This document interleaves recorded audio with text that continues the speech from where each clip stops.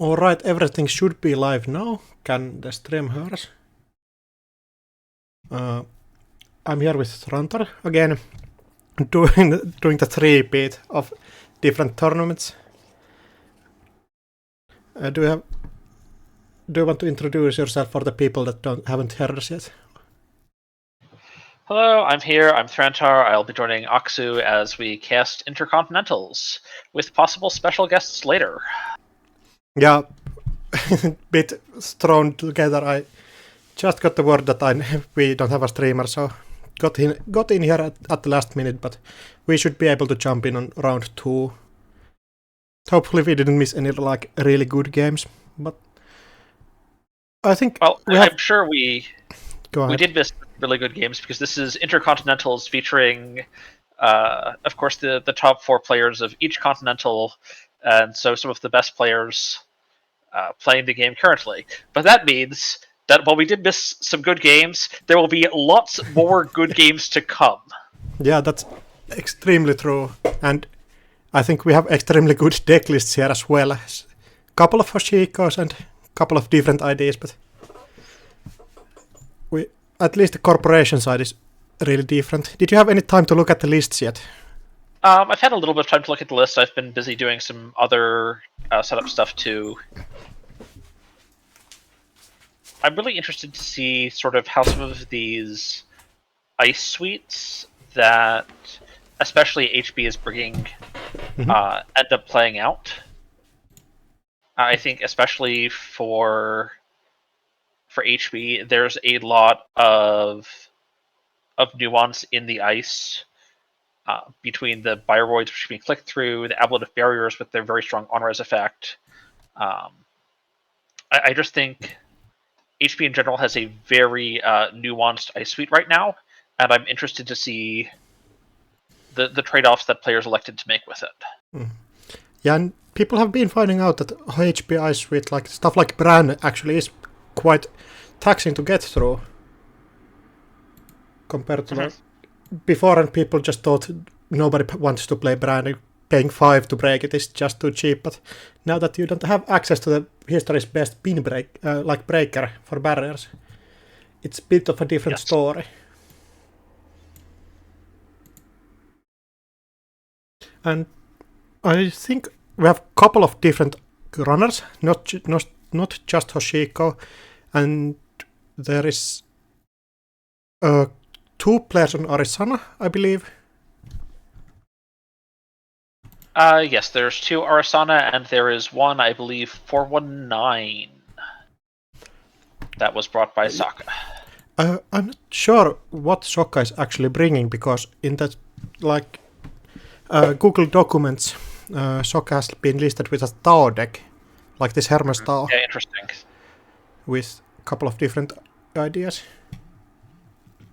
I'll see if I can get us an update on that. Yeah, it would be interesting to hear what the actual deck is.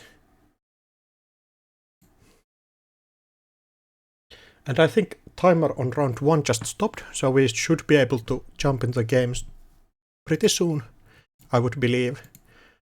Do you have any games that you would, or any players that you would especially want to watch? I think everybody had 3 lives in the tournament, right? Yes, everyone has, I believe it's 3 lives in the tournament, so hopefully we'll get a chance to see everyone at least at some point today. Yeah, and we probably could start here with some table that we just want to see, and then watch the games from people that are low on life, so it's going to be exciting to see those. I think I would preferably want to watch... Sokka is not streaming, right? Or any of the players are not streaming this? Do we know? I don't know. Give me 1 second. Yeah, so we don't get those double games. Except from when, of course, Sokka and Bridgman play in the finals, so then we have to watch that.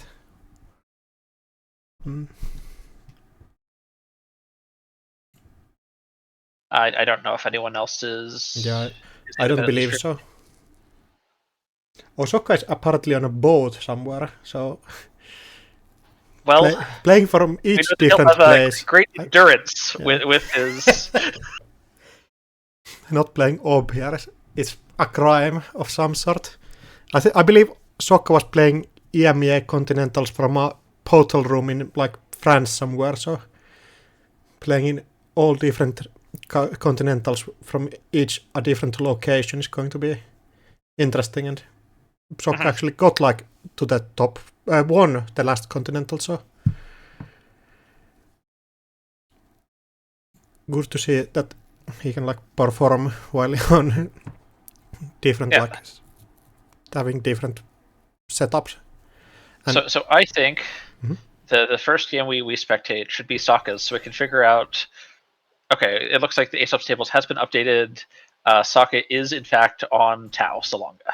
all right, so no anyone on blue, but we should hope that at least Hoshiko doesn't win all of the Continentals and then the Intercontinentals, so she just doesn't get banned out.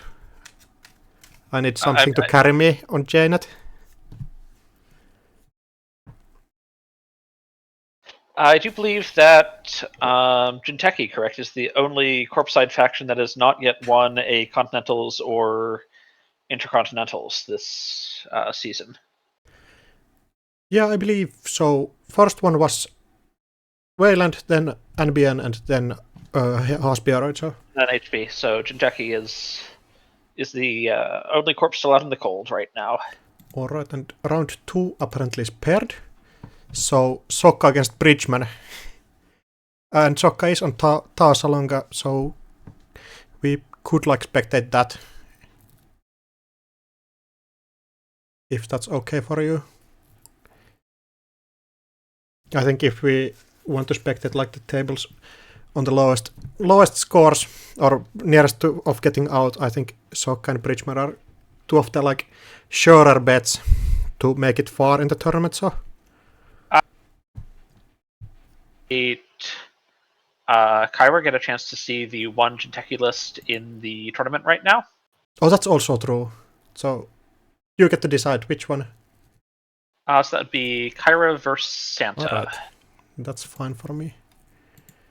Is the table up already? Yes. All right. So everybody should get hype for Egg Infusion, and all of the players for just playing one.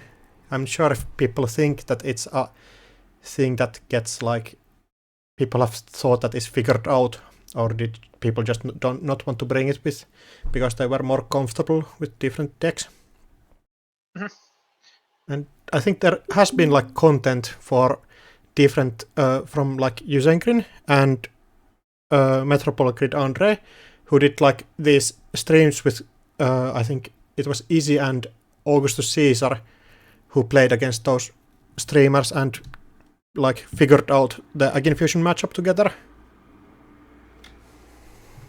Excellent shout out from chat here that Kyra's Hoshiko, which I don't think we're seeing here. But Kyra's Hoshiko is playing 2 copies of Takobi, which is a very interesting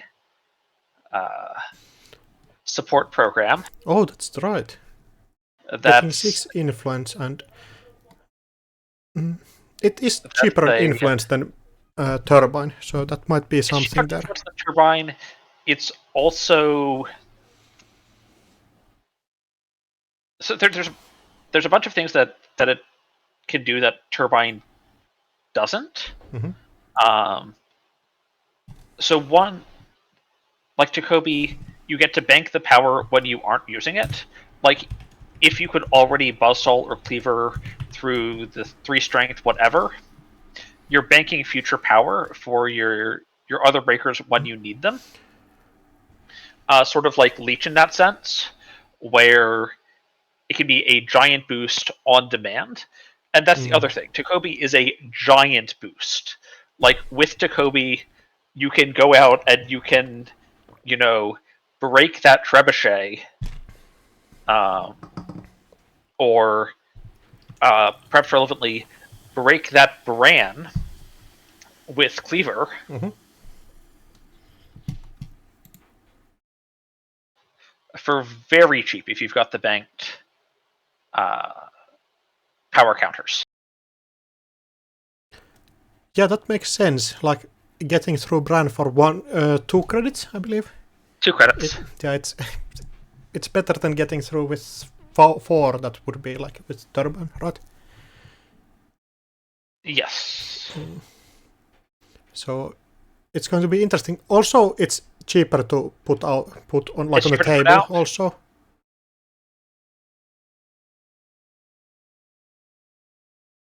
I think Jacoby is a really cool support program and one I've experimented with before. And I love that it's seeing some play at the top tables here.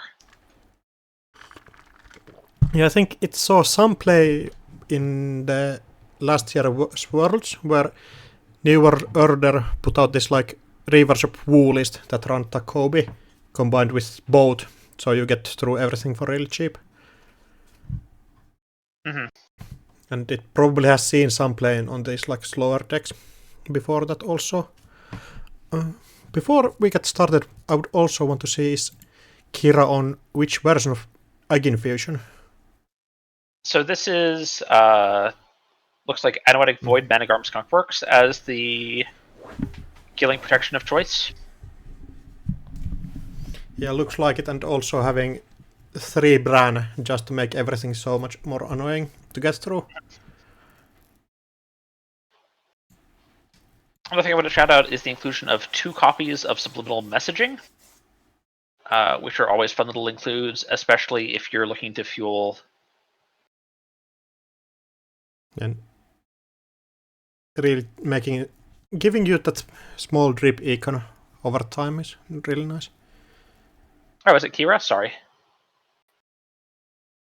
2 eyes and something on server 1. Do you have any guesses that what that could be?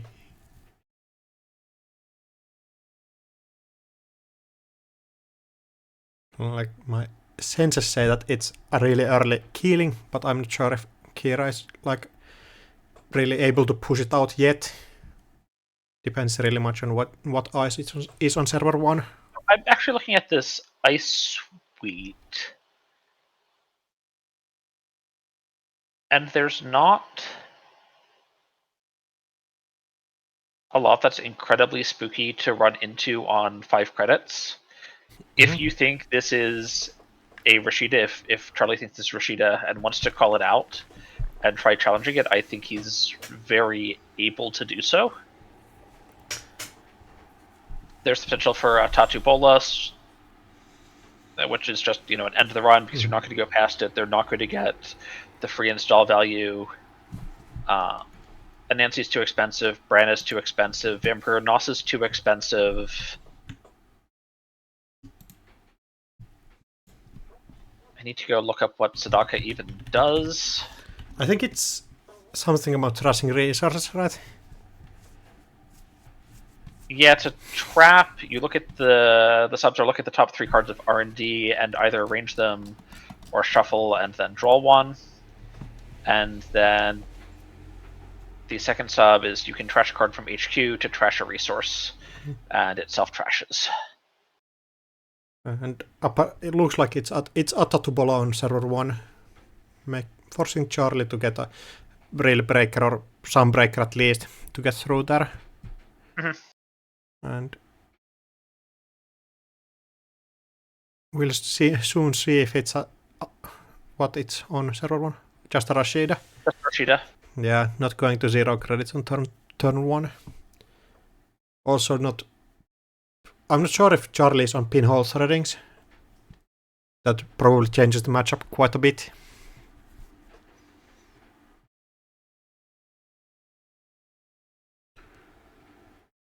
But a decent economy start from Charlie, and Kira also got like the Rashid off, so... Charlie is on a full 3 pinholes. Alright, so that makes pushing out the killing way more harder early on.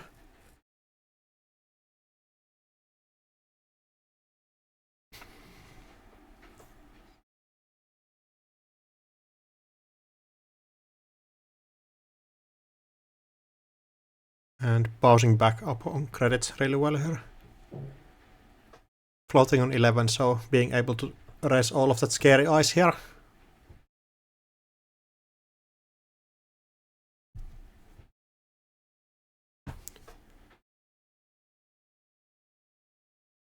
Actually, is also on one copy of Stargate in the list. Yeah, so that probably is the multi-access you want on end game, being able to just click for credits and stay safe from like the killings. So And notably, Kira does not have any unknown assets, unknown upgrades installed right now. There's no threat currently of a killing, and until that Spin Doctor finishes spinning, there's not an obvious server to install I a killing into.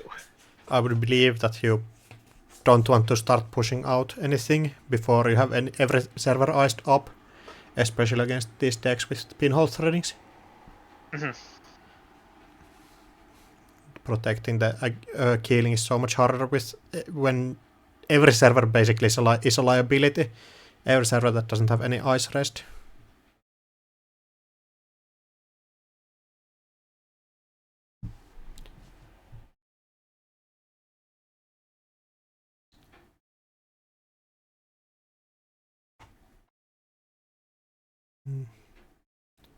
Exactly. So I'm looking to see how Charlie capitalizes on the setup time that Kira needs to actually get the server's ice to protect against the pinhole. And Because again, this is a skunk void list. yeah, it takes bits more pieces than the cold side servers one, but is more resilient in the end. And this isn't, the Warvoid style list that we're going around a couple months ago, where sure you can pinhole the killing if you don't like your board, but most readers like their boards, so. And losing everything just to get rid of a killing like 3 different times is not going to be fun. And I think Charlie's early game economy is basically set up here with 3 different daily casts going 3 different on. daily casts. There's a couple of screens.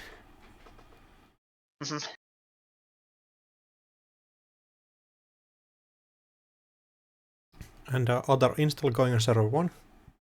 Might be another Rashida, or pushing out a killing here would be a bit early, I would say, but.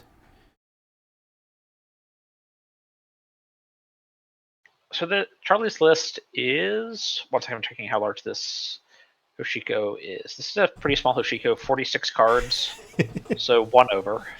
Yeah, I think that's an acceptable amount over to call it a small Hoshiko. There were a couple of decks on 62, I believe, and other were around 62. 45, I believe. There's like a 52. There was there's a full range of Hoshiko list sizes here. All right, so we get everything, every size of Hoshiko. What it's good to say though is with only a 46 card list, the odds that Charlie has found a pinhole by now are actually quite good. That's true, but not even needing that, just getting the cleaver out and clearing out the Rashida here. Rashida, not the thing you want to probably trash, or you don't. Rashida is not losing a Rashida is not the biggest loss for Akira here, I believe. You already have 6 cards in hand and 20 credits, so. But of course, getting the lock earlier is just getting the lock earlier, so. And I think getting the sort of free install, the free swap off the Tattoo Bola might give Kira more flexibility here in what she likes to put in server 1, because she knows what Charlie's Breaker Suite is right now and can choose the ice to put in server 1 appropriate to what she wants to protect there.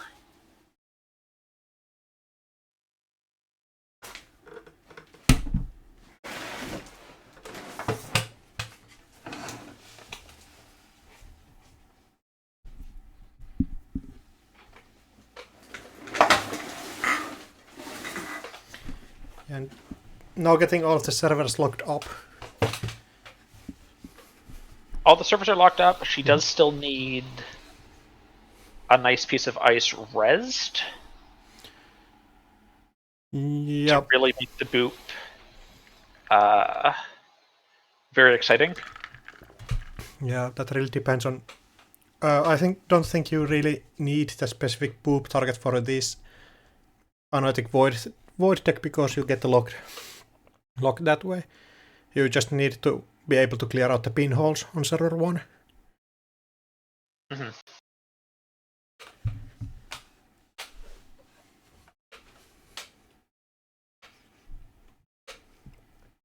And drawing up and putting Charlie just going with Poem here. Getting all of that econ online.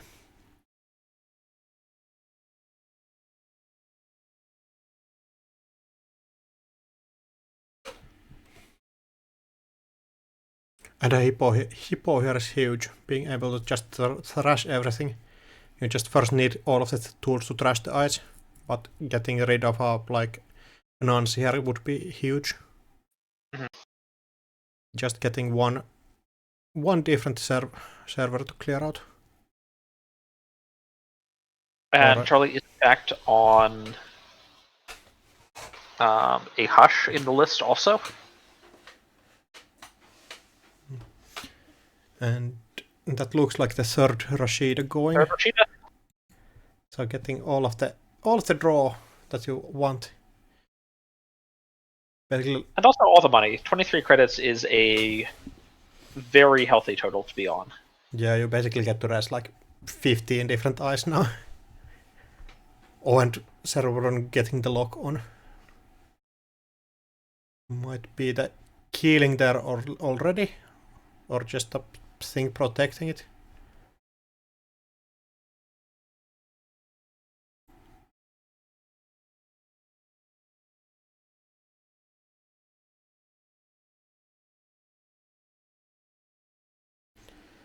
But there has not been any agendas that have been shuffled back yet, right? We did see a spin earlier, but I didn't. That I believe shuffled 2 cards from archives, but I don't remember what they were. Yeah, that makes a real difference on Charlie's side. Do you just pressure out HQ, or can you afford to get through R&D where there's more agendas? Probably.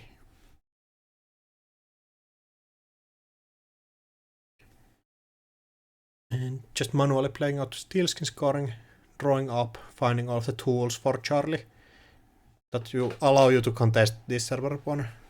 Mm-hmm. It is now turn 5. The first killing has not even been rezzed yet. Mm. We might see the first killing being rezzed at the end of Charlie's turn here. That will make sense with all of the eyes on server 1 here.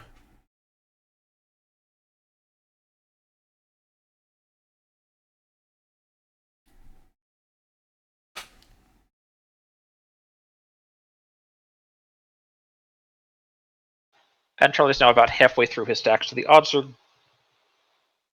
good that he has access to at least one pinhole. Yeah, but having one pinhole here is not enough. You basically just need 2 of those to really clear out server 1. Although being able to get a completely clear server from R&D or HQ is going to be nice. Right. And if Kira actually does have agendas in HQ, there could be additional pressure there that might force a different boop that would potentially clear out R&D for a pinhole line, depending on how pressured she's feeling. Oh, and attacking archives here. Probably trying to force a res, making then Kira not being able to protect server 1 against the pinhole if you res here. Mm-hmm. So Kira just taking a cautious approach and not resing and letting Charlie through, getting that value of Dreamnet. Yep, and the Yoshiko flip at the end of the turn. Mm-hmm. So basically clicking for 2 credits and to draw. Good click. It's a decent card.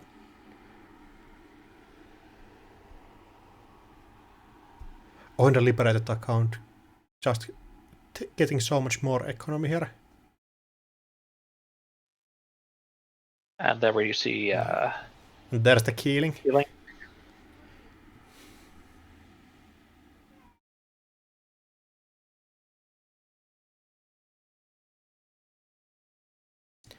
Discards for Symbol Chip and DreamNet.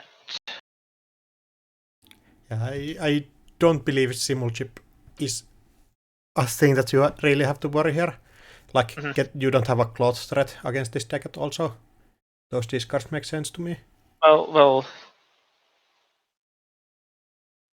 Charlie has a clot threat. He's got a clot in his deck. It's just I mean, the cloth is not threatening against. Yeah. I would love to see the day that when Agin Fusion fast advances agenda out. I mean, I settle for Agin Fusion advancing an agenda out. Yeah, I would love that also. Yeah, I think there are many people who are not a fan of this kind of Agin Fusion list, but it's really competitive, so makes sense that these really competitive players bring out the best deck lists. You don't want to join Intercontinentals where you have fought yourself here and then think that you don't want to play a nasty deck. I think most of these people want to win this.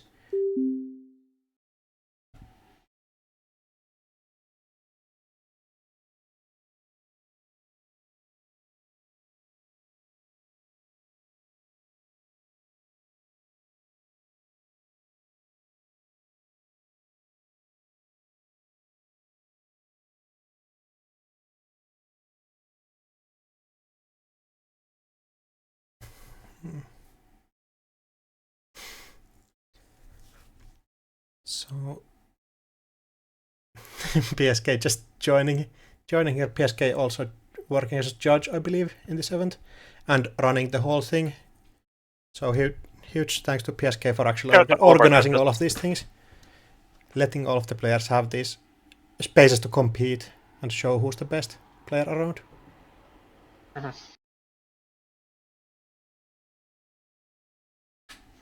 And does Charlie have a way to clear out the killing yet? You probably don't have enough. Oh, there's a pinhole. Is it going on R&D or HQ? HQ? Yeah. And do we see a res here, or is it going to be the boop on server 1? Actually, let me look at Kira's list for a second. Oh, and Anansi here, getting 4 damage out of Charlie, but losing the killing here, I believe. I should mention, shout out, there's a lot of net damage on Kira's Ice. Yeah, she's got a full set of Anansi. She's also running a full set of Anemones and a full set of Vampirinosis. So all of the taxing eyes that some of those you used to see even on the flash rotation, but I think Vampirinosa has been gaining a lot of popularity in the recent times. Its competition is perhaps less competitive than it used to be with the departure of DNA Tracker.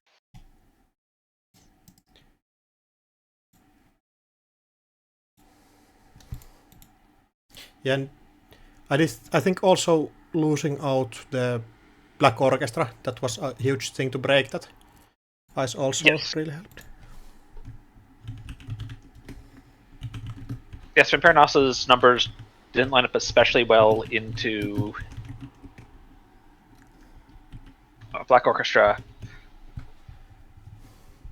But also, I think DNA Tracker just was such a amazingly strong code gate. Yeah, being forcing to compete with DNA Tracker is not fun. I think people have tested out the new DNA tracker light on Athene, right? But yes. doesn't look like it has gained enough space for this like Again Fusion deck lists. Mm-hmm. Probably a spin coming down. I think Charlie is in an okay position here with getting the pinholes running out, but still losing another pinholes running and a multi-access, so... I think Charlie would really love to find a killer. Yeah, I believe a killer would be really good here. Also getting like a code get breaker, but getting open HQ is... Open HQ means that you might get some pressure there, or now even R&D means that you just basically faceplant into Anansi.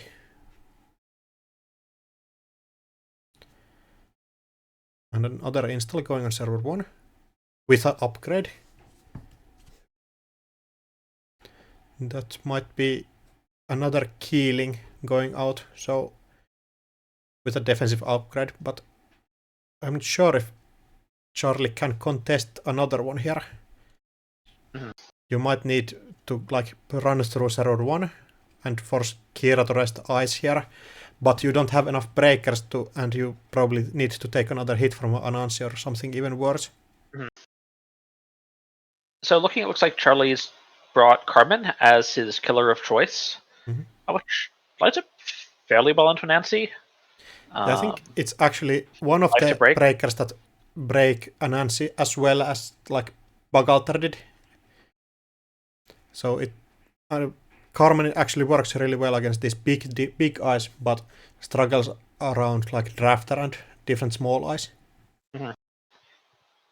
Or I mean, it's even better than McAlter if you need to run through 2 Anansi's. Yeah, then you actually start saving credits, which is really nice. Oh, and another install on server 1. Oh, and actually scoring out an agenda here, it looks like. So probably just haven't seen any of her other like killings yet. Gets the agenda out of hand. This is a safer place for it. And also, Kira is on Fuji Asset Retrieval and sent a message. In addition to Bacterial. But there is the potential for value. Like, this is going to be a 5-3 that does something when scored. What's it going to do? I mean, I'm not really sure, but... And there's the Carmen going down. So can you actually attack server 1 directly here, or... Just there's still the threat of Vampira Nasa. A face check into Vampira Nasa would be somewhat messy. Unity coming down, full breaker suite. Oh, and there's the Unity going down as well. So Kira, can Kira actually rest here? Is it going to take her like too long credits?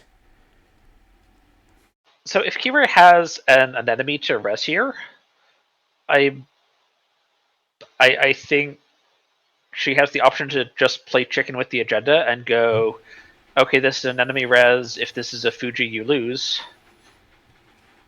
Are you tracking out? Oh, and that's going to cost a lot. And even then, you just get bounced to the Anansi here.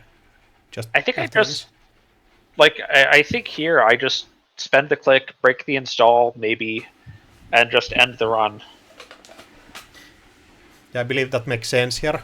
Just staying safe and not like losing anything here. Just forcing Kira to use credits here.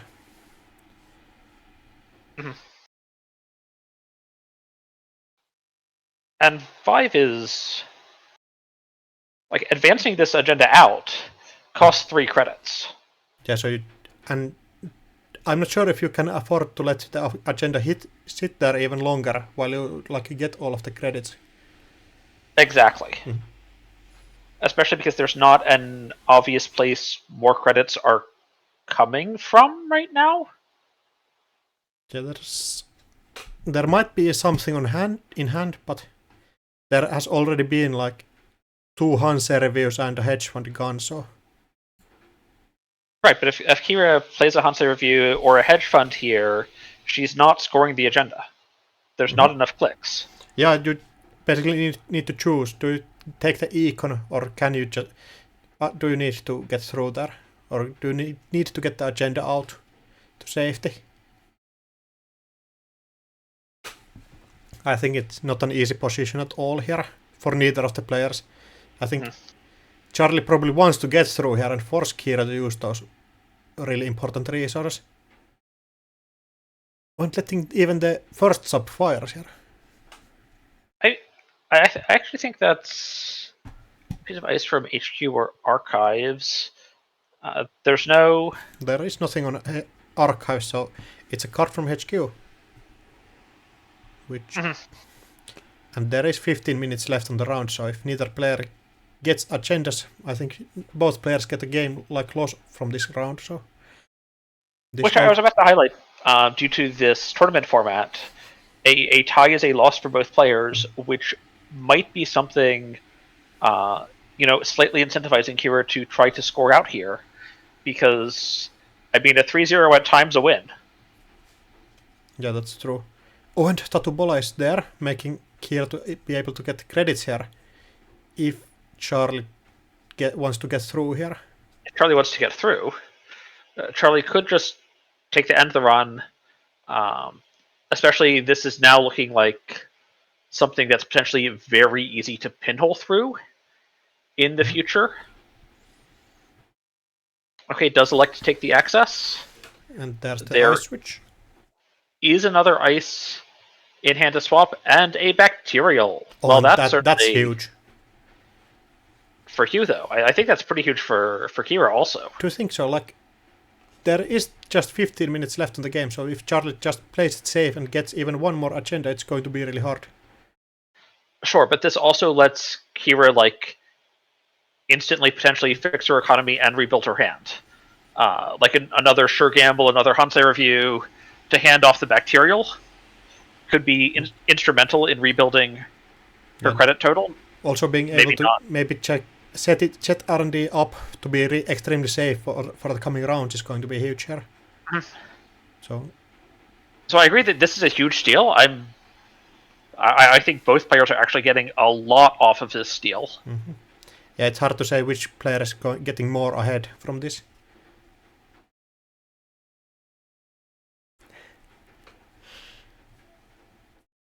And I actually got to see Bacterial scored out or stolen live first time ever today. So it's so much easier offline. Like the Jnet's interface for resolving that is not kind to anyone.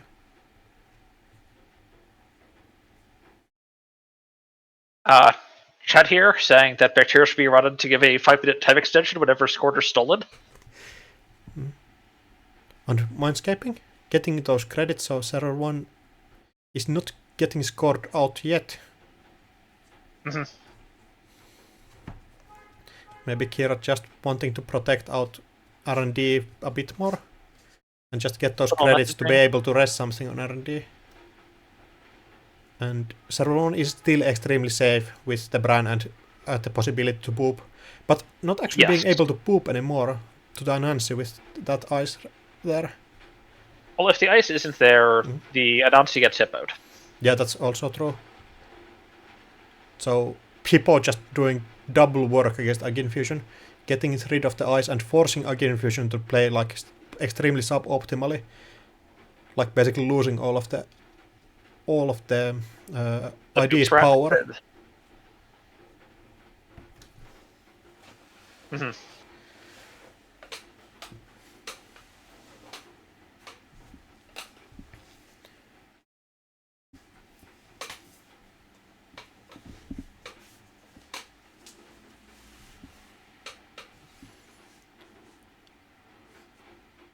I'm going to take a look at Charlie's list for a second.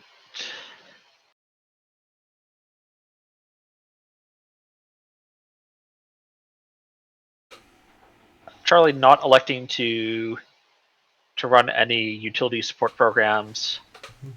Yeah, just getting through with all of the economic might of the Anarch. Yep, but that means that Bran will always be Yeah, Bran will be very extremely annoying to expensive get through for a multiple times. favor. Oh, and finds a Fuji here. That's huge. I think that is something. I think that might be game if Kira doesn't get like the Aginfusion lock out fast. But that is also the last pinhole that just got trashed off the net damage. Oh, that's also true. So Aginfusion, like the killing win condition, is actually more live than ever here. Is very live, but Kira also, like, she can't trash the agenda to overinstall with Keeling. That doesn't work without a spin doctor, because then you lose on archives. Yeah, it's not an easy position here. And Charlie still has huge amounts of economy floating up with the Fermenter and Paladin Poem being on 3 credits, so that might be a different. These Paladin credits on? Perhaps a new Liberated could be nice? Yeah, that would make sense. Or just getting daily casts here would be huge. Just getting any we did safe the triple daily cast earlier. If we see a fourth, I've got... Yeah, I think there should be a might be game loss handed out if that happens. But just getting through the Anansia second time. Maybe figuring out that Kira is kind of flooded here. But no, just finding an anemone. I think the odds on that are somewhat low at this point. There's only 20 points in the deck. Slightly over halfway through, and we know where 9 of them are. There's 6 points in Charlie Square, there's 3 points in Server 1. Yeah, so it's going to be tough finding the last agendas here. If Kira can get this one score, but then R&D is still really open after that. And you really cannot afford resing any ice there, because then Charlie is actually able to get through Server 1 if you float too low on credits.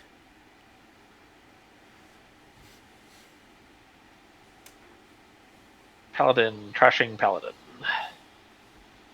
Charlie unfortunately does not have a new installable to put down. And doesn't have anything like a MK Ultra that you can just get back for cheaper than what Paladin is actually losing you. Kira does like to score out here.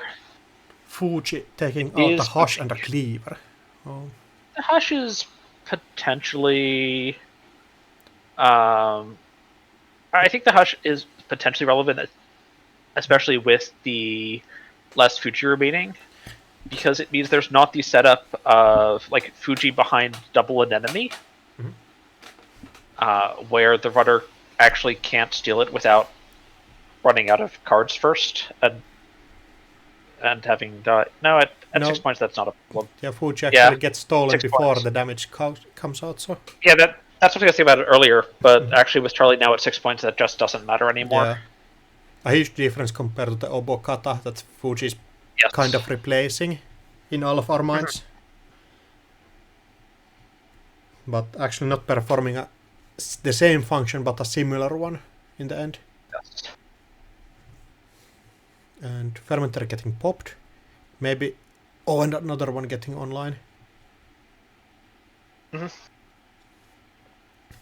Oh, we do see the subliminal messaging trickle of income coming in. Subliminal messaging comes back. Subliminal messaging leaves again. Kira not having anything to really actually push out here on server 1, so... This is going to be a tough position with R&D extremely undefended. Because... Oh, and going through HQ still. Not wanting to risk it on R&D. And possibly I'm not sure. Okay, and there's the Sadaka. So Sadaka's... Oh yeah, also like going through R&D here might be a bit pointless with the bacterial rearrange still being online. So Sadaka's interesting here because it is a self-trashing piece of ice, which means that Charlie is going to have an option to say jack out after the Sadaka.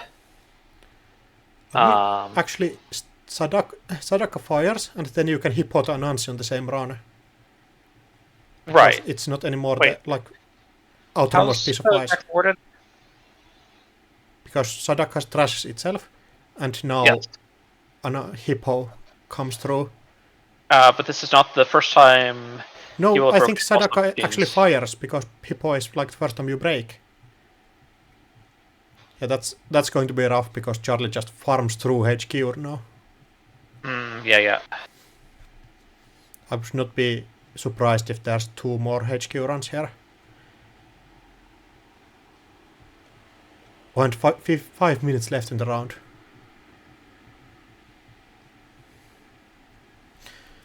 Really putting the time pressure on Kira here. How much more are you expecting to see in HQ at this point? Do you think there's another agenda there? Because I don't. I think you can just make sure that there's not, basically just run there to be safe. Also, you can get rid of the killings and stuff like that might pressure you out.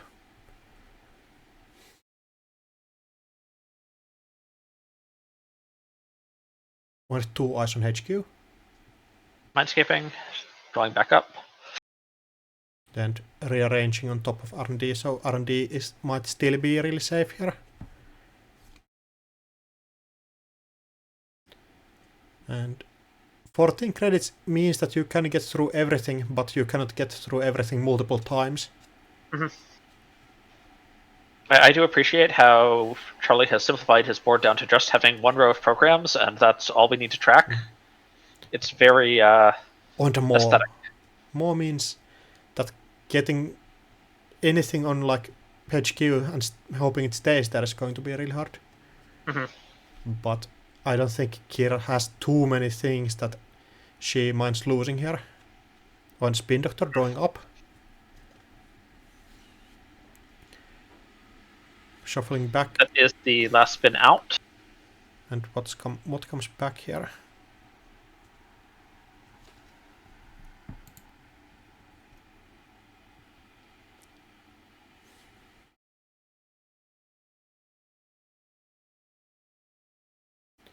Hedge fund and 1 unseen card. So just needing that economy to stay alive in this game. With Charlie. Oh, and there's something on the server 1. I'm not sure if you can get the kill out anymore with so few minutes remaining yet. Time. And it's Stargate. not a way you want to win these games, but tournament rules are tournament rules, so you really cannot afford. Oh, and Anansi here. 5 to break.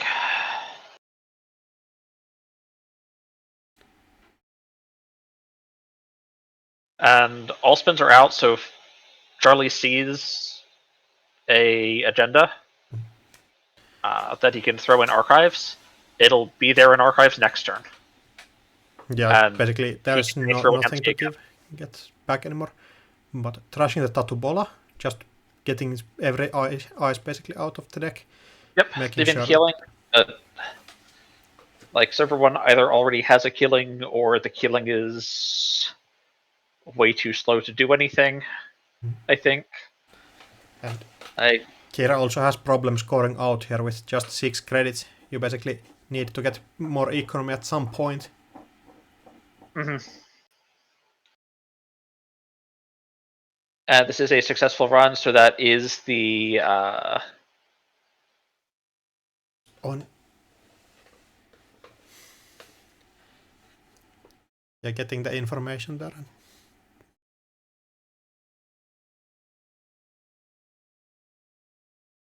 Shikio flip value.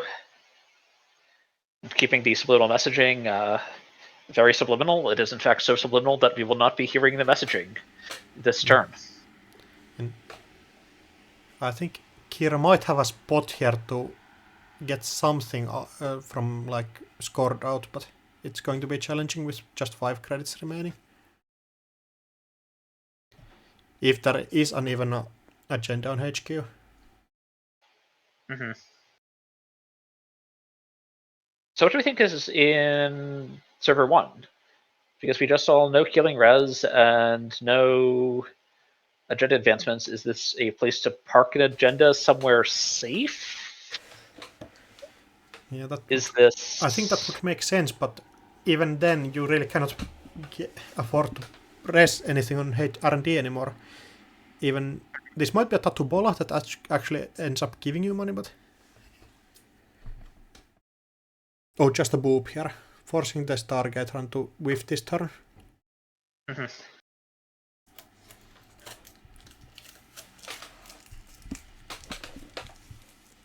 Which means Kira has some more breathing room right now.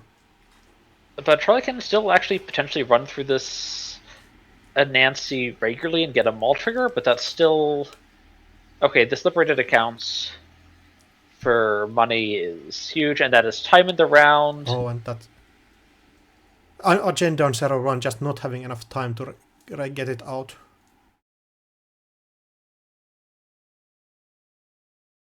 There is enough time, I believe. Time was called. I think it was called on Kira's turn, right? So I think it will be just Charlie's last turn. Really, yeah.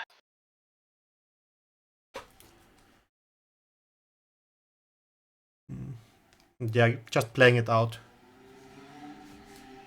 Mm-hmm.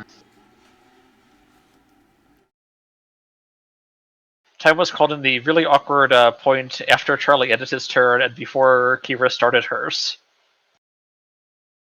Yeah, which I would I believe believe is in fact Kira's turn, but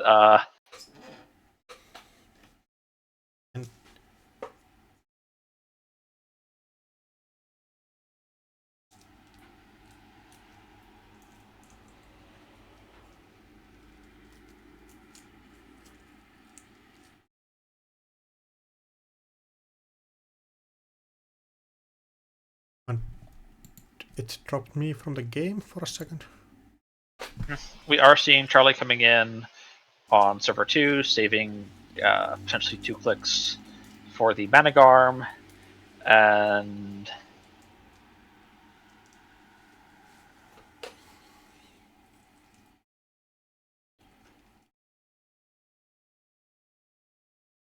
there is no boop left.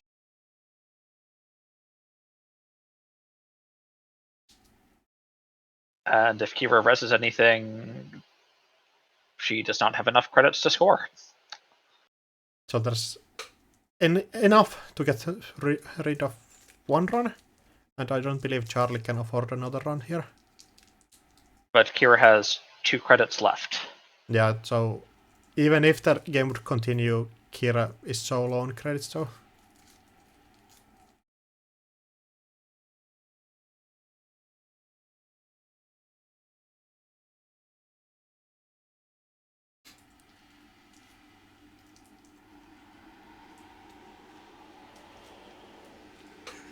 Still choosing to pay 5, but...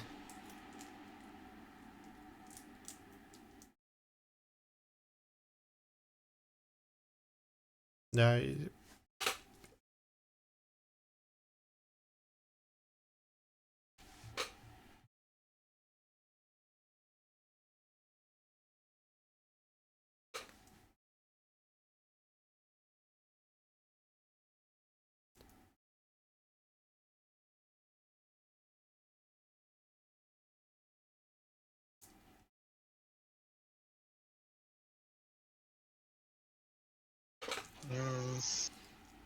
Yeah, so I believe the game is basically now over. Yeah. Yeah. A rough way to lose here, just getting through, like not getting killings early enough, not getting enough enough credits to really res all of your threats. And Charlie just getting the huge economy lead early on, so or a huge economy start. Not like needing a lead here, but just Hippo doing absolutely huge work, Yes. and really like pressing HQ when you basically know that there might be something.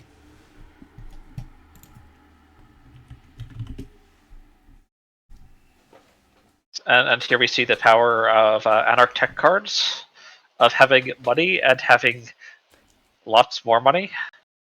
Yeah, and you basically don't need a tech card when you just get enough credits. Your tech cards are just game winning here, like pinholes reading really clear getting.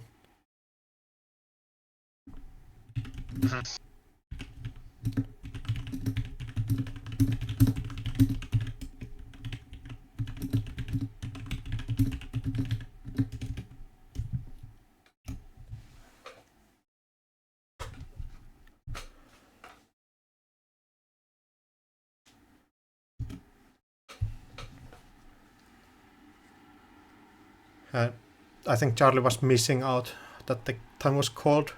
Yeah, I think Charlie missed that time was called in the round. Yeah, basically playing out an extra run there, but so I think there might be still one game going, but I think that's going to end soon. So I mean, time's been called, yeah. so there could be very much of any game left.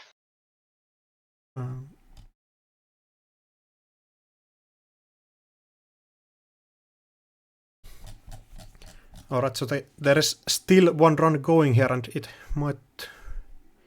I'm not sure if Green has a turn after this. There might be some way that Green actually can score out here, but it looks a bit precarious.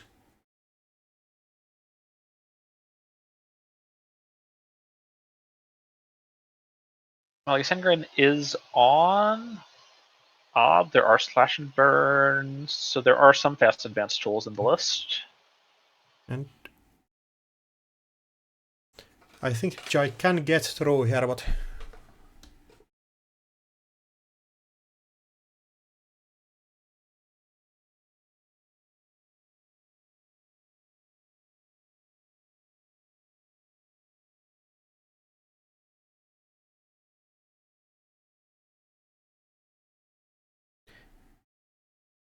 and Spin Doctor shuffling back 2 cards, not and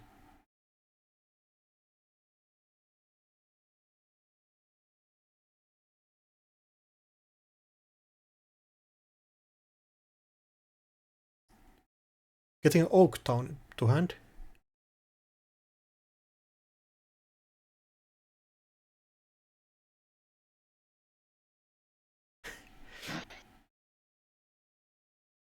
Oh, and finding it. Still finding an agenda on top. I'm not sure if Green actually had a way to win out the game there, but But could type the score at 6-6 potentially with Audacity with Slash and Burn. yeah, something like that could make sense. Yes, there's an Audacity left somewhere. And more apparently hitting all of the right cards out of hand, so.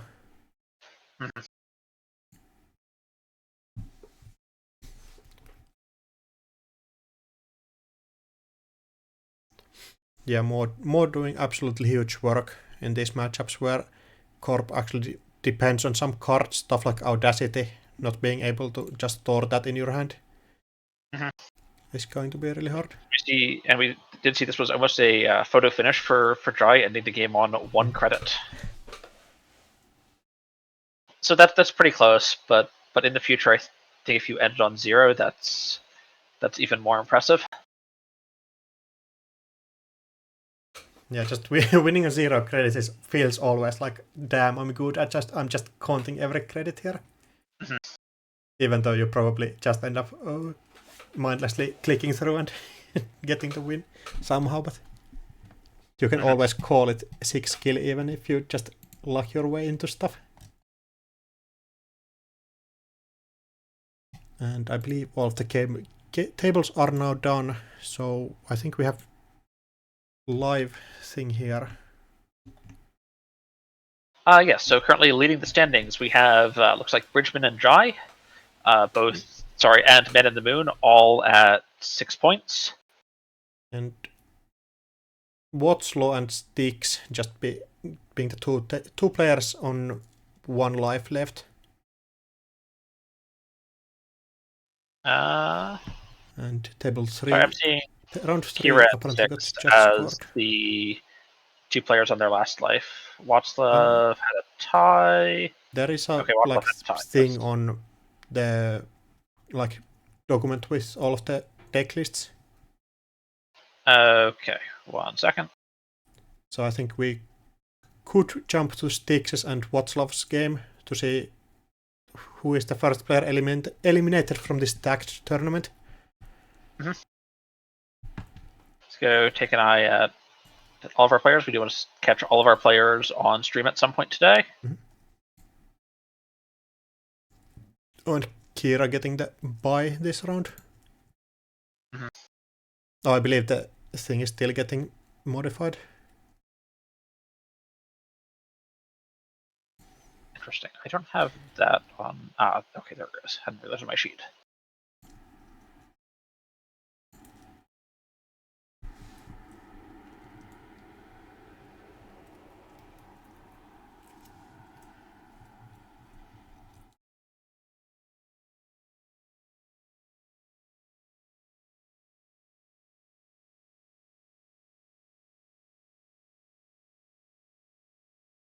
Oh, Kira is also on 1 life, apparently. Yes, but we just saw Kira on stream. Yeah, and Kira also is getting a bye this round, so. Yeah, Kira I think we're first at, playing against Sokka, which is extremely rough, and then fighting against Santa, who won like the APAC, so it's really tough matches for all of the players here. Well, again, this is Intercontinentals. The field is stacked. All of the players here are very good players. Yeah, I think this is the one tournament where you should not be sad after losing every game, but I know people feel that way. It's also, of course, going to be rough getting out here first, but just thinking about the level of these players here is like really good.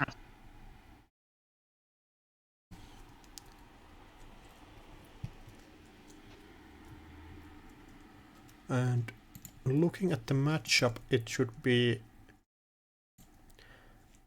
Václav on Asia Group against Styx on Hoshiko. So a matchup I believe we will see even more after this, but I think it's kind of self-explanatory to see Hoshiko games here. And looks like Václav is on a similar list that Sokka won the Euro Africa tournament with. And a little bit heavier ice suite. Yeah, might be stuff like Ansland. Not having my virus and everything here.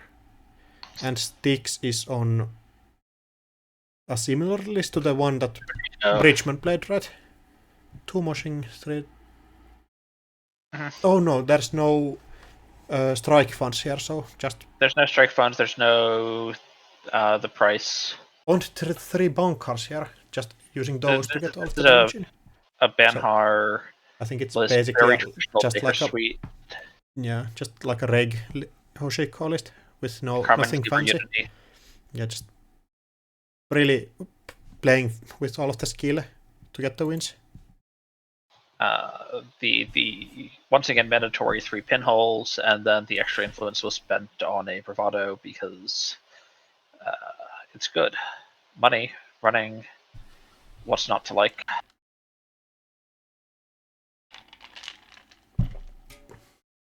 And then there's a DJ Fenris rounding out the influence spend, who we're expecting to become Steve, I think. Yeah, I would assume so. I think there is only like criminal Gmods left that you can pick as an Anarch. I think you know, it's I think just Loss, Zaya, and not Zaya, Loss, Sable, and Steve, I believe.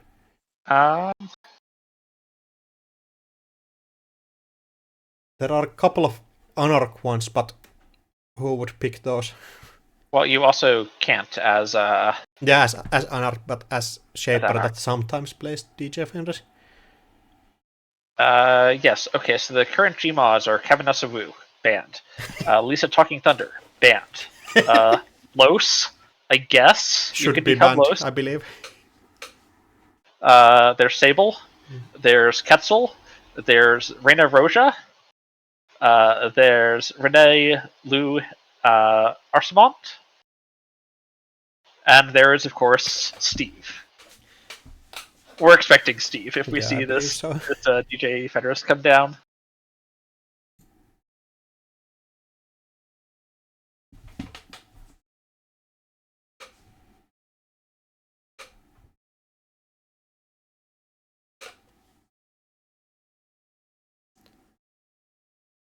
Yeah, I think in the Eternal tournament was like the almost first time when I saw DJ Fenders not picking Steve Cambridge. And there it was doing something with Haley and Geist, if I remember correctly. Yes, in the Eternal Tournament, we saw DJ Fenris pick Geist in the Haley list. I believe there is going to be another Eternal tournament coming soon, right? It's, I believe, next weekend, right?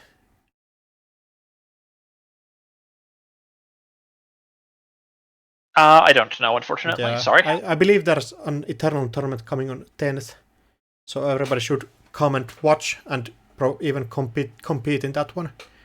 Eternal is a really interesting format with all of the wild cards. I managed to get some games in Eternal, but my brain basically melted out.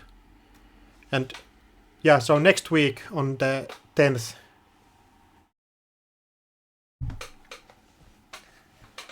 Alright, so game seems to have been starting, so Watslaw just getting the early hedgehog and the early thing to push out on server 1 here. Yeah, it is a very early push, and let me look at I list think for this 1 would second. make sense if it's a magnet and the off-world office being really annoying for Anarch to get through everything on that. Just checking, there are no NGOs in this list. Whatever that is, it is a real agenda. And there is the Asa curse of just losing agendas on the first turn, just getting ripped out. And Poem even going down, getting those, even getting a good econ lead at the start. So I do think that this install ice advance certainly can look like some flooding. Yeah, I think it signals something. But then pushing out there even on instead of protecting the HQ is interesting if you're flooded. So I would assume there's just one agenda on HQ. Oh, and going through with the Stargate, I just Stargate as the first program online and third card on. I think that's interesting. Yeah, I think early Stargate is often a mistake that you might do, but it could be really good here if Watslaw doesn't have any ice drawn yet. But actually, at least getting an ablative barrier here is decent. We knew he just drew a ablative barrier from the Stargate the Stargate hit we know that. So I would assume ablative might be going on R&D here, just to make sure that Stargate needs to get some additional help to get through.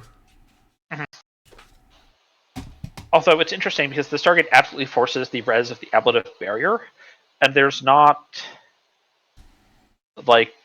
okay, you res the ablative barrier, threat 3's been met, so you get to install one non-agenda card from HQ or archives. which is I'm a virus. Okay.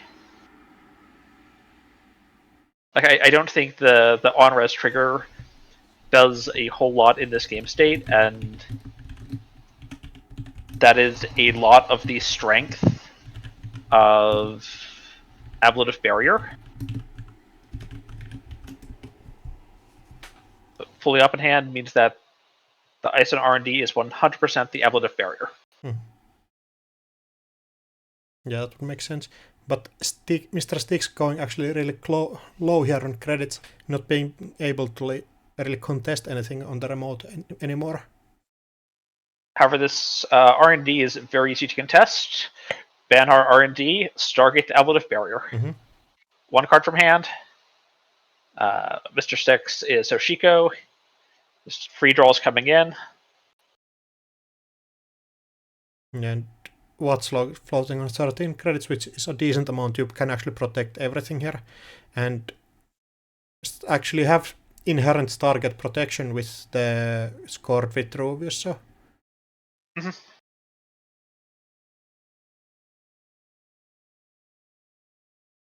The Vitruvius with the counter on it is very nice.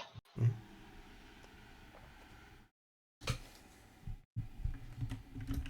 But I mean, Vitruvius is to hand, correct? Is to HQ. So yeah. A potential like Stargate R&D, trash an agenda, run archives. Okay, Watchlove like probably has to at least consider picking it up, and if it's an Ikawa, he absolutely has to.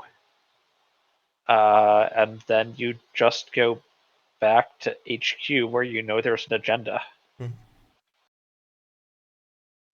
Like there's the potential for some still real awkwardnesses here.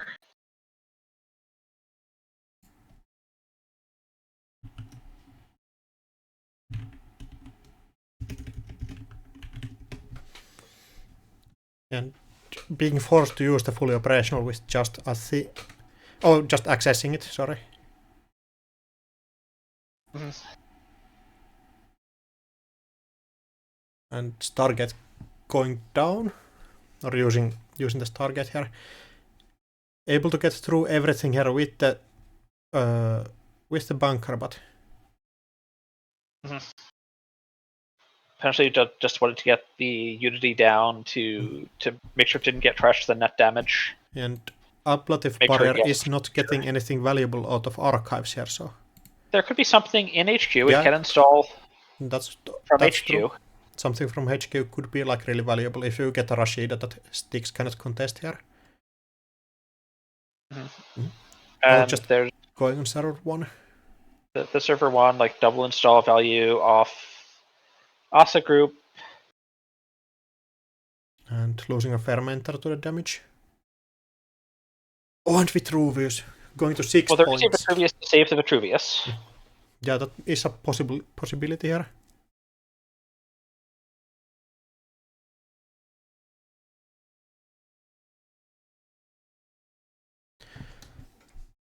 So now it becomes a bit interesting. Do you just take out the Rashida, so Václav doesn't get any more draw protection, and then attack Vitruvius from HQ or server 1, depending on what's there?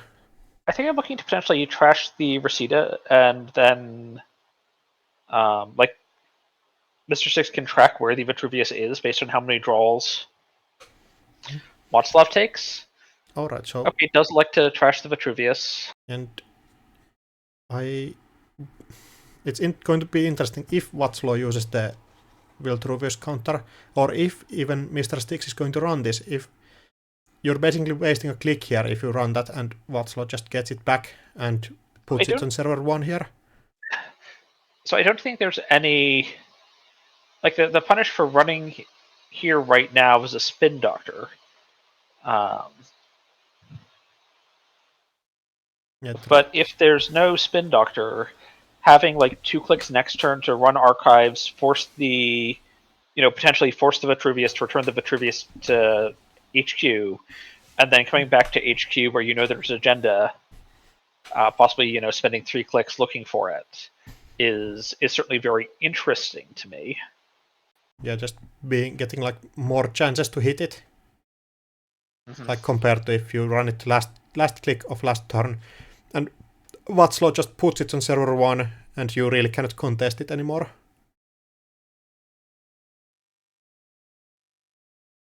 True, although server 1's an interesting thing to talk about now, because there are two things. Oh, and one of the things is a virus that was on archives.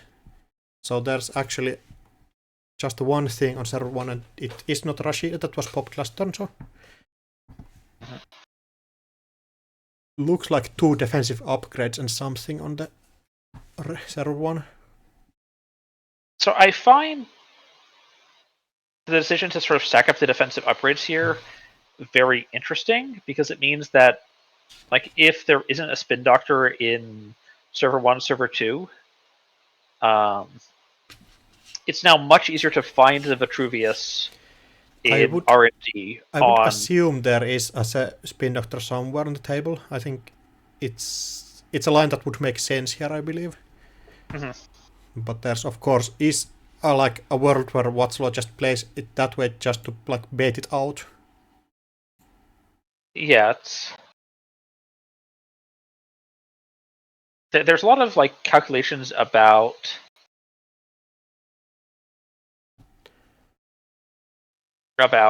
odds here. Mm-hmm. Yeah, that's true. Oh, and Watslow doing something, thinking about doing something differently, and I think this is okay in like if you think about like organized rule policies. When you just don't get any extra information, I believe the rollback is kind of okay. Or should be okay, but I think players should decide it out. If calling a judge here is not like a slight against anybody, like I hope everybody watching does not like get the idea that calling a judge is sometimes a wrong thing to do. So I think this is potentially Waslav thinking more about the odds of Vitruvius being hit and in HQ. Mm-hmm. Might be a consideration here. Might also potentially have wanted defensive upgrades, potentially divided differently between the servers. There's a bunch of things to think about.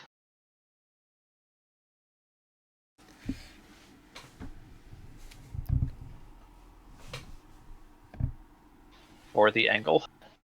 I hope everybody is manages to get back to Janet, just like everything works out. Mm-hmm. I think Janet is a blessing and a curse at the same time. It has its own problems, but being just able to get to play this amazing game online with all of the different people around the world is just extremely huge for the community. And it basically works amazing when it works, and when there is not like lag problems or anything. So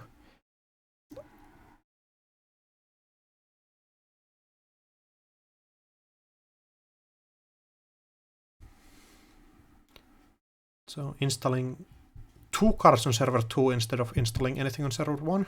Oh, and a spin doctor on table.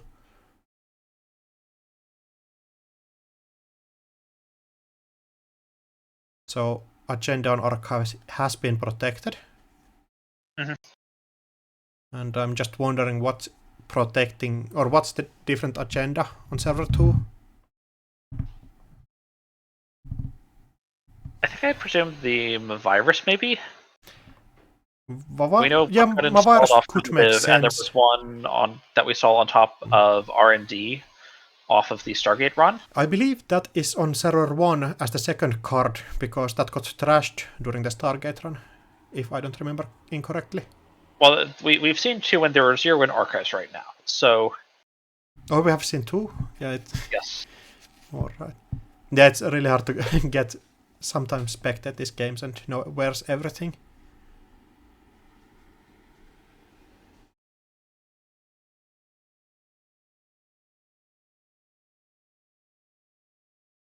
And It looks like Václav appears to be thinking about a virus pop here. Get rid of the fermenter credits. yeah, For now they'll be back, but it's tempo. It ties up some MU for a while, which is especially potentially relevant with the Stargate being down. mm-hmm.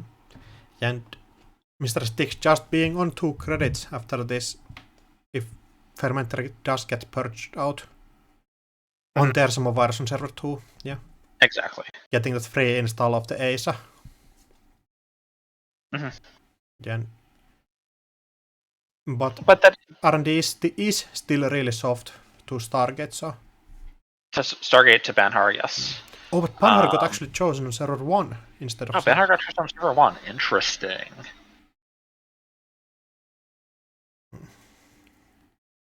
So it's interesting to see if Mr. Sticks tries to attack server 1 here. I do like this attack on archives. Yeah, just because force out the Spin Doctor. Force out the Spin Doctor. Because I thought about lines where you attack the Spin Doctor, but then you can have the Spin Doctor get trashed and save the Vitruvius counter. And there's just a bunch of different ways to play it, and I think this is a very... I think opening with this, Mr. Six gets his 5 credits from Dirty Laundry, and knows what the game state is going to be at the end of this. And you are possibly able to attack server 1 now with the Banker. You have enough to trash everything and maybe get through server 1 with the even a defensive upgrade and attack Václav's credit total here. We know there's a virus on server 1 here, I believe, so now is a good time to contest because there's nothing to lose to the purge. Venter's already been purged out by the first virus this turn. Second one's not going to make it any worse. Yeah, you probably want to get both of those on the same turn, but still getting through server 1 is going to be challenging here. You don't have enough infinite econ here. And what's the scariest face check? I think something like Ansel could be really annoying. But it's Ansel. Yeah, Ansel's in fact the only piece of ice that has... Sorry, go ahead. You can click through Ansel, so Ansel is kind of safe to run against, but there are probably things like Drafter that can get a Rashid out of hand. And again, full operational Banhar's on server hand, right so. now. Banhar's currently on server 1. So the only thing that matters for the outside ice is the number of subs it has. Yeah, that's true. But if you run through server 1, first one is a cheap one, and then you hit a Drafter, for example. Sure. Oh, but Rashid just drawing Václav back up on card, so.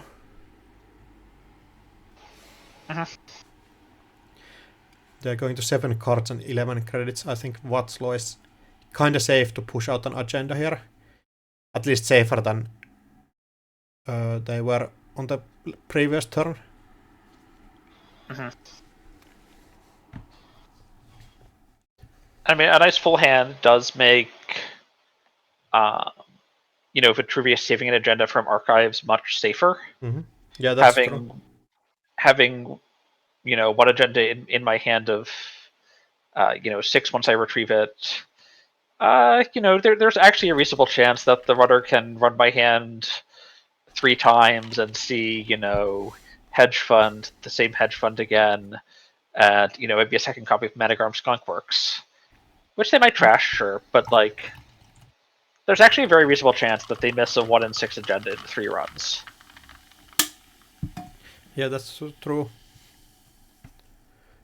But fully operational getting played the 3rd time without any extra remote, so basically playing it 3rd red level clearance here. But there is the one fully built remote. It's server 1. It's 1 + 1 per remote, so, there is pretty fully operational value coming in. Yeah, so it's not horrible, but it's not what you want to see typically. But if you don't have enough credits to protect this next remote, it's basically does nothing for you, so. I'm sure Václav would love to, potentially spin back some fully operationals, build some more servers, and Yeah, it's get of those course easy to say that glorious four what or you five want choices. to see, but sometimes the card just don't allow you to have any more choices. Then get the like suboptimal lines, or not suboptimal lines, but the suboptimal usage out of some cards. But Yes. still getting the draw here is still valuable. Just getting Mhm. anything on server one and actually threatening out stuff through there, not allowing Mr. Sticks to get any more setup time to get more of that econ Mhm. and getting all of that value that Hoshiko is known for.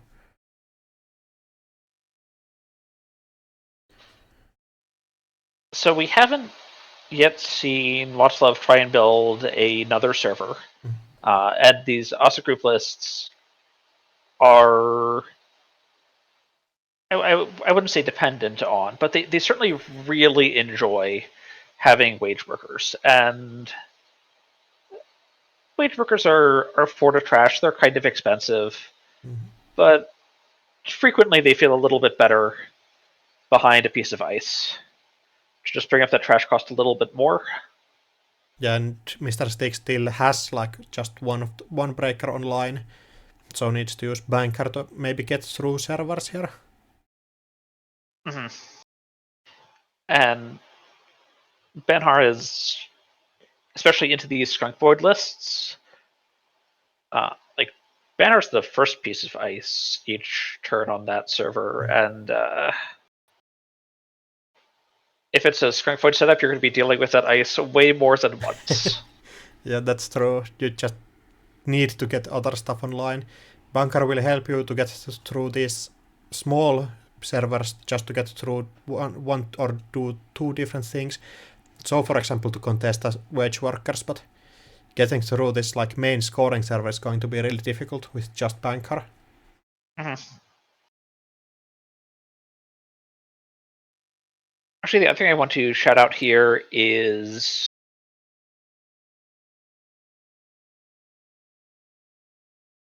this Stargate. We have not seen the Stargate run in the last turn or two. And Stargate is a 2MU program. Yeah, it sometimes when you play this early Stargate that allows you to get the extremely early pressure, it might like make it difficult to actually keep on using your MU like clearly. And So I think Mr. Six is potentially looking for his maul to free up um, yeah, I think more is the the thing you MU. want here. Also, more attacks your like HQ, which means there is no stuff like biotic labor just sticking Biotic or out there. And seamless. yeah, Exactly. I believe Watslaw is not on any seamless. It's just one Let me biotic check. labor, I believe. Yes, it is one bionic. Yeah, so it's not as important as against something like PD that actually really depends on getting those seamless launches to score output. Although I will say Watslav is still sitting on this Vitruvius counter. If, Mr. Six can find them all and then run HQ or somewhere else and hit the biotic off of the maul trigger, Watslav can go, okay, well, here's my Vitruvius counter. And like he still has access to the biotic um, if he needs it for something. So I think it has a much harder time locking out these sort of PD lists than that it can do against others. Yeah, and I think it's going to be challenging here to know if you can go through and contest Server 1 with just Unity installed. And it would look like something like a... It could be an eco project with wage workers being able to score it out here, but I think it's a bit optimistic, hoping that the wage worker survives this turn, but there also could be one on server 5, which would make clearing both out extremely cost painful for the runner here. And if Watslaw is able to make it to 5 points, being actually able to threaten out the score out with Bounty Claver is going to be huge.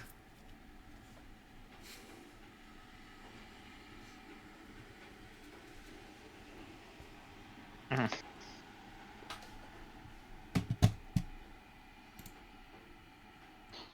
Although Biotic, while it's a very flexible card, is a very expensive card to score with. Yeah, you don't want to score out continuously with it if you don't have to. But as a tool that allows you to close out the game, it's extremely good. Mm-hmm. And in combination with Wage Workers, it allows you to close out, get like 4-2 score of the table, which allows you to score out like half of your agendas, I believe, or even more than half. Like 7 out of 10 or with 7 Wage out of 9. Workers, with Wage Workers, Biotic can never advance a 5/3.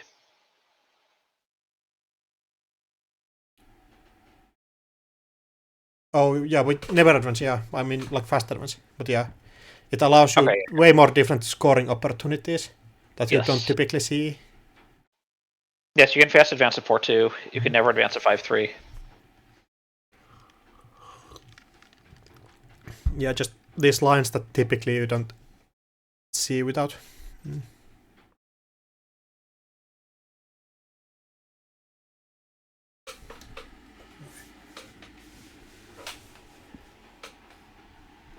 Oh yeah, Mr. Basically everything that is unknown, basically server 1's middle ice, more middle core is known information here, because Mavar's was open information at the time.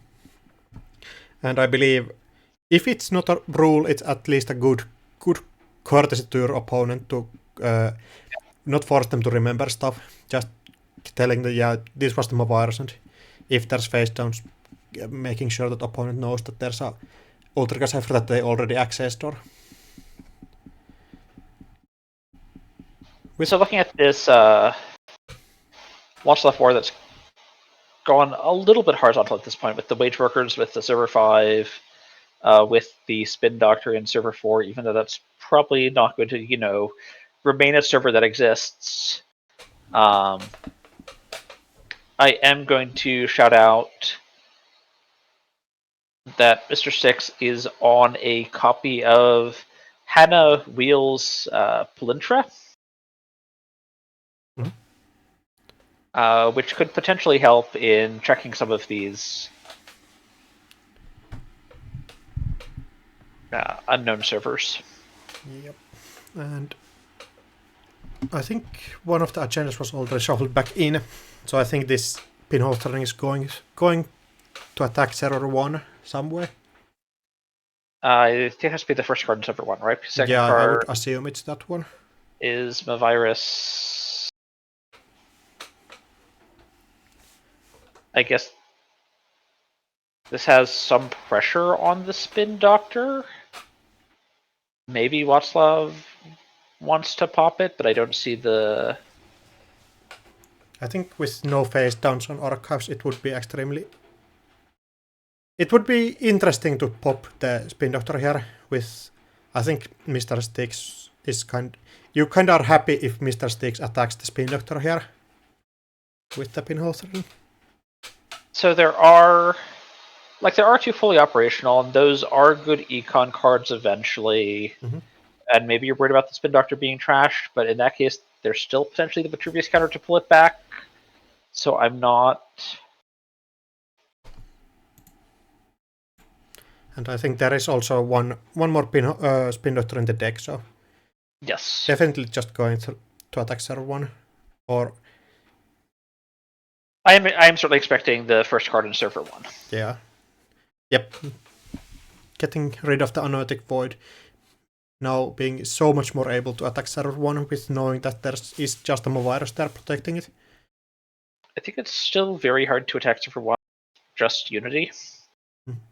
Yeah, and you still have a banker on there, so if the banker takes out the first on O and a Carmen coming down, making sure that you don't die to anything like a drafter here. Mm-hmm.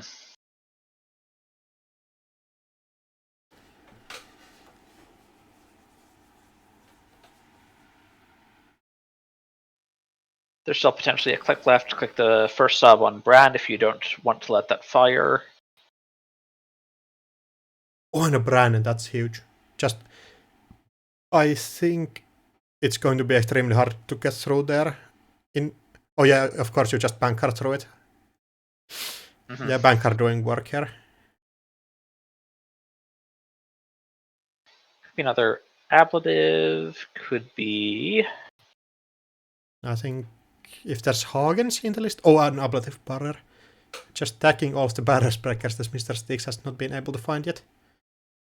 And ablative barrier actually getting something back in, but notably not being able to install on the same server. Mm-hmm. Just be Rashida for value. Yeah. So Rashida from Archives, I believe, and yes, Rashida from Archives. Cannot use the ASA group because there's probably no ice in hand to protect it. And Watslav is probably not looking to put an upgrade down with the Rashida. Yeah, that just forcing Mr. Sticks to basically waste the. Oh, and going through,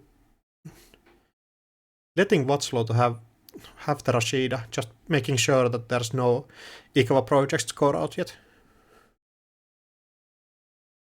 Mm-hmm. And Watslow doesn't have enough credits to actually attack score at 0-1. Oh, but the Nico campaign going down. Also, the Rashida is 3 credits. Yeah, that's true.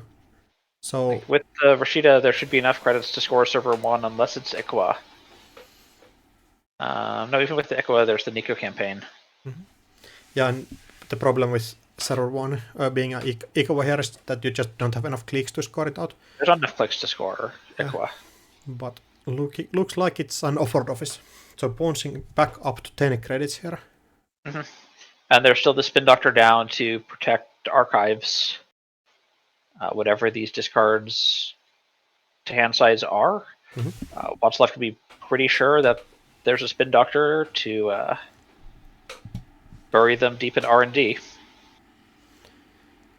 And server 1 still looking extremely well, not extremely. Bunker still doing huge amounts of work if Mr. Sticks can just get those draws back up and mm-hmm. find if Mr. Sticks is just able to find a 1 barrier breaker here. Yeah, I believe Mr. Sticks is on Cleaver, correct? I would assume so. It's the typical... Yes, 2 Cleaver. Okay, Mr. Sticks is running 1 Leech in support, which can potentially really help bring that brand down to something more manageable.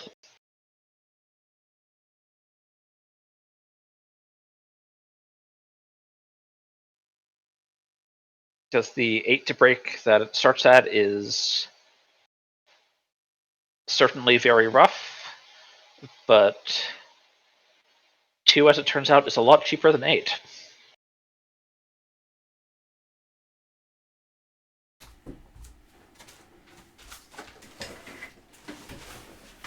And Mr. Stakes just building up economy here, getting those installed on table. Mm-hmm. And Watslow just getting huge amounts of value and building a second remote, possibly a wage workers one. I would expect wage workers. I think wage workers is like 100% the asset you're looking to protect. Mm-hmm. And fully operational. Mm-hmm. Oh, that's huge. Just getting all of the value that you want out of the fully operational here. Mm-hmm. I mean, as soon as I see the ice go down in front of the Spin Doctor, it's like... I think that's a pretty good tell. We're looking to be operational. Mm-hmm. And sure, this Nico campaign is still undefended, but is the runner going to spend a click and 2 money to come and trash it and deny you 3 credits in a card? I mean, maybe, but it's still Yeah, and I think worst part about Nico being unprotected here is just if Mr. Sticks is able to find the maw that he desperately needs in this situation, you can get a free maw hit here. But yeah, and Stargate here just being a like millstone around Mr. Sticks' neck, just weighing him down huge amounts, not being able to install any more programs without any new MU source. Okay, one FaceTime being shuffled in. And fully operational, just getting Fully operational. It's back. just so much money. Like you just play the card that's like net 8 credits, 1 click. Yeah, fully operational, just being a huge boost to Asa, basically being a thing that supports the whole idea.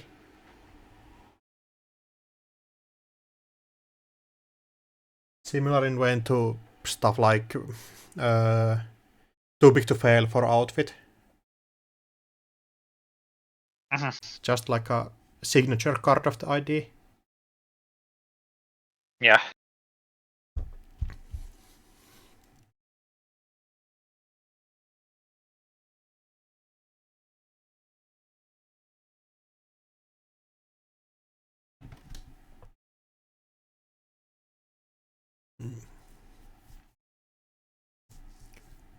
And I think attacking HQ, which means Watslaw is pressured to res here, but Sticks just getting 2 draws of the raindrops here, just shuffling, like changing out the hand.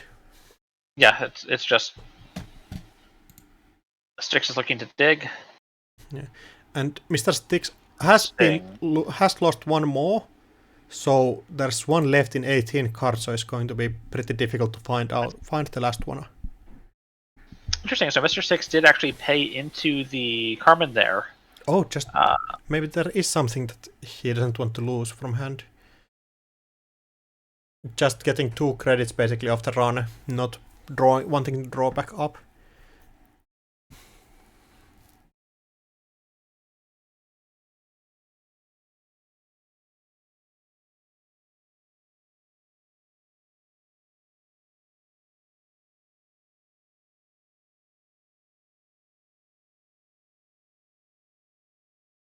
I mean, not even getting 2 credits off the run. Like it's right. Raindrops cost 1. That's 2, but it's 4 to go through the drafter with Carmen. Yeah, you don't know it's a drafter. I don't think Mr. Sticks wants to see any drafters on the table without the leech being in support. Just Carmen being 4 to break drafter is huge for the matchup compared to like Bakalter going through it for 2 on the first round.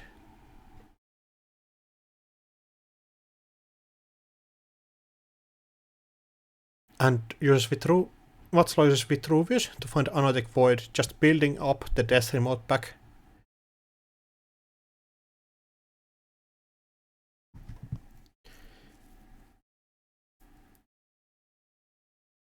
So I would assume there's also going to be a Monogram installed on server 1.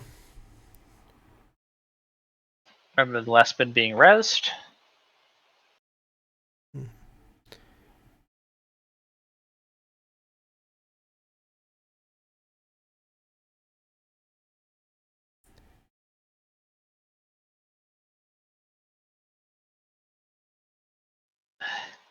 Yeah, and that's a remote you don't want to interact with. Moslav using the wage workers. Click to just make sure everything is all iced down. And I think Mr. Sex here is running low on time. This could be a score in server 1 for the game as soon as next turn. Just an active wage workers. So Biotic, advance, get the click from wage workers, advance, and then with the extra click from Biotic, advance the Ikawa. That's how much time is left on the run? On the round? Oh, just a minute left. This is going to be tight on the ending. Oh, but I believe this table got a 3-minute time extension. 3-minute Yeah, because of the like Janet troubles and the one judge call in middle.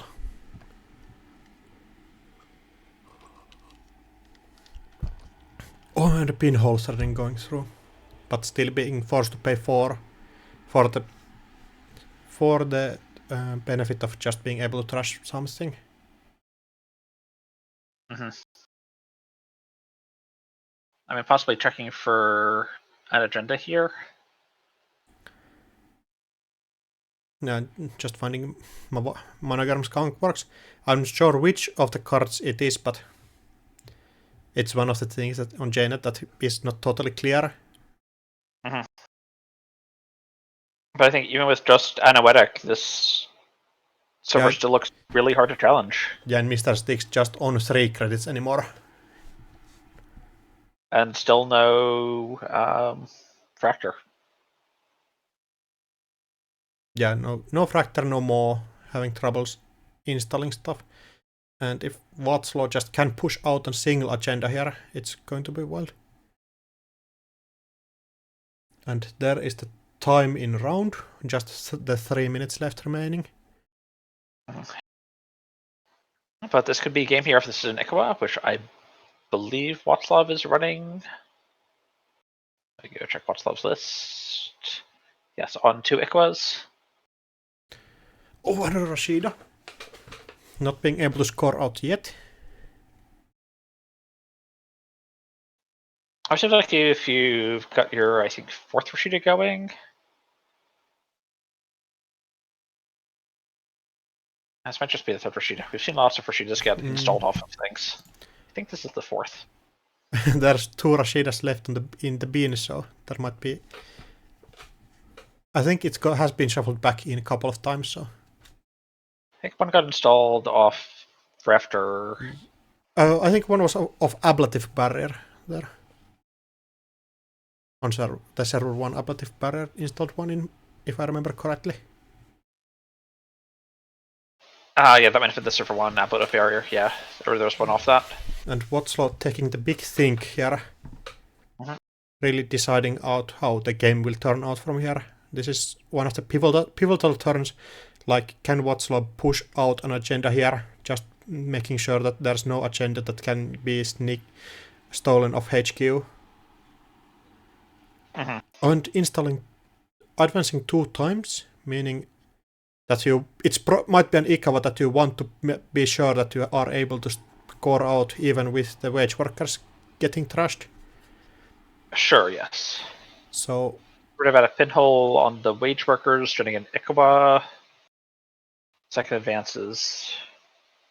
Consideration.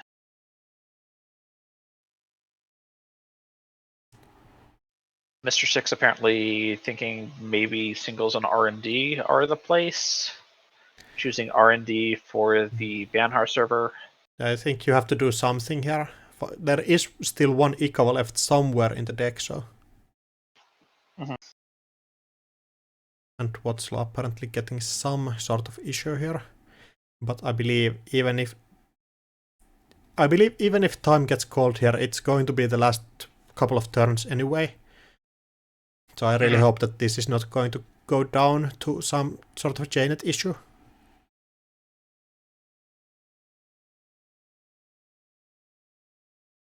On. Yeah, and here is the pressure is starting to add up here. Just both players being on the last line of the tournament, and getting JNet disconnect. Maybe trying to refresh this browser just to make sure that you're safe for the end. And so there's time on the round. I really hope we can get a good ending to this game. It would be a real shame having to lose the game to a JNet issue here. Even especially if Watslow cannot reconnect to the game. I believe that's a game loss for Watslow. So I think Watslow is in a commanding position here.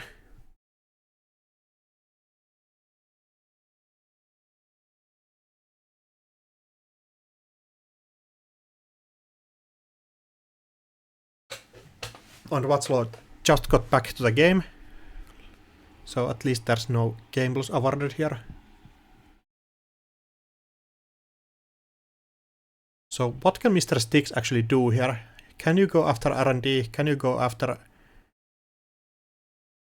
HQ or...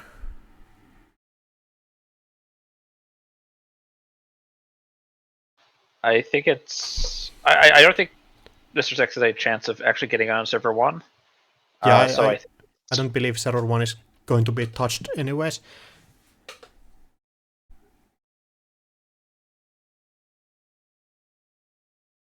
Yeah, luckily I don't believe there is a time extension that is needed here. This feels like the last couple of turns of the game. Server yeah, 1 we is are currently on time. yeah, and server 1 is extremely looks like a Ikawa project here. So Mr. Sticks just needs to find some way to get through the servers. Oh, and thrashing the unity just to keep the Stargate alive. Probably wants to use the Stargate to run here, but it would be such a heartbreak to see that server R&D being a code gate here. There's still a live spin doctor on the table. Oh, that's also true. I'm sure if you can afford to get through with Spin Doctor, and you don't have enough time to actually score out the Ikawa here. So, using the first click to draw a card. Oh, and the magnet, that's basically game here, I believe. If you cannot find one way to maybe take a single act. Oh, it's a bound card. Oh, that's right. But this is still going to be a forced trash. Like, you cannot steal on the Stargate run. It is just a trash. There is a live spin doctor on the board. Yeah, to protect whatever gets true. Spin. So Stargate here just maybe getting something, but oh, there's Ikawa Project second up on the deck, so just a random access would not have changed out the game. I'm not seeing any line to trash the Skunkworks because there's no way to get back to R&D with the click remaining to steal the Ikawa. Yeah, it comes down to just trashing the wrong card of the thing. And even if there was one more credit, just keeping the Carmen on the table and hitting the magnet there is huge. And I think, yeah, basically GG is there. And there might be something in archives, but there is a Spin Doctor protecting it, so.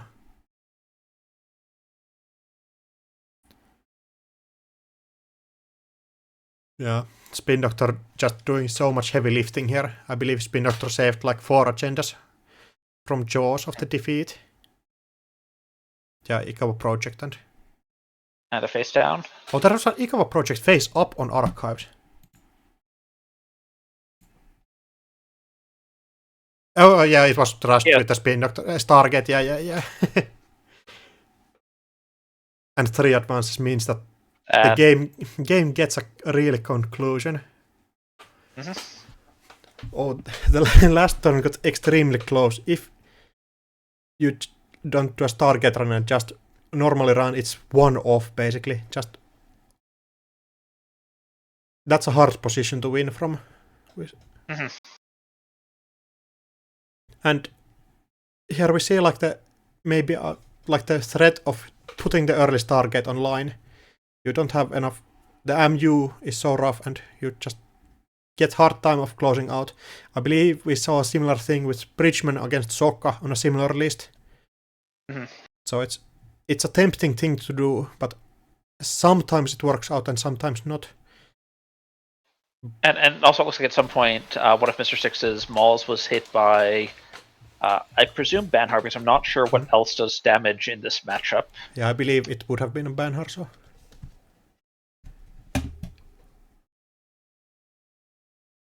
Which is definitely potentially rough.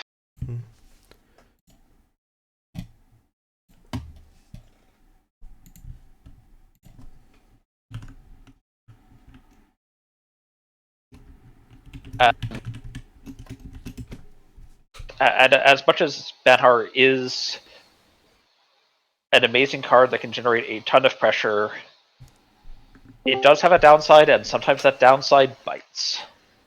Alright, and we got yet a third member for the commentary team.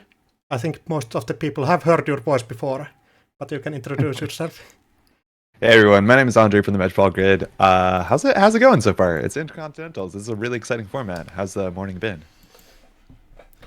It has been interesting. There was we missed out the first game on stream, but the rest of the rounds has been really interesting. Seeing this Agin Fusion list and the Asalist doing work here has been wild. I tuned in this morning. It was in the middle of the it was an Ag Fusion game, right, between Kira and Santa. Yeah. Always really exciting again. Like I think that Ag Fusion list is a bit of a, it's, you know, I wouldn't say the elephant in the room, but it's definitely a deck to beat. And I think that's the only Ag Fusion right now in the top, what is it, a top 11 today technically? Yeah, I think it's top 11 because CTC didn't have time to be here. Unfortunate. Yeah. Do you want to explain real quick for those tuning in, and maybe myself as well, exactly what the format looks like? Alright, so it's just basically a single-sided Swiss, and when you are getting 3 losses, you are out from the tournament. So there are multiple people who have gotten 2 losses already. So awesome. So this is a very important round because we have, again, they're about half the players on their last life here. So this is it. Otherwise, we have Bridgman, Man the Moon still undefeated, Sokka and Rangi also only with 1 life so far. So they have a lot more Netrunner to do. Intercontinentals, mind you, if you're just tuning in, is an invitational only. So these are the top 4 players from every single continental in the last month. Everyone has baited, right? Like sometimes somebody can't make it, so it's passed down to a 5th or 6th spot. This looks like a clean 12, barring, unfortunately, CTZ. Yeah, I think this is actually the top 4 of each. Super cool. On the meta side right now, like, so I'm looking through the deck lists. I'm not sure if they're publicly available, but we're seeing a lot of Hoshiko today. That's not too much of a surprise. Yeah, it's just Hoshiko and then like some shapers, right? Yes, there are 2 Arsanas and 1 Tau. 1 Tau, cool. Yeah, you're seeing those. Sorry, go ahead. Oh, I was just saying, you're seeing those pinhole threading sneaking back in, but a lot of these Hoshiko lists are kind of what we expect. Some of them, I think we have 1 big Hoshiko list too. I'm not sure if that's been on stream so far. We have a big Hoshiko list. We've got a couple of medium Hoshikos. I think they're actually 2 62-card Hoshikos. Kira and Jai are both on 62. Super cool. We've got medium Hoshikos, 50, 57, 46. I mean, I think 46 is still just regular Hoshiko, honestly. But... Awesome. So we have a couple rounds left. Again, eventually we'll be left with only 1 player. Do you remember what the prize is for Intercontinentals? I know from last year we have that really nice art of Urban Renewal with Bridgman on it. I think that's the same thing. You get your likeness on a card, right? I believe your likeness will be on a card. I do not know the details. I believe there is also prizes for 1 holographic Bellonas and holographic urban restorations or urban renewals. Super cool. Basically, everyone is getting something from attending this tournament, as well as just proving that you're one of the best players around, making it to this like really contested tournament. So I just pulled up the ABR page under prizes. We have first place reigning champion card for 2024 Continentals. Then the top half gets a playset of Urban Renewal in foil. Shiny. I know, right? I think round 4 was just paired. There are 2 players who are in the threat of elimination, I believe. So Rotom Appliance against Kira and Yusegrin against Santa. Do you have any idea of which to watch? I think we have seen Kira before and Santa. And we have also seen Santa before, so this is really unfortunate. Because we've been trying to get everyone... Do we want to maybe watch the only op here at top tables? Op is always an immense amount of fun. I think it would be really good to see Ob doing work here. I think Yusengrin has put a lot of work into the deck. Yeah, so. Cool. So yeah, we're gonna be watching. This is Yusengren. This is Jeff, content creator. I believe he is now currently the interim OP person at NSG. You can check out his YouTube stuff. He streams every Wednesday night. Big fan of the content. And he came in second at the in-person Continentals. Again, Charlie, that's Santa. Santa took first place, if I'm not mistaken, APAC. Also played to a high placement at that same American Continentals up in Cascadia. So both these players have. I'm not sure if they matched each other's so far in any tournaments, but Charlie rocking on a Hoshiko deck. Again, Charlie was the player in APAC that came in with that outfit deck that actually became kind of a meta force. You saw people playing that deck just card for card for the next like 3 to 4 weeks. That thing is quite strong. But we're seeing Hoshiko today, right? I believe we are seeing Hoshiko. Let me check the sides for this. Yes, the Hoshiko for Santa. And I believe Awesome. it is like this regular Hoshiko looking list. There is nothing extremely like special about the list, just playing like good stuff Netrunner. So the thing I'm actually going to note about Santa's list is that this does have Clot Lock. This has Clot and 2 symbol chips. Oh, that's going to be really huge in this matchup, depending on how Yusengren can get those like viruses on the table. Mm-hmm. I need to correct myself. There's actually 2 ops in the top cut. Thank you, chat. Yeah, also Man of the Moon is in a very different op, but this is probably Sengren's list is quite close to the Bathwater op decks that he's been playing at the event. He has a really good deck video up on this. So a very flexible op list that you kind of want to, you're always pushing yourself forward with the power of stuff like Tukana, incredibly powerful if you want to fast advance on that. Pull it at instant speed with the 3x viruses. You have a lot of flexibility in this matchup. So we'll see how fast he goes. We're still going to see Vovo and Managarm as some influence blends. He's still in the slash and burn agriculture, which there's some argument whether you want to go to an Azyef there and another Audacity. So we'll see if that fast advance really matters, because as you said, off the top rope, even Gachapon into Claude is like a heck of a play. Mm-hmm. Yeah, one thing I was actually going to shout out about this obelisk is like this has a pretty solid suite of 3/2s, and actually running a fairly diversified suite. There's the one about the law, there's the one Azef, there's the one slash and burn. So there's a bunch of different singleton agendas in this obelisk, which can really create some different angles. So something out there in server 1, very often, there's going to be some amount of respect for central servers, because Hoshiko definitely wants to get those accesses. This deck will eventually lose on R&D if you can't put up enough defenses there, as op pulls cards out of the deck that aren't agendas, so the density just gets higher. But server 1 here, if that's a pretty easy challenge here for Charlie. Yeah, it also could be something like the money gaining asset. I don't regular mining license. Yeah, just make. I think it's hard to trash on the early board stage. Yeah. Oh, but the spin doctor. Spin doctor would make a lot of sense. Yeah, there you go. Otherwise, you have some weird plays where you can get him a virus out and crack that at instant speed to waste a click. But spin doctor makes a fair bit of sense here. Do you know if we got mulligans on either side of the table? Because often you're jamming that early Rashid. I think both players kept their hand, actually. Both kept. Yeah, it's also always good to see games where both players keep, just getting good enough hands to actually play the game, so there's no blowouts either side. To note, this spin doctor was just trashed. So that is, taxing Santa's credits a little bit. It's 5 down to 3. That's enough for daily cast. That's not enough for a gamble anytime soon. No, Hoshiko is giving you credits every turn, so. Hoshiko will give you 2 credits on the flip, and then Hoshiko will lose you credits every turn. Now, hopefully, you'll draw into other things that'll give you more credits than the credit that you lost, but. Also, Magnet there on HQ. That's a harder one for Hoshiko to deal with. The botchless won't work. Looks like we're going to get an early jam out with an Oaktown, so we're expecting either an envelopment in front of that or border control. Those are the 2 ice that Hoshiko really struggles to interact with in the early game, that both give you a bit of flexibility with op if you need to pull something. It could also be Sandstone. Could be Sandstone, yeah. You're risking a bit into the botulus. I think most people have been cutting botulus out of the deck, so it is not like super cool. As fair as it Santa is not on botulus. Awesome, you're right. That push might be a bit more enticing here. And a lot of times for this op list, you want to score that early Oaktown on the table. And then from that point on, 5 points, you can generally fast advance about 3 points out from the deck. Again, we'll see if the Clot has something to say about that. But getting that early Oaktown, that sort of credit positive, that tempo positive agenda early is so strong. Atlas with the counters, the next thing we probably want to put on our checklist.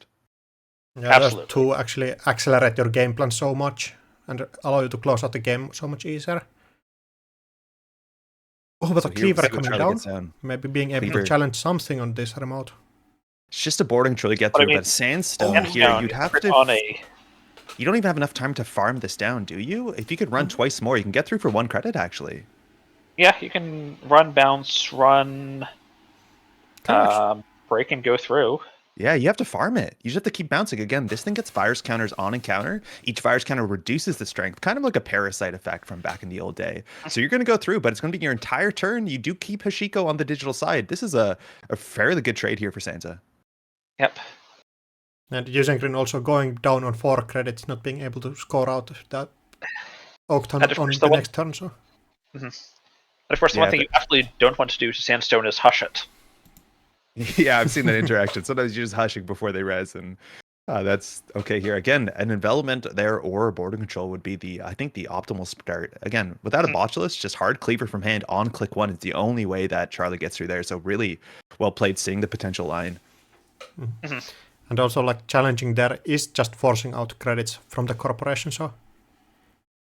Now, there are 3 Mavirus, so if Charlie thinks, he can go through that, there's a chance. I don't think Jeff here wants to spend 3 credits to res Mavirus as much as it does become a 2-coster here. We're going to have some economy issues. So in terms of some big burst, again, on R&D, probably going to see a Mavirus there, get a free purge. And if you want to res that can become a Regolith, you can also extract for 6 credits to get a better board state, because that Sandstone isn't going to be doing too much maybe throughout the game. Right, although there are the Maviruses to reset it periodically. Yeah, 3 Mavirus feels so good in the meta, and you see the runner side has, kind of warped around it a fair bit. But specifically in Op, with the ability that allows you to grab a 2-coster from your deck, you have so many good options. Oh, absolutely. I still think we're on white space. We have Managarm Skunkworks as a defensive upgrade to instant speed. This is not a Forma carry list, mind you, because the interaction doesn't work so well unless you kind of swing into it a bit more.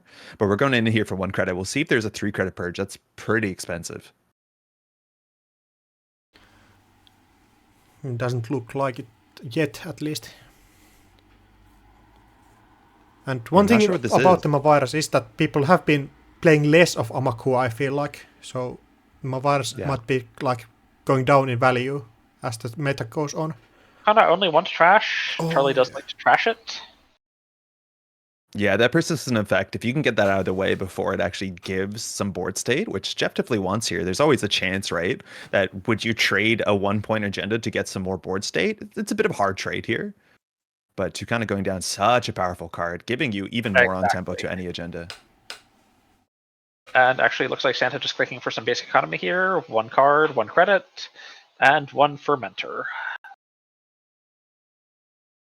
Now the big question is R&D the Mavirus, or is R&D the Managarm? Now we're pushing out behind an ice. If Jeff clicks for 4 credits, that gets you boarding control, which is kind of where you want to be. You can pop that after you spend the 2 credits running through the server, and then come back with a 3-cost code gate. I believe in this list we have Afshar usually. I'm not sure if Enigma is going to see a lot of play here, so you have to find your code gate. And Magnet also is another a nice end run you can pull. And also having the Sandstone, but with the Cleaver out, that is going to be a less of an idea here. But just building up economy for the coming game.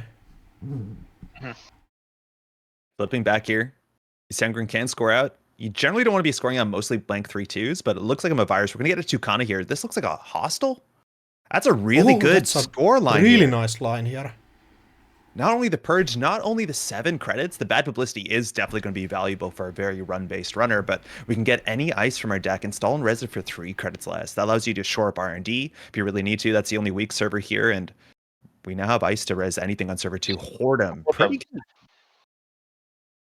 I think Whoredom's something we've been seeing a little bit more of these days.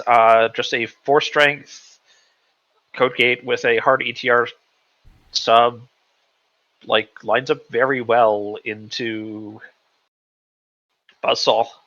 It lines up well into everything, like Buzzsaw into... into Unity, into Ngolo, like everybody's paying more to break Hordem than you'd want to.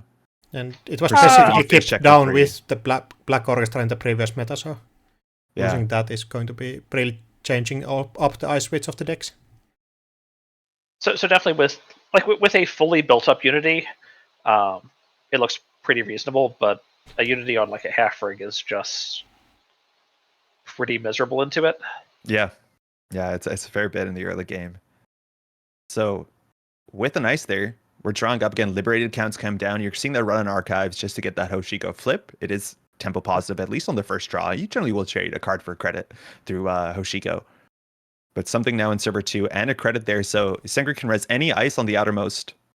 If it's an end the run code gate, let alone an envelopment or border control, both of them can be quite taxing. And this is where like Jeff can really spin forward. If you score out another agenda here, that's another ice. And then, things get harder and harder. For the runner, that is.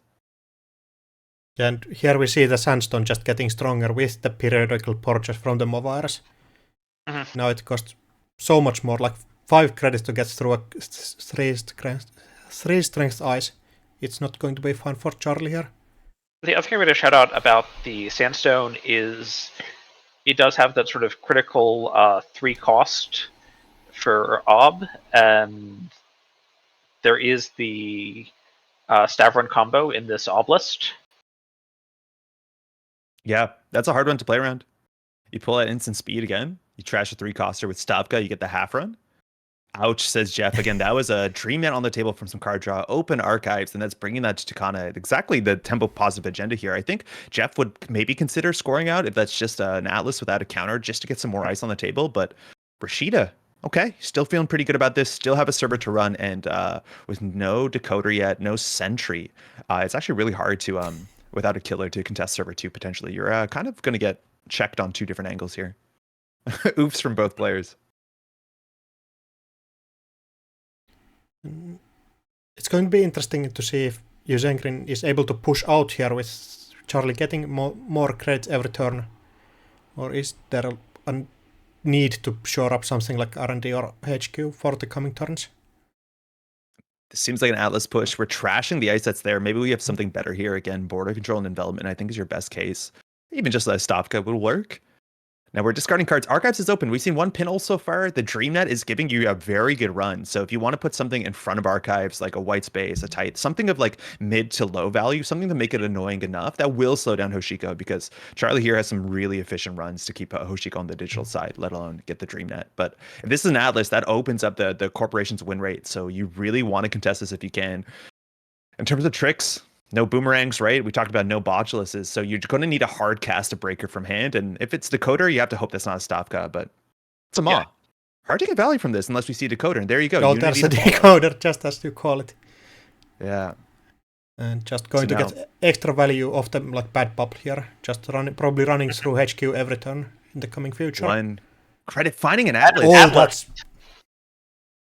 that's not going to get you a Maw, but we don't have a click to go back here, so Jeff can score out, understanding that HQ is going to be left wide open here. We've gone through about 20 cards, so you're assuming about 4 to 5 agendas in play. There might be another in HQ. Again, the density on these Wayland decks, op decks, playing the hostile takeovers, you're about 11 agendas, so it's slightly higher than you think. But that means there's definitely another agenda in hand, because we're jamming without getting that Atlas token. Mm-hmm.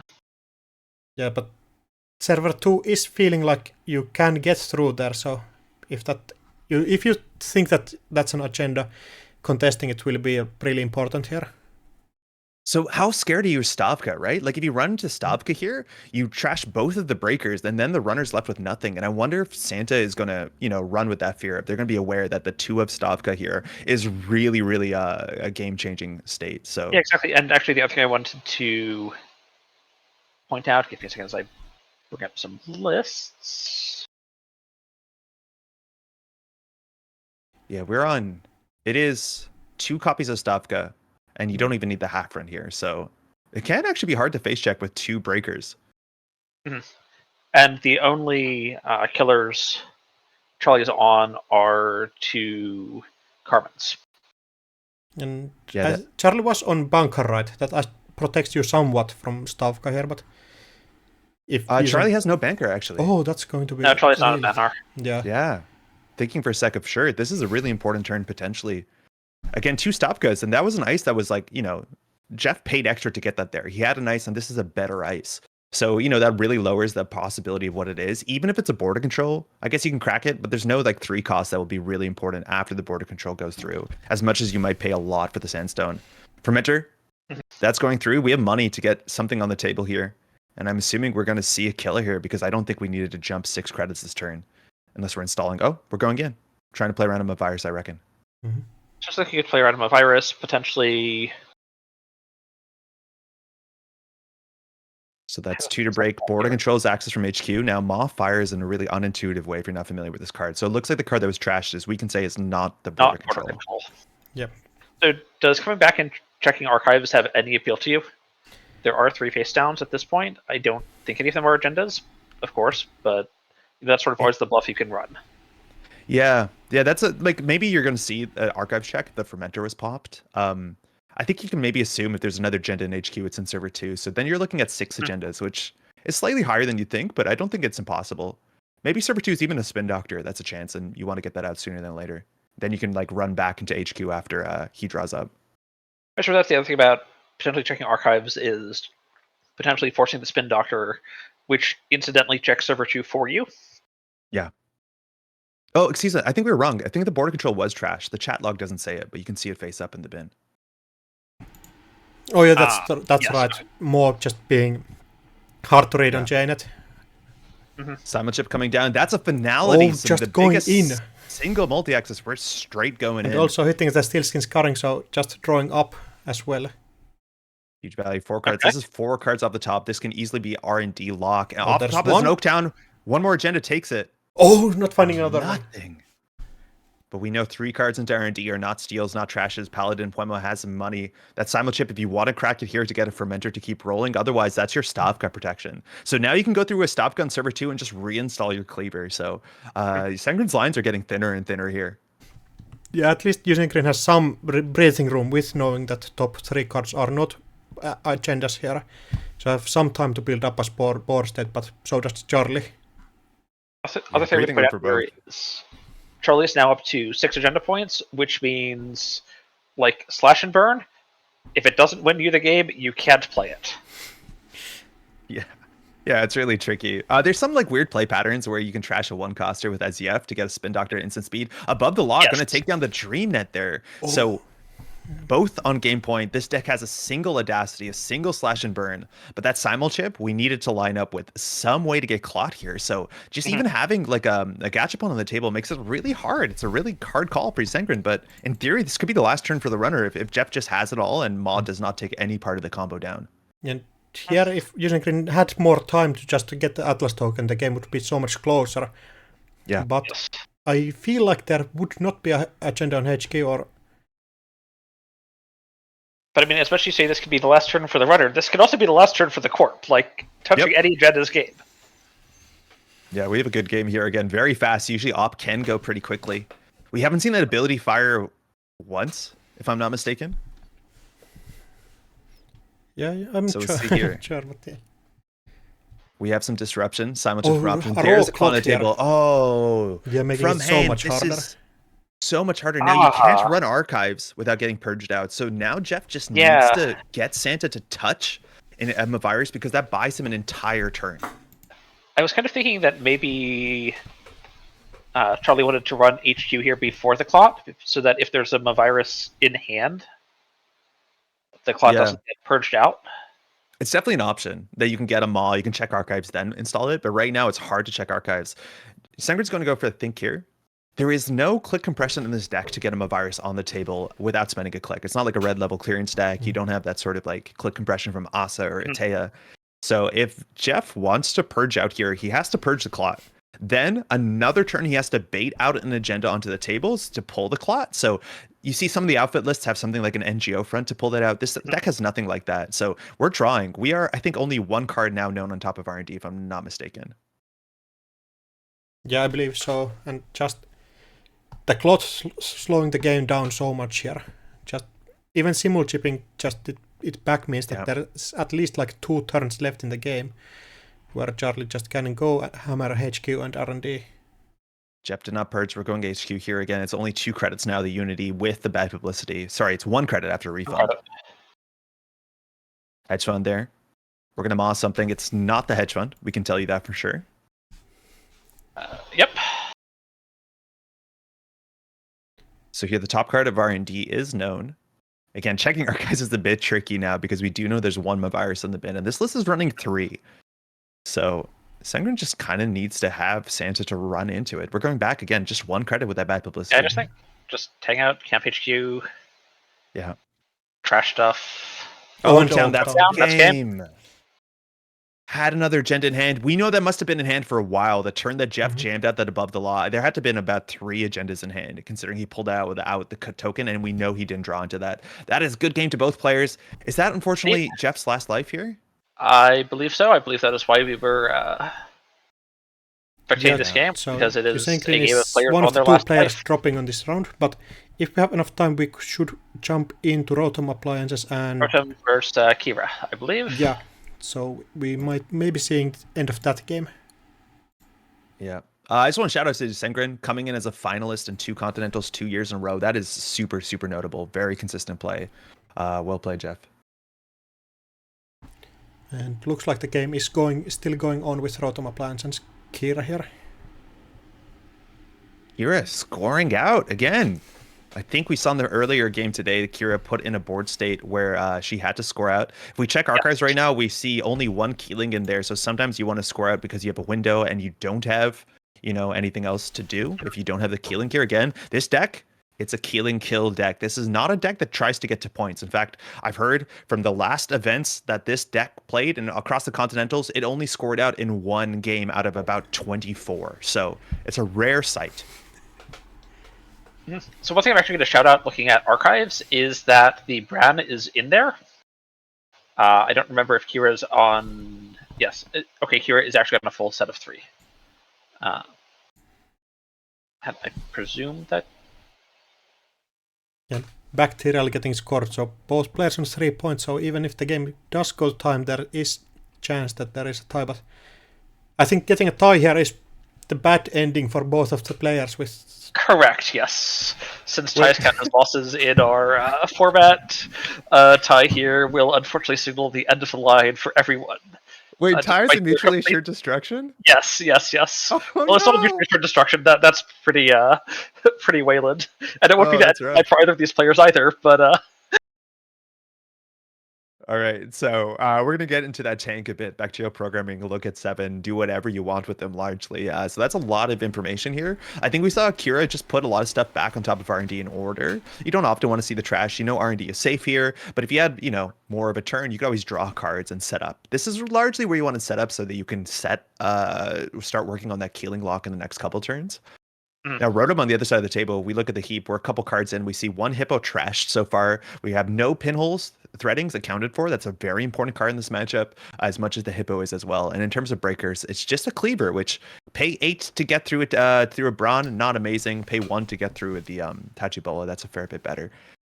Stargate on the table, good pressure. And you need really good pressure against Ag Infusion because they cannot res that much ice in the matchup.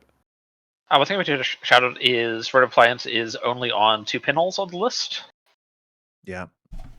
There is, however, a flip switch, which can potentially get you out of being booped into something spooky once.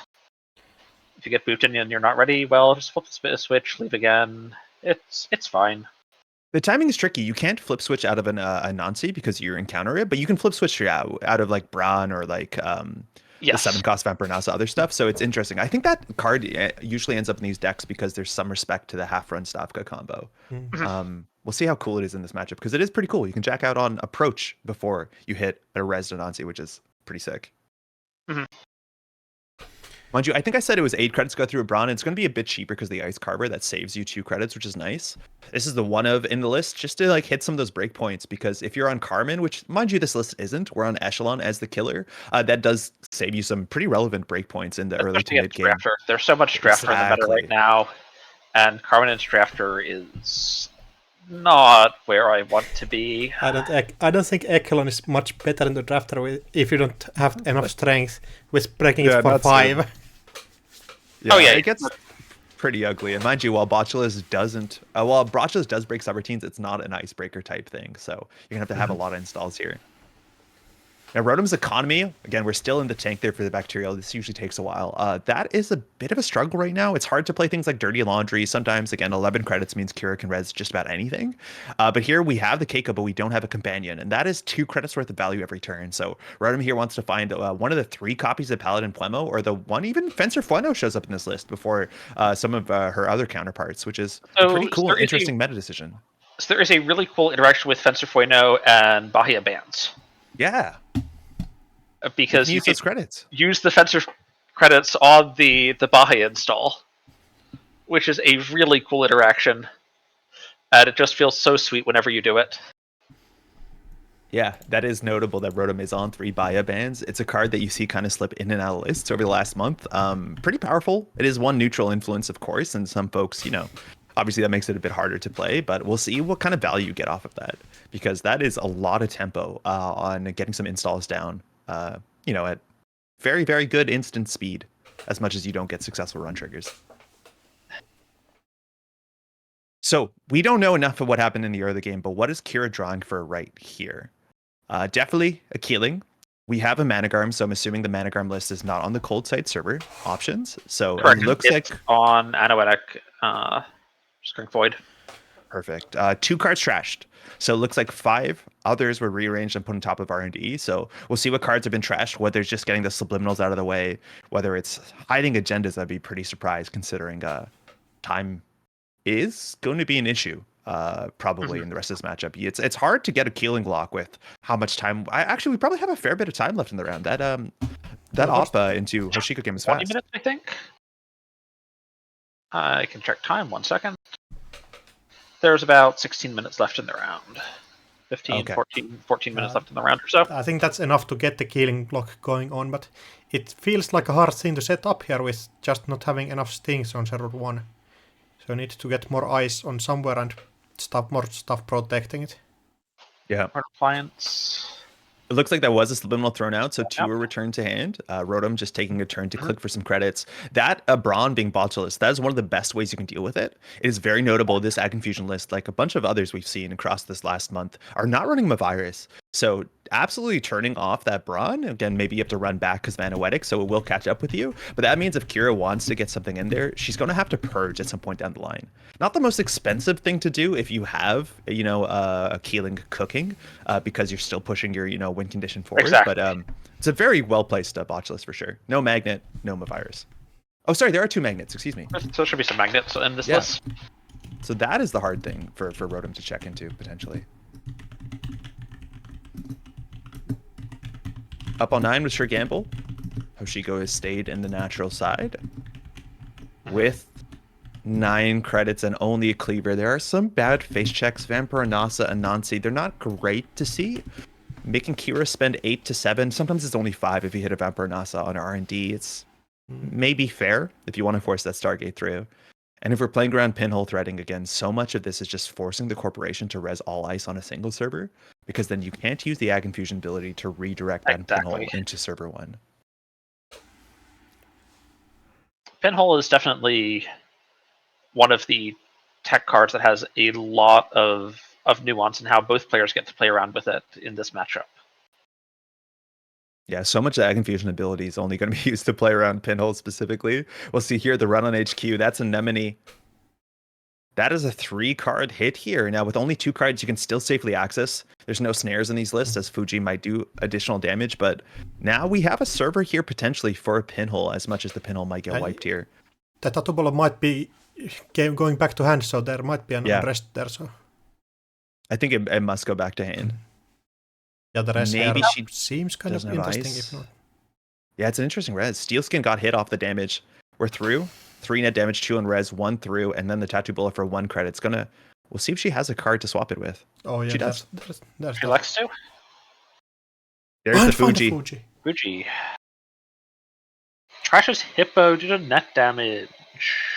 That's 2 hippos down. Such a strong card in this matchup, as much as the board state currently doesn't show it. But this is really important, because now Kira, to be able to win needs to score out 2 more 5-3 agendas. That's a hard thing to do with the amount of time left in the game. So as long as Rotom doesn't flatline to ice or flatline to Keeling, he can just play control as much as pushing to win is sometimes the easiest way to beat Keeling. Mm-hmm. Server 1 defensive upgrade. Probably Anoetic on top of, we're assuming, a Keeling here. Yeah, that Kira might have looks set like this a up. Keeling with... Yep. There are still 2 pinholes left in the deck, but... I'm also going to take the shout out here. Rotom Appliance now up to 6 points. That means Fuji is a lifesteal for game, and there are 5 face downs in archives. Yeah, all the agendas are functionally blank at this point, if you're on 6 points. But even if it's in archives, I believe server 3 should be a Spin Doctor here. Yep. Yeah, I'd like to send a message. The message is that you've won. So Rotom here has some options. You probably want to annoy that Spin Doctor. Again, that does give you that fuel as well if you charge a remote server to deal with Anoetic. Is there an agenda in server 1? It's really difficult. I think you'd be surprised to see it, but Kira might understand that she has to, kind of push to points here. So she might be there might be a fire lit underneath her. She has to push out. Although there's no there's no way this ag list is fast advancing a 5-3. No, yeah, it'll be there for turns, but Mm-hmm. kind of expensive to check here if she has to res a Spin Doctor and an Anoetic. Right? Like she's down to 1 card in hand. Oh, Rashida there, just maybe trying to bait it out, but there's actually no extra protection for server 1 in form of like the Anoetic Void. So we know for sure the card in HQ is a Tattoo Bola, right? Oh yeah, that's true. Yes. So she might have jammed if it's not a Keeling, but again, we're still into the bacterial programming part where she controlled the next 5 cards on the deck.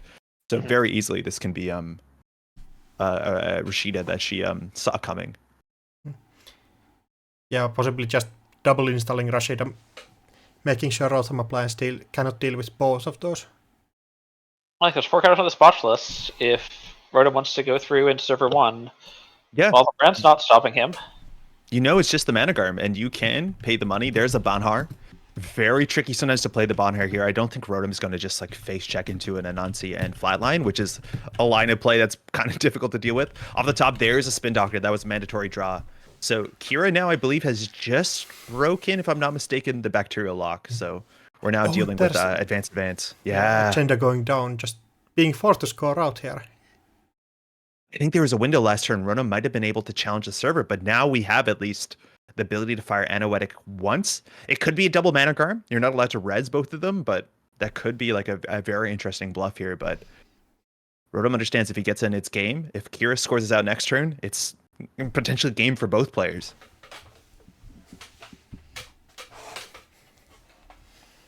Server 1. Banhar's going to go there. Again, Anansi does 6 damage. If you let it fire, that's a lot of damage. Sometimes Steel Skins have something to say about it. I think we've seen 2 skins so far, 2 Steel Skins so far. So yeah, there could be 1 protecting you, but I think you kind of want the Sentry Breaker before you challenge that remote. Yeah, with Echelon, I don't know what the math is really quickly to break that Anansi, but I think it puts you way far out of the Managarm. It's like 12, right? Something like that. Yeah, it's a lot. Echelon is not...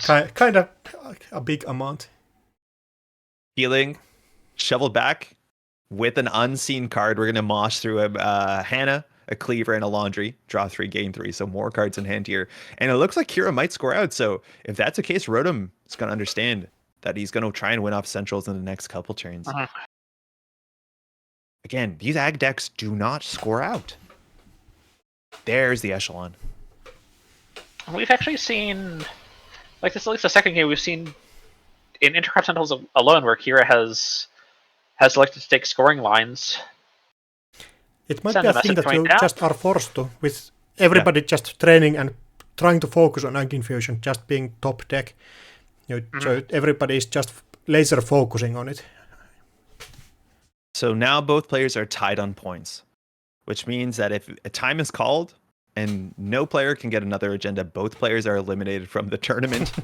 A pretty wild end to both of these high skill players. So yeah, I believe there is still 9 minutes, so it's not likely, but still a 9 thing minutes that is not enough time to get a flatline with Keeling, right?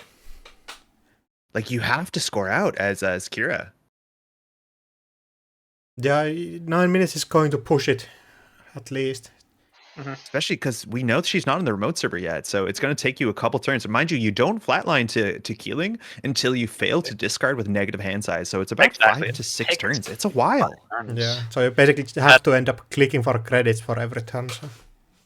And we're not seeing any of the very cheeky Hakarl or divert power Yeah. lines.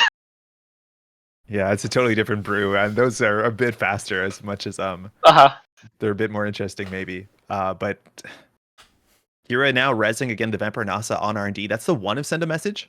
So now we have an open server. Rotom knows that he can just Stargate through that. That doesn't stop you. Now, when you run archives, you will be redirected. There you go. Like, I don't even know if you have to break this. You don't. He can't. You can't.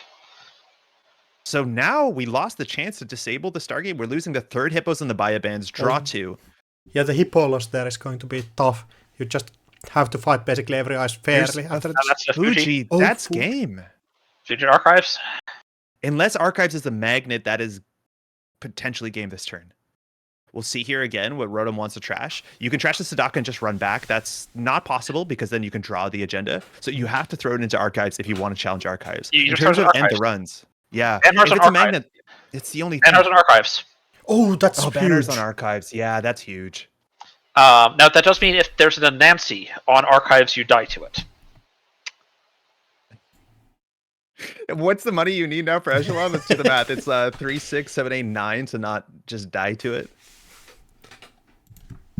So that, with 2 Spin Doctors out, we know not a Spin Doctor on the top of the deck, might just be in Archives for a minute here. So Yeah, I think even you if are Rotom not can't forced scoop to it up push out. now. Yeah. But if you don't go now, Kira has the chance to install more ice. Maybe Think just Vampy kills me? No. The Spider does too, right? Depends on if there might be steel skins in hand, but it's not enough. Steel skin with the draw is enough, I believe. If Steel Skin with the draw is enough, if the 3 net damage doesn't miss the Steel Skin. But no, you hit all subroutines, so that's 3 damage. Oh so yeah, that only puts subroutines you on get 2 switched. cards. Yeah, you can't draw anymore. That's true. Oh yeah, It's you can't lethal draw if anymore. it's an Anansi. You have to draw once and then still have a Steel Skin and then win the 1 in 4. Not lose the 1 in 4. Not lose the 1 in 4, yeah. Yeah, Rotom thinking it out. 2 left somewhere. I think he's talking about the Very spiders. Mm-hmm. Or the Vampies. Again, the Vampire Nasa drawing up here. Again, there are on 5 cards, ice. we're not running here. Kira, she's drawing into a Sadaka. Not particularly useful unless you need the Sadaka to blank the Banhar, but that doesn't, the ordering doesn't make sense on Archives here. Mm-hmm. Needs a hard and the run on Archive. Yeah, it's going to be this is extremely really tough in this situation. Really hard. You either need to put a defensive upgrade. That could be a Spin Doctor. Oh, that looks like a Spin Doctor that Spin just Doctor. was left in hand. Well, I mean, whatever it is, it's going to look like a Spin Doctor, right? Mm-hmm.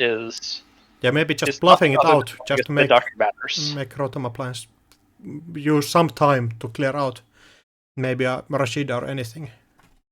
Mm-hmm. So we got a second ice there. Mind you, we still have the Ag Infusion ability. That can throw you, redirect you into the Vampire Nasa. If that's the case, you know the card you're accessing is not potentially particularly worth accessing. Server 5 looking like a Spin Doctor here. Rotom definitely wants to check that before putting on any more pressure. You can always get that to fire, then Stargate. But every time you go through the Vampire Nasa, you are fueling up Kira and putting her closer to what is inevitably going to have to be a score out. Hansei for 5, not bad at all. 17 credits. She kind of... one more ice on server 1 might be very hard for Rotom to contest if she can get that agenda and stabilize on Archives. So, I mean, you're saying every time Rotom goes through the Vampire Nasa, that's more fuel for Kira, and it is. But you can't afford to take that many more draws and still have time left to score. So it says you take a few more, but The cool thing with Vampy, it says you may draw one or two, Yes. so Kira, she can refuse it, but otherwise it Yes, breaks she can refuse Stargate it. Lock every turn, which is kind of interesting, as much as you're not forced to draw. You can draw 0. Survive, let's see if it's a bluff. There's a final It Spin is the Doctor. Oh, yeah.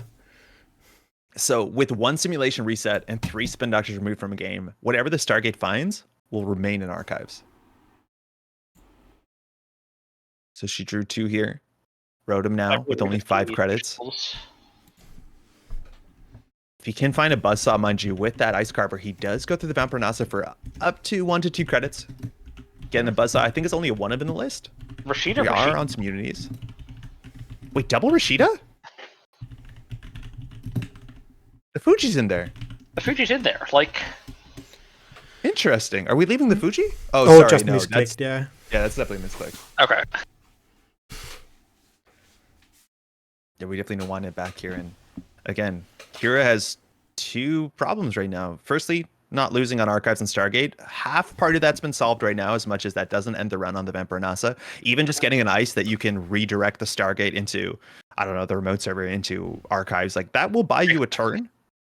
But then she still has to push out and stall advance, which is your entire turn with only 5/3s. So it's hard for her to do a bit of everything. So she might have to risk an R&D open for 1 turn. Only 12 cards left, mind you, in R&D. The deck is on 7 agendas, so there's 5 floating between like 17 cards plus archives. That's a pretty good density going into the last couple turns. Oh, not 5/3, excuse me. Oh, No, that's my math was very quick and very bad, but still 3 agendas around here, and none of them have defensive text. And the other thing I'm going to shout out here is this botchless on the Bran has gotten up to 7 counters, so that's 2 full breaks. Yeah. Potentially 3 full breaks by the time anything's ready to actually be scored out here. Which means that that's going to be like Rhythm Plans can run through that, can run through the Anoetic, can run through the Anoetic again. She needs a magnet somewhere. She needs a really well-timed magnet, yeah. Otherwise, the purge adds like another turn to the sort of checklist of things she needs to do. HQ again And for 1 credit through Echelon. oh, Bran That's here. another Bran. That costs Big so res. much to trash. Go through here. Again, this is 6 credits, so Rotom can click through 2 of the subroutines. Getting the ice, that first subroutine on Bran is incredibly important, especially the way it interacts with Ag Confusion. I think I probably just click the first sub and bounce. Yeah. I think you click I don't bounce. see what the other. Yeah. Now, I think if she reses here, it's pretty obvious she has something in there. Again, you also now know that the sort of Ag Confusion ability is turned off on HQ. I don't think Rotom has any big HQ multi-axis. There's no legworks. But there's definitely agendas in there. I'm going to look at Rhythm's list for a second. I think the only HQ pressure we have is a DJ Fenris, which I think DJ is Fenris for not Steve. favorable. Time on the round being that's- called. Oh, no! Is that With the Rotom worst having ending 1 click possible here? left. Oh no. Now, he's not Stargating, which is very lucky, because he actually can access here. But if time was called a bit sooner, like, you can't deal with bronze, so you have to just hope the top of the deck is an agenda. Oh no! Found it! Oh no! Fuji off the top! 9 points! Oh, Luxac Lol, that is Yeah, unfortunately that's, the end of Kira's run here at Intercontinentals, but that is in some ways if both players would have been eliminated next round if because she can't score a next turn, so exactly. Rotom getting lucky to just pull himself out of that pit, but well played to both players. Should have taken the risk on Archives. Yeah, maybe. We won't know what that ice is on Archives, but it was a potential run on Archives just a turn ago. Yeah, I think it is an extremely scary thing to go through. Just when you feel like you're ahead some amount, then you don't want to be taking those risks, even though the game might turn on any time. Yes. Well played to both players. Again, unfortunately for Kira, that is her last hit point. So she is going to be leaving Intercontinentals, but very well played again. Obviously, the immense caliber of play. It's not only just today, but to make it here. So incredibly well played. I believe that's our only Ag Confusion in the top cut. So that Correct. That is that beast will left sleep. Of Kentucky. Yeah, there was no like every corporation faction winning and Hoshiko winning every Continentals. Yeah, that's what my very mild takes at the end of the last stream were. You see each corp win continentals and intercontinentals once. We're gonna see Hoshika win all of them, and then Worlds was going to be won by Nova and Pair. And look like round 5 is getting paired, and there is Actually, do you want to quickly run through the list to say who is still standing? there's still Yes. Joy, Man in the Moon, Ronji Joes, Rotom Appliance, Santa, and Sokka still remaining, and Bridgman also. So Bridgman and Man in the Moon with 0 losses yet. Joe and Ronji Joes with 1, and everyone else on 3. Off-stream Sticks this round, and Watsov also unfortunately got their last victory taken off of them. So well played to both players. We are down to final 7, right? 7, yes. And I think Sokka and Rotom Appliance are playing in this round with Santa getting the bye this round. So I think we should watch Sokka's and Rotom Appliances match. I think we watched Sokka and Red of Appliance since we have not seen Sokka on stream yet. And also seeing I think it might be the Asmari Glacier list. Yeah, it is Asmari Glacier. I'm quite familiar with this list. We saw something very similar make top 8 at Canadian Nationals just last weekend, and it is the sort of Asmari list, only 44 cards and only 6 agendas. So without a Mad Dash, and I'm going to check quickly if Sokka is on a Mad Dash, that means Sokka has to steal every single, half the agendas in the deck, but luckily he does have 1 Mad Dash. Sokka is on 1 Mad Dash. Yes, so we have to connect that largely with Stargate. Otherwise, you can't really send it with any of the other multi-axis. Yeah, it's only a Stargate for multi-axis, if I'm not mistaken. Sokka actually switching out Stargate in favor of Conduit that has been played, that Chai played in like APAC. I don't know. I feel it's a bit harder to play Conduit right now. Again, we talked about the ubiquity of There's viruses everywhere. Yeah. There's only 1 in the Asmari list, but Stargate's actually going to be much better positioned because this deck, we're looking at 3 Hydra, FTP border control. It's really easy to make R&D incredibly expensive. So making 1 run with a Stargate where you pseudo access 3 cards, if we want to call it that, as opposed to Conduit, which is only powerful the more consistently you're able to run. So we'll see if that matches well. Looking at Sokka's Shaper list, this is a monster of a late game rig.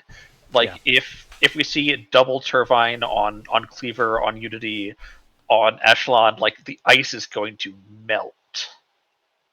Yeah, you don't often see double Turbine, but double Turbine Echelon in the late game, that's the only way that you're dealing with Hydra. You can actually get through Hydra for 3 credits, if I'm not mistaken, which is pretty wild. So it's going to be on Rotom to kind of, control the tempo and score out a bit faster because you're right. You cannot let this Dow get to late game. Have we mentioned, again, this is Hermes Dow. We're on 2 Hermes, and this is a list that we saw for the first time at APAC. Again, the new set came out. But the idea is that Dow, so long as ability that says when an agenda is scored or stolen, you're allowed to swap 2 ice. You can order that before or after your Hermes, which allows you to bounce an unresed ice to HQ. So the idea is that you can get no ice on R&D if you're not aggressive and you don't allow the corporation the ability to res any ice on R&D. Mm-hmm. That's where the Conduit shines in this list, but I think Stargate will do just. Yeah, so I don't think this is quite as much like a 1-turn list as some of the other Taos where you're just going to build up this massive rig and then you're just going to close the game over 2 turns, where you had 30 credits and you spent 8 clicks over 2 turns just conduiting R&D and going, okay, well that's game, bye. I think this much more wants to just use Tau to keep the cost of R&D down in general, swap cheap ice there, and just keep pressuring in with the Stargate. Yeah. Without Conduit, right? You probably can't close it in a single turn. So I think that's going to be interesting. Mm-hmm. Also, shout out, this deck has no console. We're on 2 DZ, MZ. We're going to need a fair bit of MU considering we want... What? Man. Console. Never mind. I was looking for a lily pad or something. Yeah, okay. Hermes is a console. It's really good. It's fine. Awesome. Okay. And I think we have just started the match. Yeah, I think the round started right now. Yep. Touching back to this Asmar Glacier for a second. it is of course planning to score 2 agendas and then get its last point with the Echo Chamber. Echo Chamber. Yeah. And so we'll see those 2 pinhole threadings. You have a fair few targets in the list. Echo Chamber coming down for, I believe, only 1 trash cost. It's pretty cheap. Let alone we do have Anoetic Voids in the list if you need to worry about that Hyper Glacier defensive upgrade. But that's the idea. Rotom's going to score out 2 agendas, and you think he's going to call anything besides events? How do you think Asmari is going to be leveraged this game? I think it's going to say event and stay there for most turns. I do think there are some cases where program might be reasonable to call. It's like so hard. You spend so many turns playing events, and Sokka will kind of, make one turn where he plays 2 or 3 events, and then as soon as you change the program, they're just like, okay, I can dump my events out this turn. So it's exactly. It's really difficult. There's a daily quest. Charging with 4 credits means the res is here that end the runner. You're looking at Border Control, Enigma, Magnet. So that will keep you out. Mind you, daily quest is a target that you need to bring this down sooner than later because so much money comes out. But pinhole on the daily quest is an absolutely a very, very fun interaction. I remember I was playing against Deer at one of the Philly COs, and at one point, I had my daily quest pinholed. No, read the daily quest with pinhole, got the 2 credits, trashed something else, and came back, and it was so miserable. Yo, this is actually a weird interaction because if you pinhole daily quest, you shouldn't get the money, right? It's no. They read the daily quest with pinhole. Oh, Trashed something else, then came back to the daily quest. Oh, so cool. And it was like, wow, this is awful.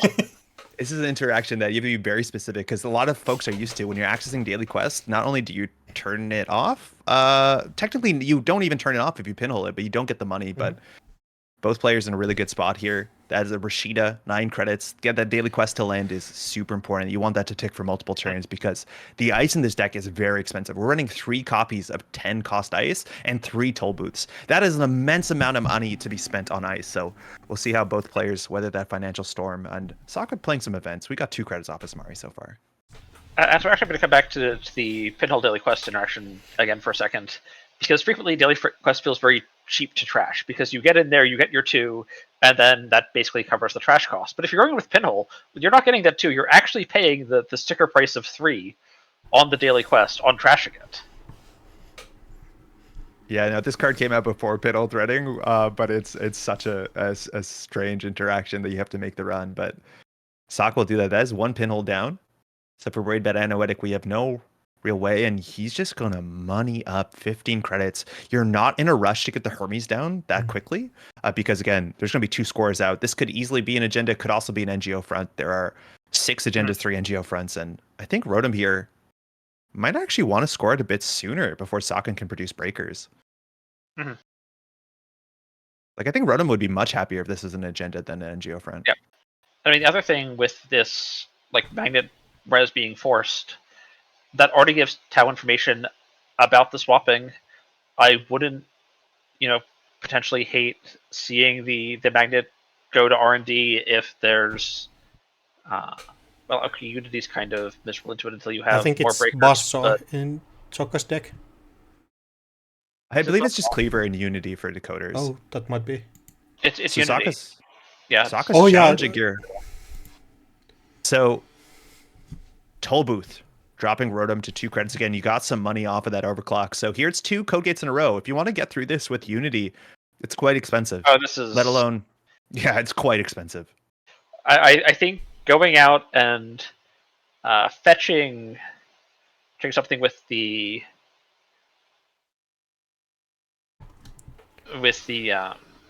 overclock credits.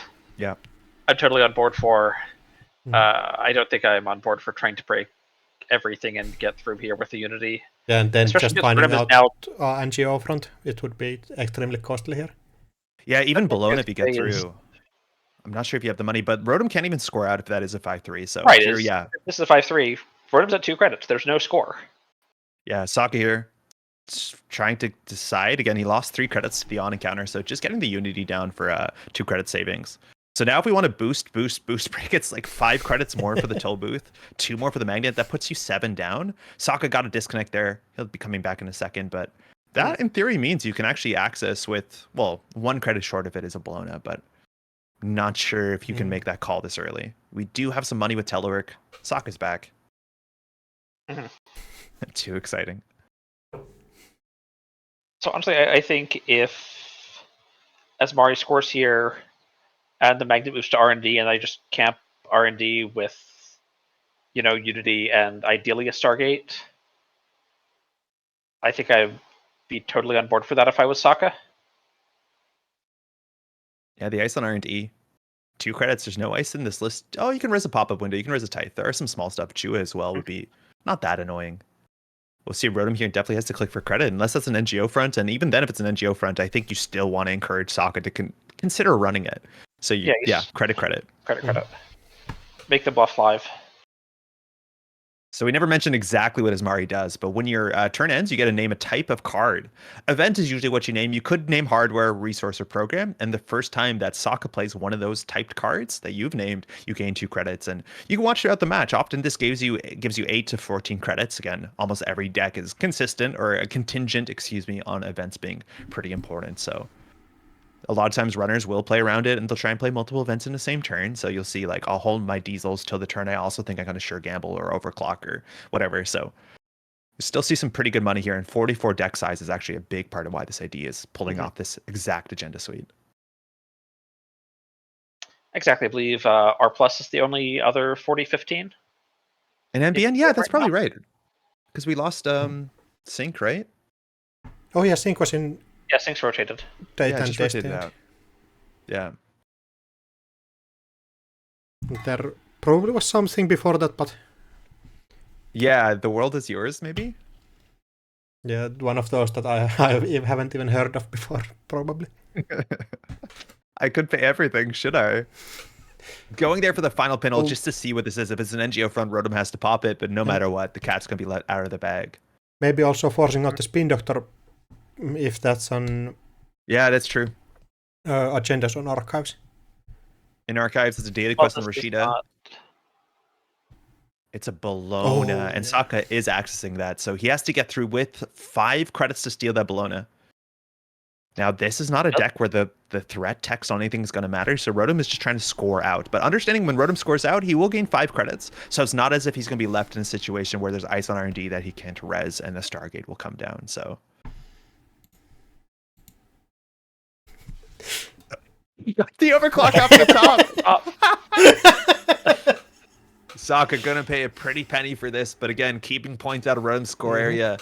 Tilbu, 3 on encounter. With a single Unity, no other breakers, you have to boost 4 times. Break for 1. Oh, it's so expensive. I mean, like, it's just the world's worst corroder, right? And people played corroder all the time. We're through. 2 more here. 3 more for that early magnet, and 5 more. We're going to steal that overclock. Definitely helping. Bologna is going to be Sokka's. You swap HQ and R&D just to be a bit annoying, or you leave it where it lies?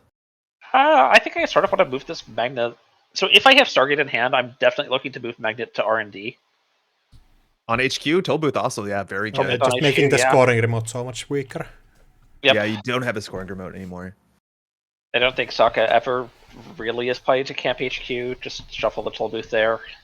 Yeah, I think you're winning from R&D and remote servers here. Yeah, there's really good lines, making R&D porous.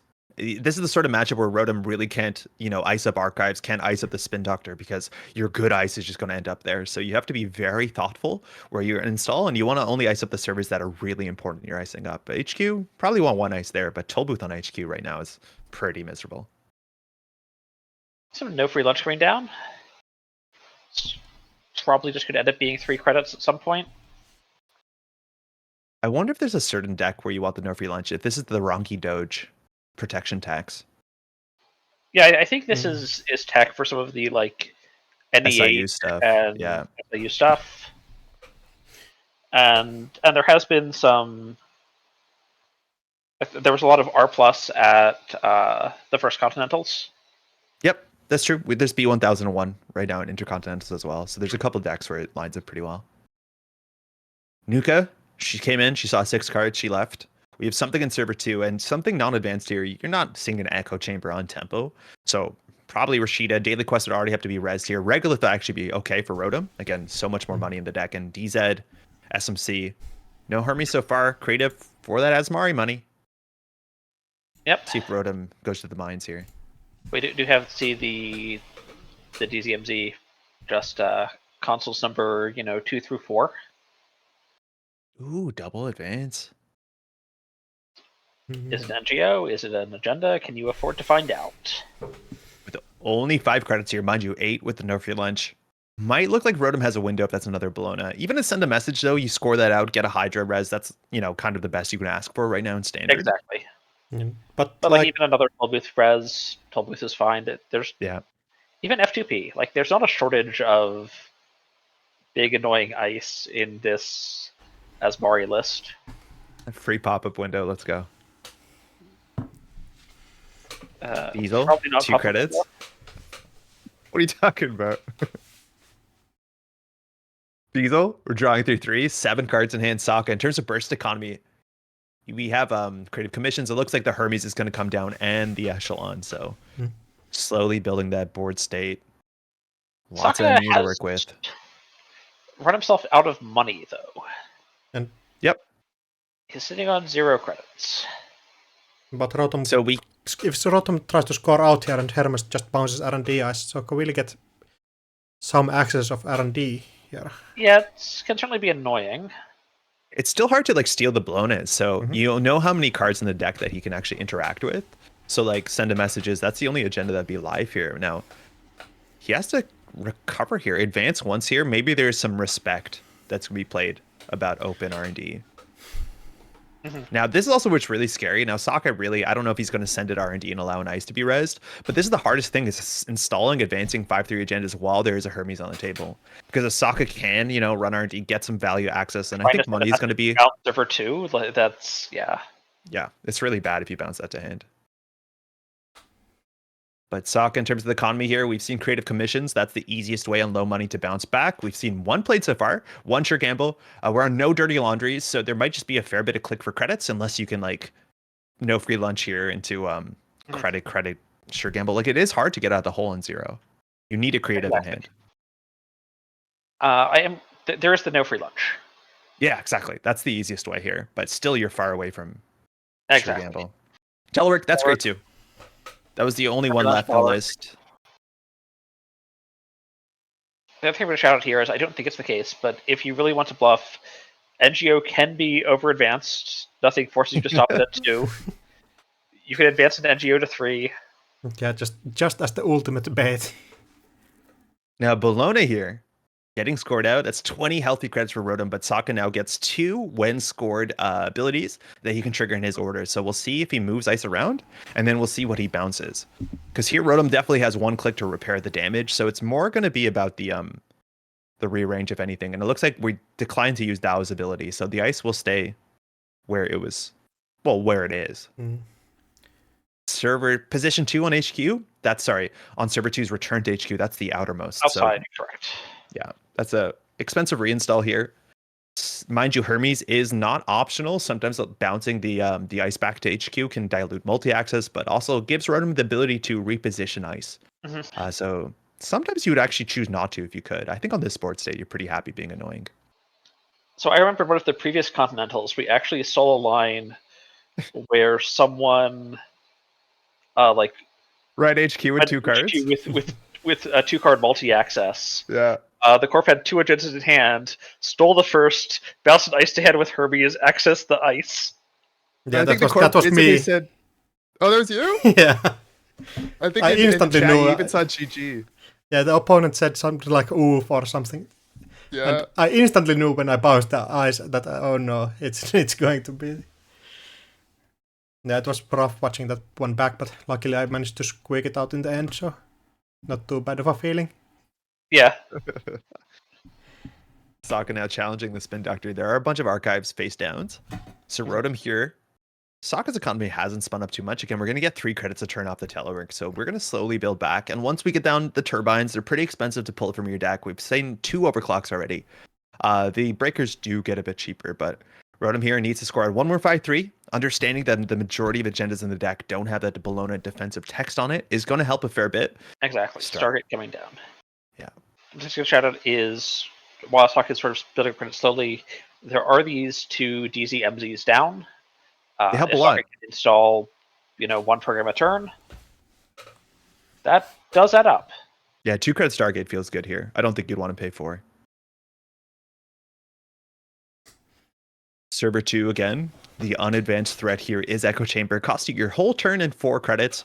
Largely doesn't matter if you're going to win the game, but Rashida, Spin Doctor, some options here, and a third ice there on R&D. And we can res the Hydra.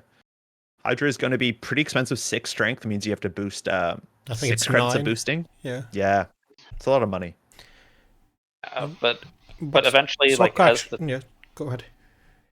As the turbines come down, as more icebreakers come down, the Hydra's tough right now, but Yep. And I think Sokka just needs to find one agenda at any point with Stargate. I believe Sokka was on Mad Dash, right? Yes, that's correct. Yeah. Yeah, so one Mad Dash can decide the game here. And with only 8 cards up in the stack, Sokka has the Mad Dash Regolith Mining License. So that is 9 credits, technically 7. We res for 2, but wrote him on 27. Yeah, he's aware here. Yeah, that one Mad Dash can close the game. Sokka just needs to get enough money on one good run. There's the first turbine for 2. So that saves you 3 credits for the Echelon. If we need to deal with the Hydra again, there will be 1 more turbine in the list. For only 2 credits, we're basically at late game state. Asking for the undo here again. Sure Gamble is the only event this turn, so you might want to wait till next turn when you're playing 2 events. We'll see what Soccer rewinds here. Yeah, there you go. Yeah, just daily cast. Even the corporation is on 27 credits, still giving 2 is maybe changing something with there being huge amounts of really expensive ice here. I mean, there's still 3 Hydras and 2 toll booths left to res. So that's 46. Yeah, attitude adjustment. Drawing 2, revealing a balloon and send a message back in R&D. That's where the Stargate will find them.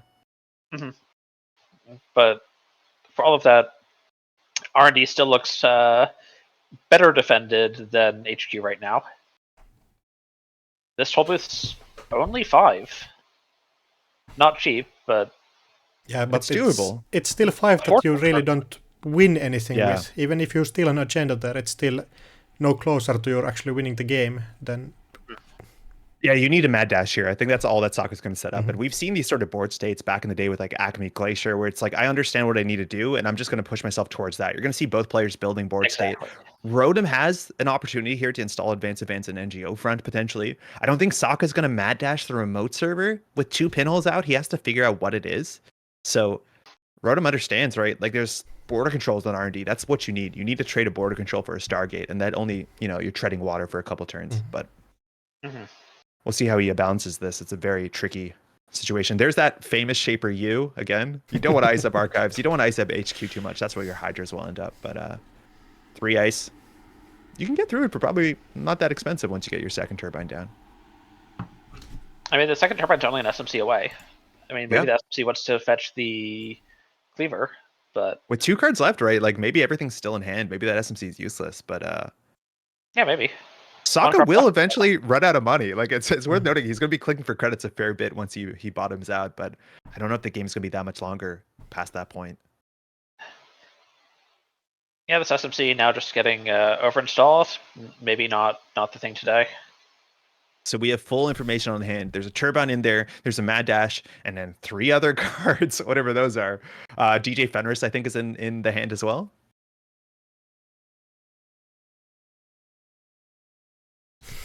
I would trade that as DJ Fenris. Is there any interesting things that this DJ Fenris can do? You might be able to get a pinhole turning back and then check a server 2. Fenris for telework is good enough money if the game's going to go long, but Rotom is install advancing here. So we've seen no NGO fronts. There's 2 servers here that Sokka has pretty good lines on. We know there's a Mad Dash in hand, so it's hard to Mad Dash server 2 if you're worried about border control. So I think you have to set it up with the Stargate. We're going to overclock server 2. We're going to force some ices rezzed here, and Rotom can drop pretty low in credits. You might have a much more open I don't R&D. think. And say, everything I is don't going to get broken so cheap here with 2 turbines. Hydra for 3 credits. Might be hard to tax this rig, Rotom calls. Yeah. I was gonna say, like despite the 33 credits that Rotom had, I'm not sure he can double 20 Hydra. credits for 6. Oh no. So you're paying your first real credit here. Oh, we're into the credit pool. Oh, pop-up window. So Which is pop-up window almost as taxing annoying. almost as much. Yeah. Magnet for 1. Oh, this server. This is rough. And this is, Shaper, late game. Hyper late game. That's an NGO front. That tracks. We make a successful run here. Sokka, though, on 21 credits, now understands that how do you jam in the remote server. So we're going to go for the Stargate. We're going to find some border controls here. And you have to pop a border control here, or potentially you lose the game to the Mad Dash in hand on this last click. There's the first border control. This is so important. This is on R&D, as much as you don't have a scoring remote. F2P, 2 more credits. The tag text doesn't matter. Going in 1 deeper. Let's see that third Hydra is still very affordable. Rotom on 4 credits. Stargate, if you find it here, you'll have it. Sokka, there's the boarding control. You have to do that. So Sokka will just come back next turn for 5 credits. I wonder if Click for installing credit, fine. border control in archives could be at some sort of line, because Sokka will need to mad dash the archive to steal the agenda. So I think he doesn't need at this point. I don't know if he needs to mad dash. I think you're right. It's interesting, but then I guess you might as well do R&D, right? Because it costs more money, and then you stop the Stargate. But Rotom can't even install a border control here without clicking for credits the whole turn. Then Rotom lost so much money on the last turn, racing all Lost of the ice. or invested? I think it's going to be a good pretty bad investment, considering how much it is to break.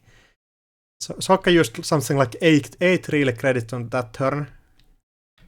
Resing 38 credits worth of ice in 1 turn is a new world record. It honestly might be. That's a lot of ice.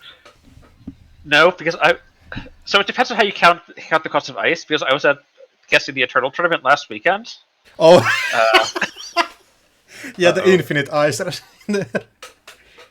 And we saw a Bloop get rezzed way too many times. Rotom up to 9 now. Ice on R&D. You want that to be the border control. Sokka just taking 4 credits last turn, excuse me. Not much reason to do anything else. The agendas, they might flood up into HQ, but Sokka doesn't have a really good reason to check that. Again, that is money that he can spend on running R&D and running server 2, and he wants to win in a single mad dash, which is not something you're going to see on HQ. Rotom, just getting a regolith and remote server, so more money. Hard to kind of translate more money into a win condition. You're going to need an Anoetic on server 2, and at that same time here, we're going to have to trade the border control. We're through again. 1 for the border control, 2 for the F2P, 3 for the Hydra, 1, 2, 3 in to end the run. There you go. Rotom between a rock and a lot of turbines. Very difficult. Yeah, I was going to say. Rego, is it the last border control? You'd have to hope it is. Toll booth. No, that actually taxes something. 4 credits, it's better than Hydra. Correct. And 2 for F2P, 3 for the Hydra, and this Stargate will go through. If you find any agenda here, 1 Mad Dash will give Esmari 2 credits, but trade it for the win. Nothing. Daily Quest, NGO Hedge Fund. Sokka now having full information on the board state. Yeah, so I think Sokka just chills. For credits for the next 2 turns. Yeah, you Stargate every 2-3 turns. You're in no rush here. It's the world's slowest magnum opus. Yeah, I don't even think you need to do DJ Fenris run HQ. I'm not sure the last card in hand is. It's Fenris, it's Mad Dash, and we'd have to really crunch the list to figure out the last card there. Oh, is it the second copy of Hermes? No, that's been seen already. It's been binned. I don't think it's anything particularly important.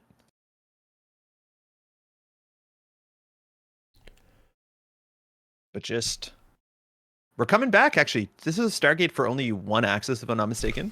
It was just Regolith credit. Still a chance again. It does get you closer to the board state because you'll be seeing more cards next turn. Sorry, for 2 cards because the mandatory draw. No, this is actually a pretty fun start game. Echo Chamber is going to go down. Anoetic Void actually interesting as well. Void's also interesting. Sokka's money is going. There's the Void down. So Echo Chamber, Rotom, you can score it. It doesn't really change much. Puts you on 4 points. If time is called, that might be an interesting line. But Sokka is spending more money than he's making if he wants to Stargate every single turn.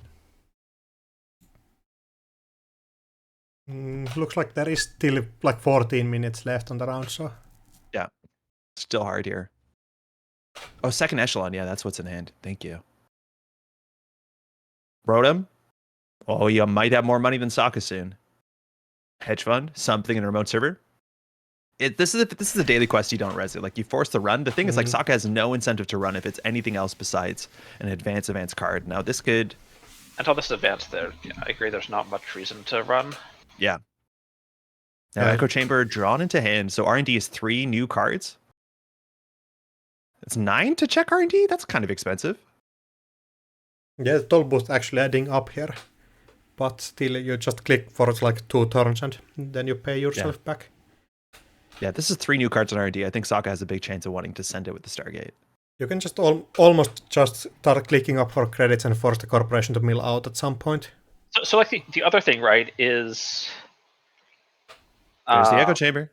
Rotom's on game point. Sokka's 1 mad dash from a game point, but now there's an unknown card, I believe, in HQ. So Sokka's going to see 3 more, and there's the Stargate. So actually, this Echo Chamber does do one huge thing, which is it denies a Hermes and Tau trigger. Yep. Well, there's no Hermes, right? Tau is interesting, that's for sure. Right. There's no Hermes on this exact board state, but border control. Oh, the second Echo Chamber is useless as Spin Doctor. The last border control is interesting, but Sokka. That is a hard choice with border control and Spin Doctor. If Rotom just has all the agendas on the bottom of the deck, you're right. On time, that Echo Chamber is the most important card, but time is a long ways away against the Stargate. I think the border control is probably what you want out. Spin Doctor does help with RNG. I think Spin Doctor is getting 2 border controls back in the deck. That is a good way of looking at it. I think it's Spin. Interesting choice here. Now, the border control does functionally cost you 8 credits, or the math +1. It's pretty expensive, so Sokka's going to think this one out, and understanding he's on the clock. Is there agendas on HQ? There might be. I think Rotom can play it safe, and if you just swing HQ for a single, it is only 4 credits, still pretty expensive, but if it does get you to that 6-point threshold, like, you're safe on time at least. And then the ball's in Rotom's court, which is so getting a bit harder. A single on HQ also gives you a Tau trigger, and that can, like... Yeah. If Toll Booth becomes a pop-up window, that's totally different. Yeah, Just click for 3 for Sokka. So we trash the border control. So that means Rotom just drew an Echo Chamber here. If he draws once, he gets a Spin Doctor, as much as it will be 3 fresh cards on R&D. And I don't think you can let the Stargate hit the Spin Doctor here. It's a bit tricky. But there's 2 more Spin Doctors, including that one now on top of R&D. Only 9 cards left. It's in hand. And it kind of looks like Rotom might be milling out here. Yeah, that's the other thing I was going to say is this is 8 cards is getting low, and Spin Doctor is not Jackson. Like, you can never go up on cards with Spin Doctor. Yeah. Server 2, we're assuming that might be the Spin Doctor, so that disincentivizes the Stargate heavily, but that also means Sokka doesn't have to do anything. We might see a couple turns of click for credits. Maybe you can brute force it out, but to brute force that Spin Doctor is actually pretty expensive. To run the remote server is 3, 6, 7, 8 credits. It's just about the same as running R&D. With Stargate, you have a bit more control, so kind of hard here. I think, okay, that might be the Spin Doctor. Is this another Echo Chamber in server 2? Just to get to 5 points? It doesn't really change much, does it? 5 doesn't change anything, I don't believe. Server 3, that's the Echo Chamber, I imagine. Oh, it's a Rashida. Just Rashida. I don't think you want to score out Rashida anyway. Like, I don't know if you need to trash this. Draw 3 is pretty hard. Draw 3 is pretty... Yeah, you just accelerate yourself towards your death. Accelerate yourself towards something, certainly. Yeah, again, for those who are not familiar, if the corporation fails to draw a card, they lose the game. It's the alternate win condition baked into the core rules, and you don't see it that often. There's not a lot of ESA right now in standard, but it is a concern here. Draw 3 might be a lot. Now, you can shuffle the Spin Doctor and then fire the Rashida to draw into multiple border controls. That's a very strong line for Rotom, so I think Sokka might still want to respect this. One credit is not asking for a lot. Looks like it stays. Credit, credit, credit. Yeah. When the rules say that the corporation draw is mandatory, it is in fact mandatory. There will be consequences if it's not met. Bluff been called? Yes, sir. Rotom now drawing into unknown cards, if I'm not mistaken. And server 2 looks like the Spin Doctor. Now, the longer the Spin Doctor is in there, the harder it is for Rotom to close the game. So this is where Sokka doesn't have a huge incentive to run it. Although You could like pop, spin and Rashid into Void Border.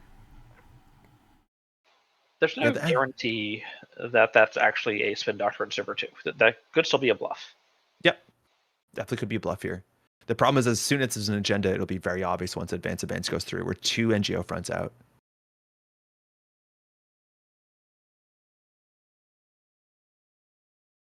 Rodemir starting his turn.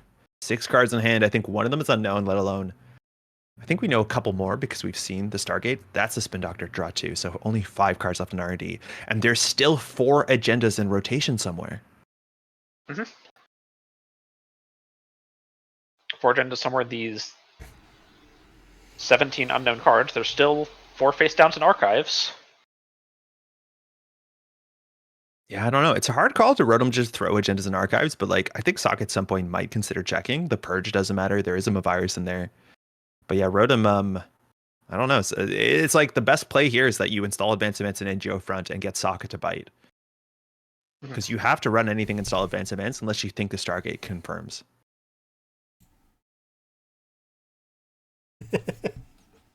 Installing Rashida with the purpose of taxing the runner you know is a good game. Sometimes there's just too many things to do at once. Just a credit here, credit. So not threatening the game from this turn. That gives Sokka a turn to, in theory, do nothing if he wants to. Just click for 4 credits. Yeah, I think that is a decent play here. Just I think I prolong like the game. Checking this archives. Yeah, checking archives is reasonable. It's much cheaper than running spin, but click for 4 again. Sokka knows you just need to be able to run the remote server multiple times. And then there's no way the Rotom... Well, actually, sorry, Sokka obviously is on the clock here because he's behind on points, but... Yes. Yeah, it depends on if the game goes long enough for Rotom to mill out. Yeah. Now, if a Stargate does ever miss here, I think we're going to see Sokka taking shots at HQ. I think Rotom probably wants to hold 2 agendas in HQ. They feel a bit safer than R&D with the Stargate. That's about to see half the deck. I guess a bit less when Spin Doctor shuffles.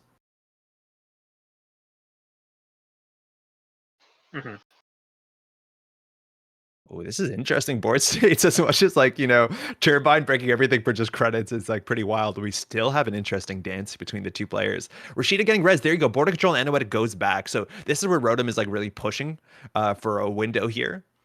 Now, there's only 3 cards left in R&D, so that window's pretty narrow. One more Spin Doctor becomes unresable in 2 turns because it does just end you. Rotom, unfortunately, disconnected. He'll be back. Don't worry. He'll be back, right? And we didn't draw it, so he leaves. No good, and he's out. So this is where it's hard, right? We're talking about 5-3 agendas. So like you have to spend 1 turn setting up the border control, setting up the Anoetic. You can't do it at the same turn you're jamming agendas. There's no click compression cards in this deck. There's no Seamless, no Lacosta, obviously no Sansan City Grid. So it's going to be 1 setup turn and 1 push turn. And Sokka has so many angles to pressure both servers independently that you have to put 1 upgrade on one ice on the other, and then hope that they both hold, which I don't know if Sokka's going to let that happen. Sokka asking for time in the round. I don't know if we know that. If there's I'm not sure we have a judge in this room just yet. 6 minutes. Okay. Might get an extension here. Moby strats. No, we'll see Rotom come back. I don't know how it works. I have read through the OP policies, but I'm not familiar with the OP JNet policies, whether how much time you ever reconnect. But Check.net has it's been a bit under the weather for the last while. These days. And Rotom is back. Nice. 9 cards in hand. Rodemir has a whole turn, install advance, and the remote server is a call whether Sokka wants to worry about those NGO fronts or not. Mm-hmm. See if we get some advancements on that, or that. Otherwise, that's going to be the Anoetic Void preparing. Yeah, something on top of Anoetic. That's really interesting too. Maybe we want to see a border control here on R&D, because otherwise you're seeing all of R&D with that Stargate. It's hard for that not to be a game. Click for a credit here. Sokka knows he doesn't have to run server 2. A Stargate, if that whiffs, you know it's an HQ or archives. Mm-hmm. O booth for 4 with the on encounter. Can also still potentially be the last Spin Doctor. Yeah, that's true. Mm. This is the one last turn you can res it, largely. Second last. Hydra for 3 as well. F2P for 2. 3 cards off the top. We see an agenda. It's a send a message. So you're right. If you mad dash and you're worried that it is, in theory, if that is the what's it called, the Spin Doctor. But Spin Doctor. Spin Doctor has to be in hand or on the table. Yeah, it's send the message is the bottom card. Be on the. It could be on archives, but discarding a Spin Doctor would be interesting. So now here, Sokka probably doesn't have to mad dash. You can just run archives. If the Spin Doctor is res, though, you're on 0 cards. You have to shuffle 2 back immediately, and then you're in a really bad spot. So border control is going down. Sokka understands he can play control. If that's Anoetic Void and you just advance, getting through there multiple times actually starts to get pretty hard. Oh, it was a Spin Doctor. Mm-hmm. Yeah, but that means you know that there's 3 agendas. Mind you, 4 agendas between archives and HQ, right? So even if they install advance, I think you just send it into HQ a couple times. And that was actually a border control and border control both into R&D. So R&D does not have any agendas. Oh, you just Stargate, you win, right? Oh yeah, you just mill out. You just Stargate. Yeah, that's game. Yeah. Yeah, good game. Couple of cards missing. I think Rotom just bit too late on being able to push out here. It's so hard to score out in this setup. Like, you need the Anoetic to stick. You need all this. So we're going to see Stargate for 1 card. I think there might be multiple agendas already in archives. But Rotom understands here. If you trash his last card, mandatory draw fails. So mind you, 44 is a 44 card deck, not a 49 card deck. Gives you a bit of breathing room, but it does definitely change the density on agendas here. Mm-hmm. Border control trashed. Click for credits. Sokka click for 3. Mad Dash Archives or Mad Dash HQ, even better. For the stream, nice. You're not going to flatline to the meat damage, so yeah, you might as well just send it. You don't have below the credits. Then there's just a random snare somewhere. I mean, it's an open list tournament. There's just a message. You can get it. Yeah. What do you mean for the stream, Sokka? We wanted to see a mill out. Okay, that's fine. Bounce out, back to hand. 7 points after the mad dash. Good game to both players. What a top table there. Again, this is both these players on their last live, so Sokka is going to continue on to the event. Rotom really well played. This NBN Glacier, I reckon this might be the worst matchup in the top 12. You don't want to play against Double Turbine. There's no way you want to play against Double Turbine. Yeah, I assume going through 2 Hydras for 6 credits is not a thing you want to do. And I when mean, the pop-up window looks great, you're like, whoa, something's wrong, huh? Mm-hmm. Yeah. And I think it's going to be a 40-minute break here, so I think we're also taking a break on the commentary here. Awesome. Do we have a time that we want to be back for all watching, let alone ourselves? I think it's going to be a 40-minute break, so around something like that. Okay. So for East Coast, y'all, that's 1 in the afternoon. So don't go anywhere. There's a lot of folks watching. Thanks so much for taking the time to drop in Intercontinentals. This is a very interesting tournament. It's one of the very few invite-onlys. We have a really high caliber of play, so you don't want to miss it. We're down to... can we just confirm how many players are left and what the lives look like now? Yeah, we might check that. It looked like... Is it updated yet? I think it is, because Rotom is unfortunately highlighted. So we are left with only 6 players?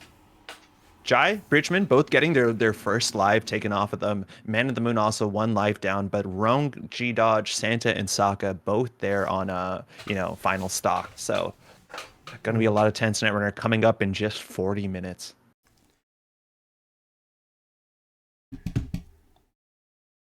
Don't go anywhere. I guess we'll be right back.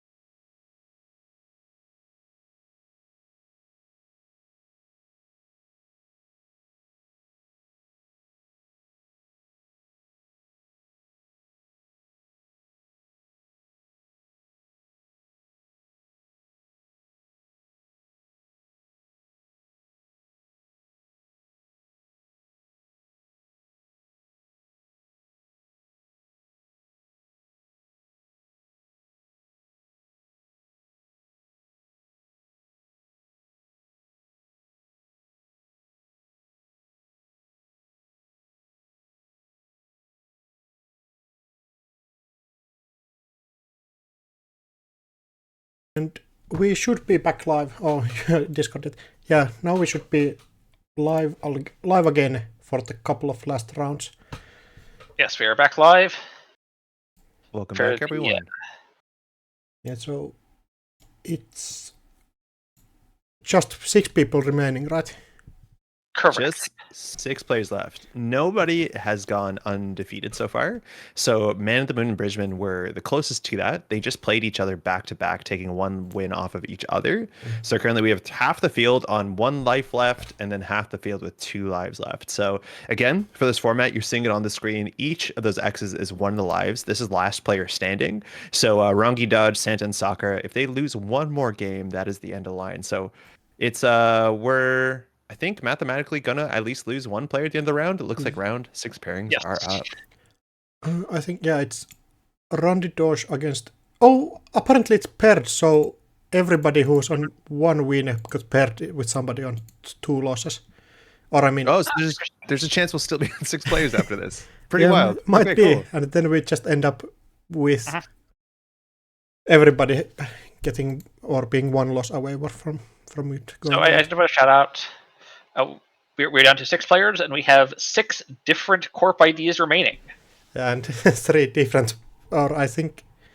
Just 2 runners at this Yeah. point. We also have 5 Hoshikos and 1 Tao. Hoshiko's supremacy. Hoshiko's been doing really, really well. I think obviously the rotation, the new card pool, the rotation was the biggest change I think to Hoshiko, but she's still very performant. So, which table do we want to look at right now? I think we haven't seen Rondidosh or Jai at all yet. So I think we haven't seen Running Doge. awesome. Yeah. And also it's are you gonna Netrunner Hub, which we haven't seen yet. Yeah, are you familiar with this list? This looks, I wouldn't be confident to say card for card, but is very close to a list that Ronji ran at Cascadia. Have you seen this thing in action? I have not. Yeah, I have seen a bit, so apparently it kills you at some point. Yeah. With... The SIU. Exactly, yeah. So the list it seems like it has been tuned a bit. I think we're on more beholds. There's less wage workers. So there's some shift around with influence and stuff like that. But in short, how this works, we're on 49 cards. We're not going to be scoring out to 7 in most games. We have 7 agendas, 3 Bolognas, 3 Degree Mills, and a tomorrow's headline. We're largely just trying to get to threat 3 as soon as possible because, of course, we're on 3 copies of Opera Research, which will either be 2 tags or 4 tags based on the board state. Why does tags matter? Well, we have end of the line. That is our punishment here. We have a 1-of in the deck that does 4 main damage. We have to find it with Gaslight if we don't draw into it. And we have some good card draw in the deck with 3 Federal Fundraising. We have Spin Doctors, of course.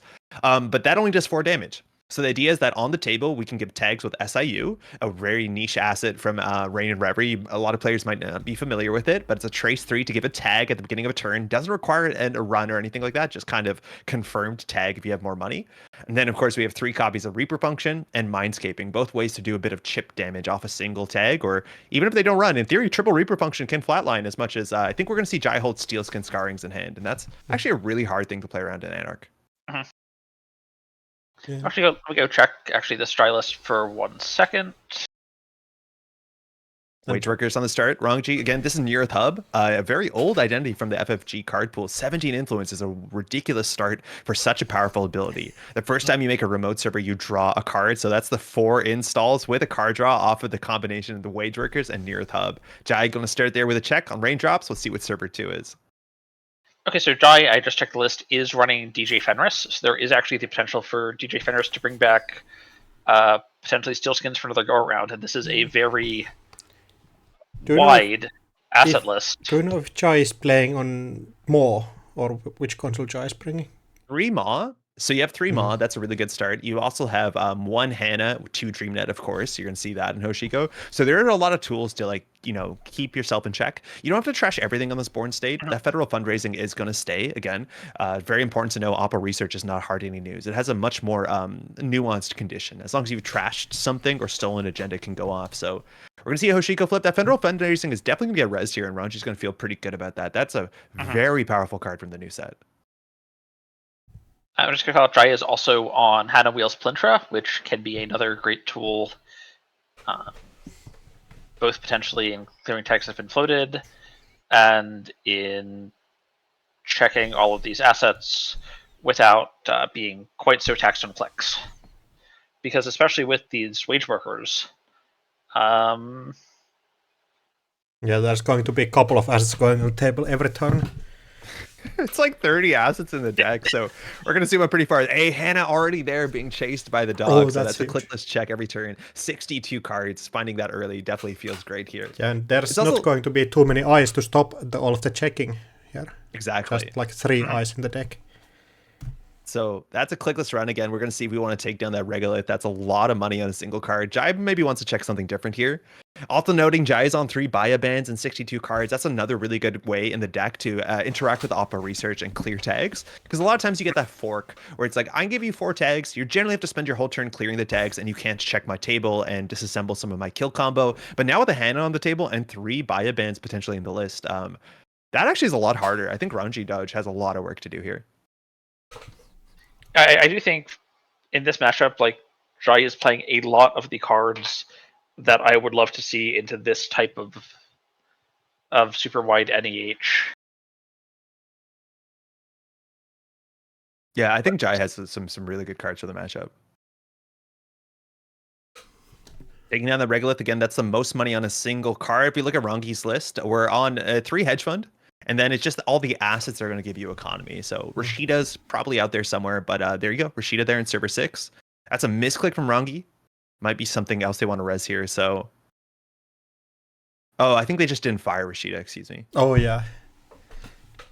Just Yeah, I think raising Rashida as a power move. Yeah. I could have had this, but I don't need it. I don't need this card. You're trying to bait the run and trash so you can oppo. Yeah, and I think we might see an Oppo here. Like the first Oppo trading 2 credits and a click for what's generally 4 credits. I don't think, and 2 clicks, Jai's not going to trigger Hannah's very important peel out ability.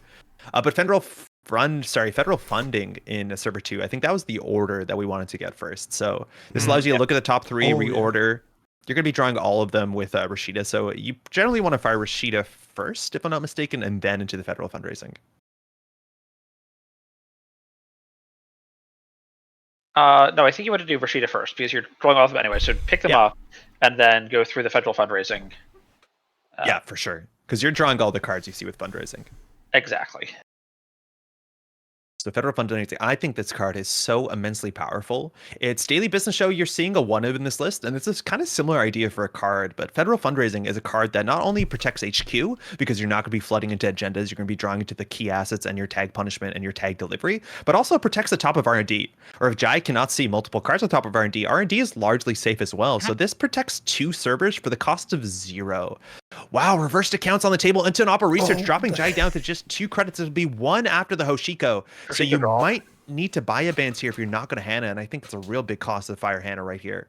Single tag punishment could be lethal. It's actually hard to be lethal. You need to have something important on the table because just mindscaping into end of line, I think it's you don't have enough money for that. Yeah, just not enough credits on the table yet. Needs more assets to get all of that money ticking in. So tag punishment in terms of actual like events operations, there's nothing besides the end of line and the mindscaping. So if there's a Reaper function on the table, Rangi needs Reaper function into Rashida. You need some sort of burst economy to threaten a flatline here. So floating tags is actually potentially possible for a single turn. Although, like, if I'm floating tags, Hana's potentially getting trashed anyway, so I might rather just cash the Hana out for the click for the tag clear. Yeah, it might be hard for Rangi to trash it, but you're right. It's like an interesting kind of standoff between do I clear the tag clicklessly and creditlessly, or do I first Rangi to spend some money? Might as well do both abilities though at the start. Check a Scion. No. Whoa.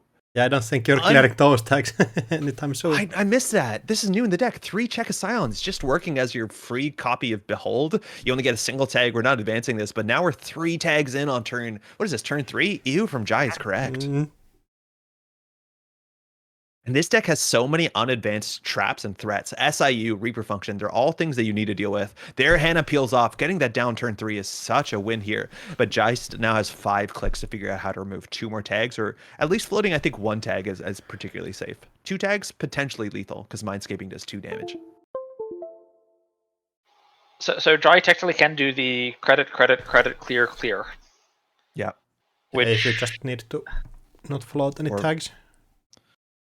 We're floating 2. Wait, there's a possibility. It's very niche. If a Gaslight's on the table, it accelerates this. But we need Mindscaping into end of line, and it has to dodge all copies of Steelskin Scarring, of which we've seen none. Spin Doctor to start. Again, we get combo pieces pretty consistently with Federal Fundraising on the table. No idea what server 5 is. I believe that's the Scion, actually. Excuse me. Again, you see Jai not trashing the Scion. It costs 0 to trash, but that turns on Oppo research, so you want to avoid doing it. Ronki doesn't have the money, though. So I think you're safe here. Yeah, no death this turn yet. 8, 9, 10. Draws a card. Wage Workers just a credit on 5. Again, Mindscaping to end a line is it's what? 5 credits? Yes. I believe so, yeah. 2 + 3 is 5. So could have clicked for a credit and then Mindscaping end of the line, but just didn't have all of the tools in hand. So we'll see here. Probably clear tag and 4 credits for trashables. Maybe you want the card draw. But a very cool modal card. So remove a tag as a start. You have to pick a different ability, and you're forced to pick 2. Not that you'd be upset, but that's 4 credits to bring down a Federal Fundraising for half the money. You'll take it. Opera Research online again this turn. Yeah, so is this the turn that you go back and trash even more stuff? Looks like, yeah. Oh, double Baya. Good value, but that removes the tag removals. Mali is the Loka on the table. She goes down for 3 credits. Blanks resources. Haven't seen that many so far. Mind you could have blanked Hannah, but a turn too late. So Jai now on no tags, no board state. And Rangi here could deliver an Opera Research, but it will only be 2 tags. I think Rangi really needs to get that 5-3 into the conversation just to hit that threat 3. As much as Jai has sort of stabilized his position, he's mostly where he started. He's at 6 credits, no board state, 4 cards in hand. Like this is right where he started, and There's the corp is not right where they started. Attitude adjustment to reveal the 2 3-pointers back into R&D. Oppo Research. Mind you, Degree Mill is actually totally safe with no cards on the table, so it's really hard to interact with any part of the agenda suite now besides the tomorrow's headline. And that is going to be 2 tags. 2 Oppo Researchers in the bin while there's a Spin Doctor on the table. You're feeling pretty good about that because you can only play so many of those, so those will cycle back. Again, we do know Server 5, Server 9 is a question mark, but Jai has even more financial work to do to clear those tags. Exactly. It's a hard spot here. How can Jai get back in economically? We're looking at no dirty laundries. Another Baya bans. That's a start for sure. And then this time going HQ. Yeah, you might just get the clear the tag draw too. So that's a behold. Behold, 4 credits for 2 more tags. This is a trap deck. Just a bunch of letters in chat there from Jai.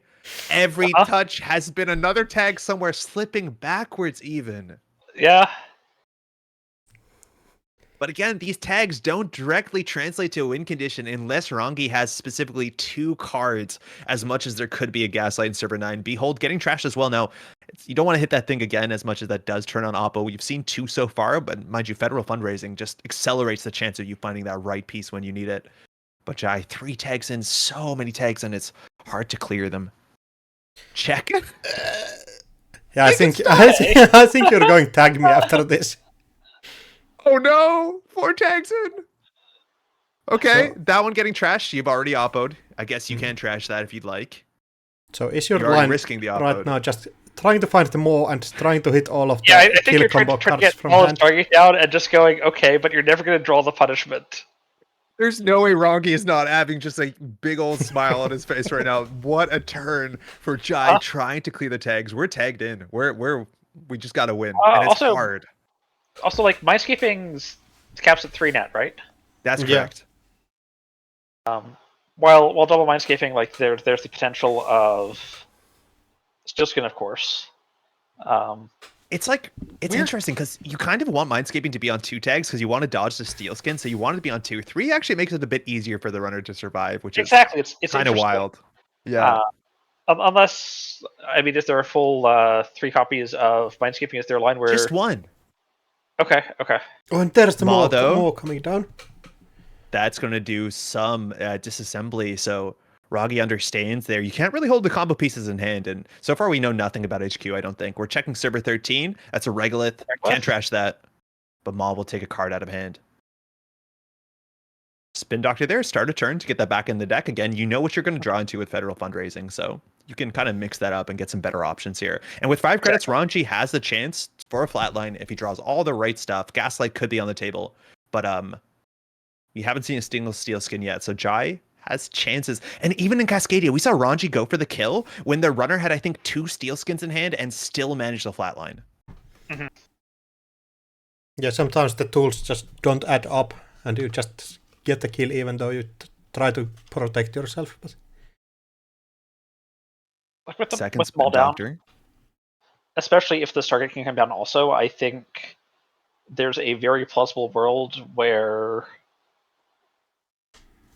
Ranji just runs out of kill cards. yes, yeah, you can wear him down here. Again, this deck is not on market forces. It's not on self-growth program, so the tag punishment is very, very specifically attached to 2 cards that need to connect together. 15, 16, 17. If 2 of these are Gaslights, Jai's going to struggle to trash them, so kind of deserve this for last round. We don't know what happened. AR enhanced security too. It's an agenda. It's one of the big things on the table. We haven't mentioned it, and it might not matter here when Jai's 4 tags in. Can Jai clear the tags? I think if there's no AR play... enhanced security in Ranji's list. Oh, excuse me. I have Jai's open. Yeah, you're totally right. So yeah, this is all 3-pointers and the tomorrow's headline, and it's not about scoring to 7. It's about getting to threat 3 and then making sure this kill combo connects. Oh, Gaslight table means that is there terrifying. Might be a kill right here. Yeah, Jai needs to credit up and take that down. Oh yeah, I need to zoom out again. Gaslight, mind you, allowing you to search your deck for an operation, reveal it in hand to hand, and there's 2 operations Ranji needs in hand.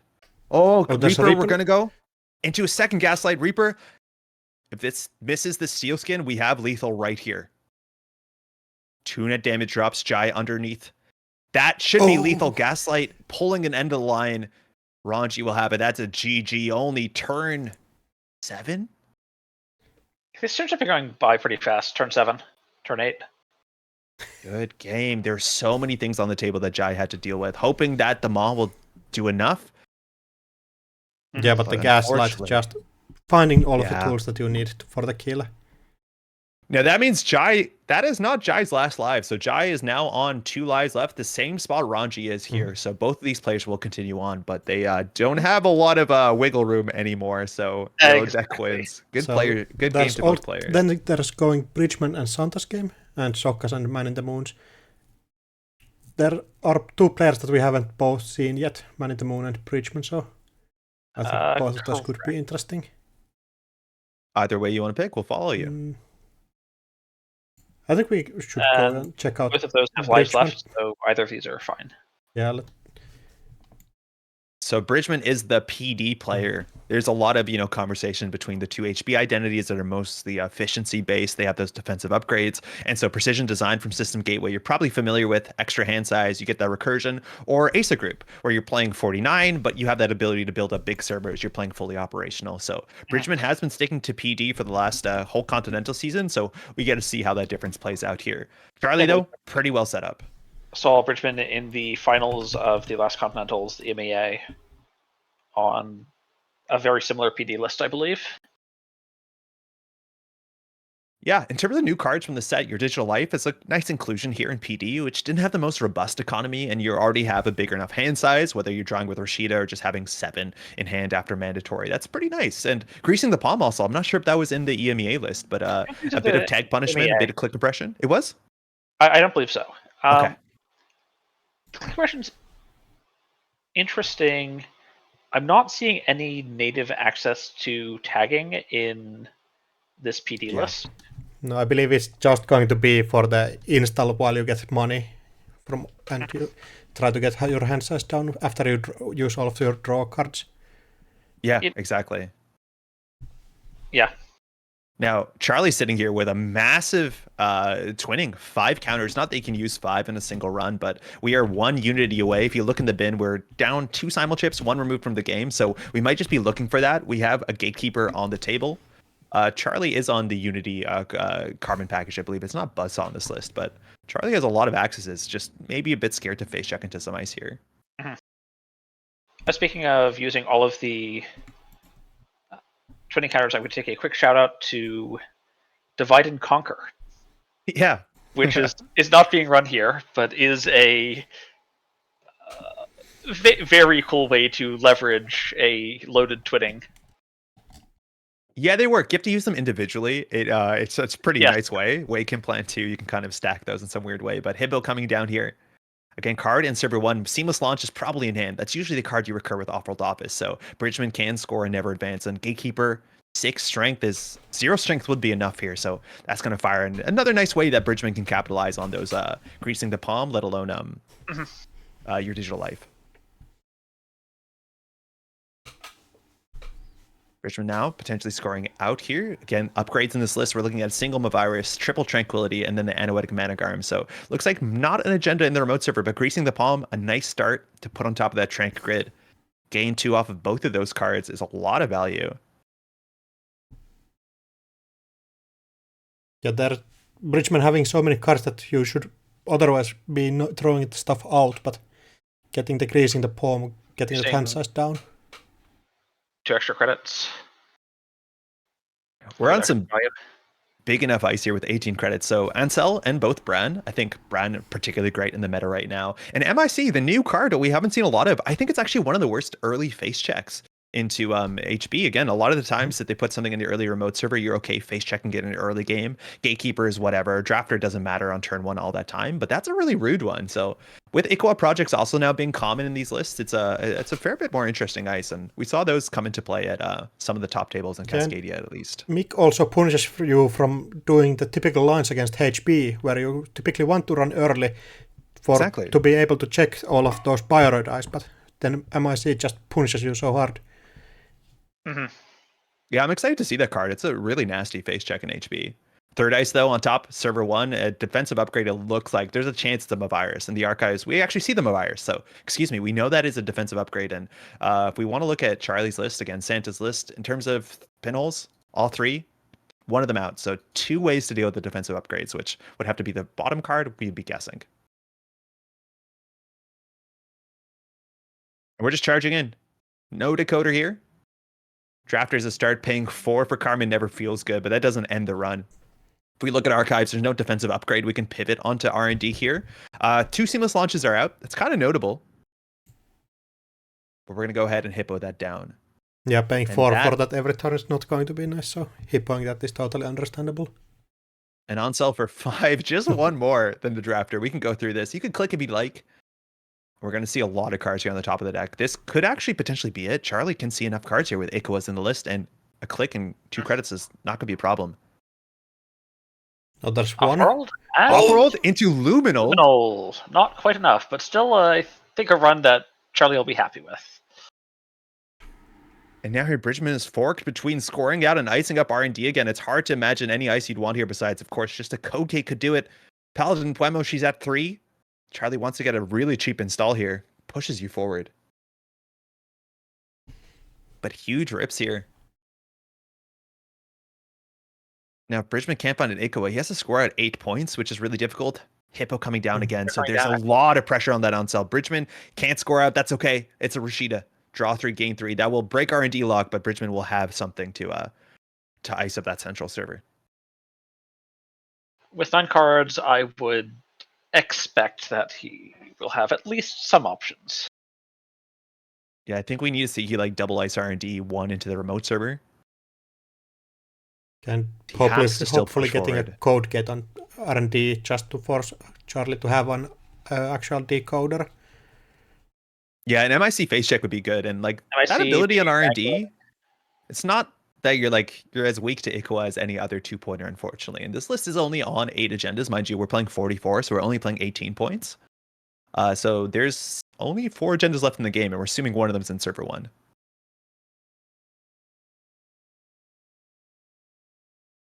Bridgman installing in server 1. This is not Asa. It's only going to be 1 install for the click, but 2 credits at least on the Tranquility.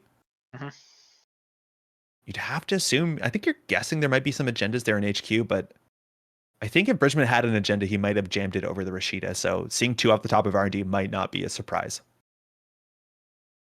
Also believe we saw the Gatekeeper Fire, I believe, 2 turns ago when there were no shuffles back off of that. That's true. Pretty telling. There was the Greasing the Palm that put a card in server 1 afterwards. So potentially there was an agenda, but that's then in server 1 and not in hand. HQ's plausibly very empty of agendas. There's sometimes a chance, right? Like you draw into that early to mid game Ikawa and you have no interest in scoring it out because it's not one of your tempo positive agendas. But at this point, like Bridgen might just have to score out any agenda he has because you're right. Like we're 1 unity away from HQ being a disaster. Double ISO and R&D, 13 credits. That's probably enough to spread around here. And Charlie can always contest server 1. Again, you're definitely going to need the decoder there, but we'll see how he starts threatening these servers. Bridgman is not on border control. The influence is being spent mostly on defensive upgrades in your digital life, so the ice will just be functionally ice, besides the MIC, which is the one that's a bit tricky to interact with. Mm-hmm. And with 2 seamlesses out, I don't think there's any threat that this isn't a 5-3, at least not scored out this turn. Exactly. There's also the Fermenter sitting on 3 counters for Charlie here. And he can potentially let it cook longer if he wants.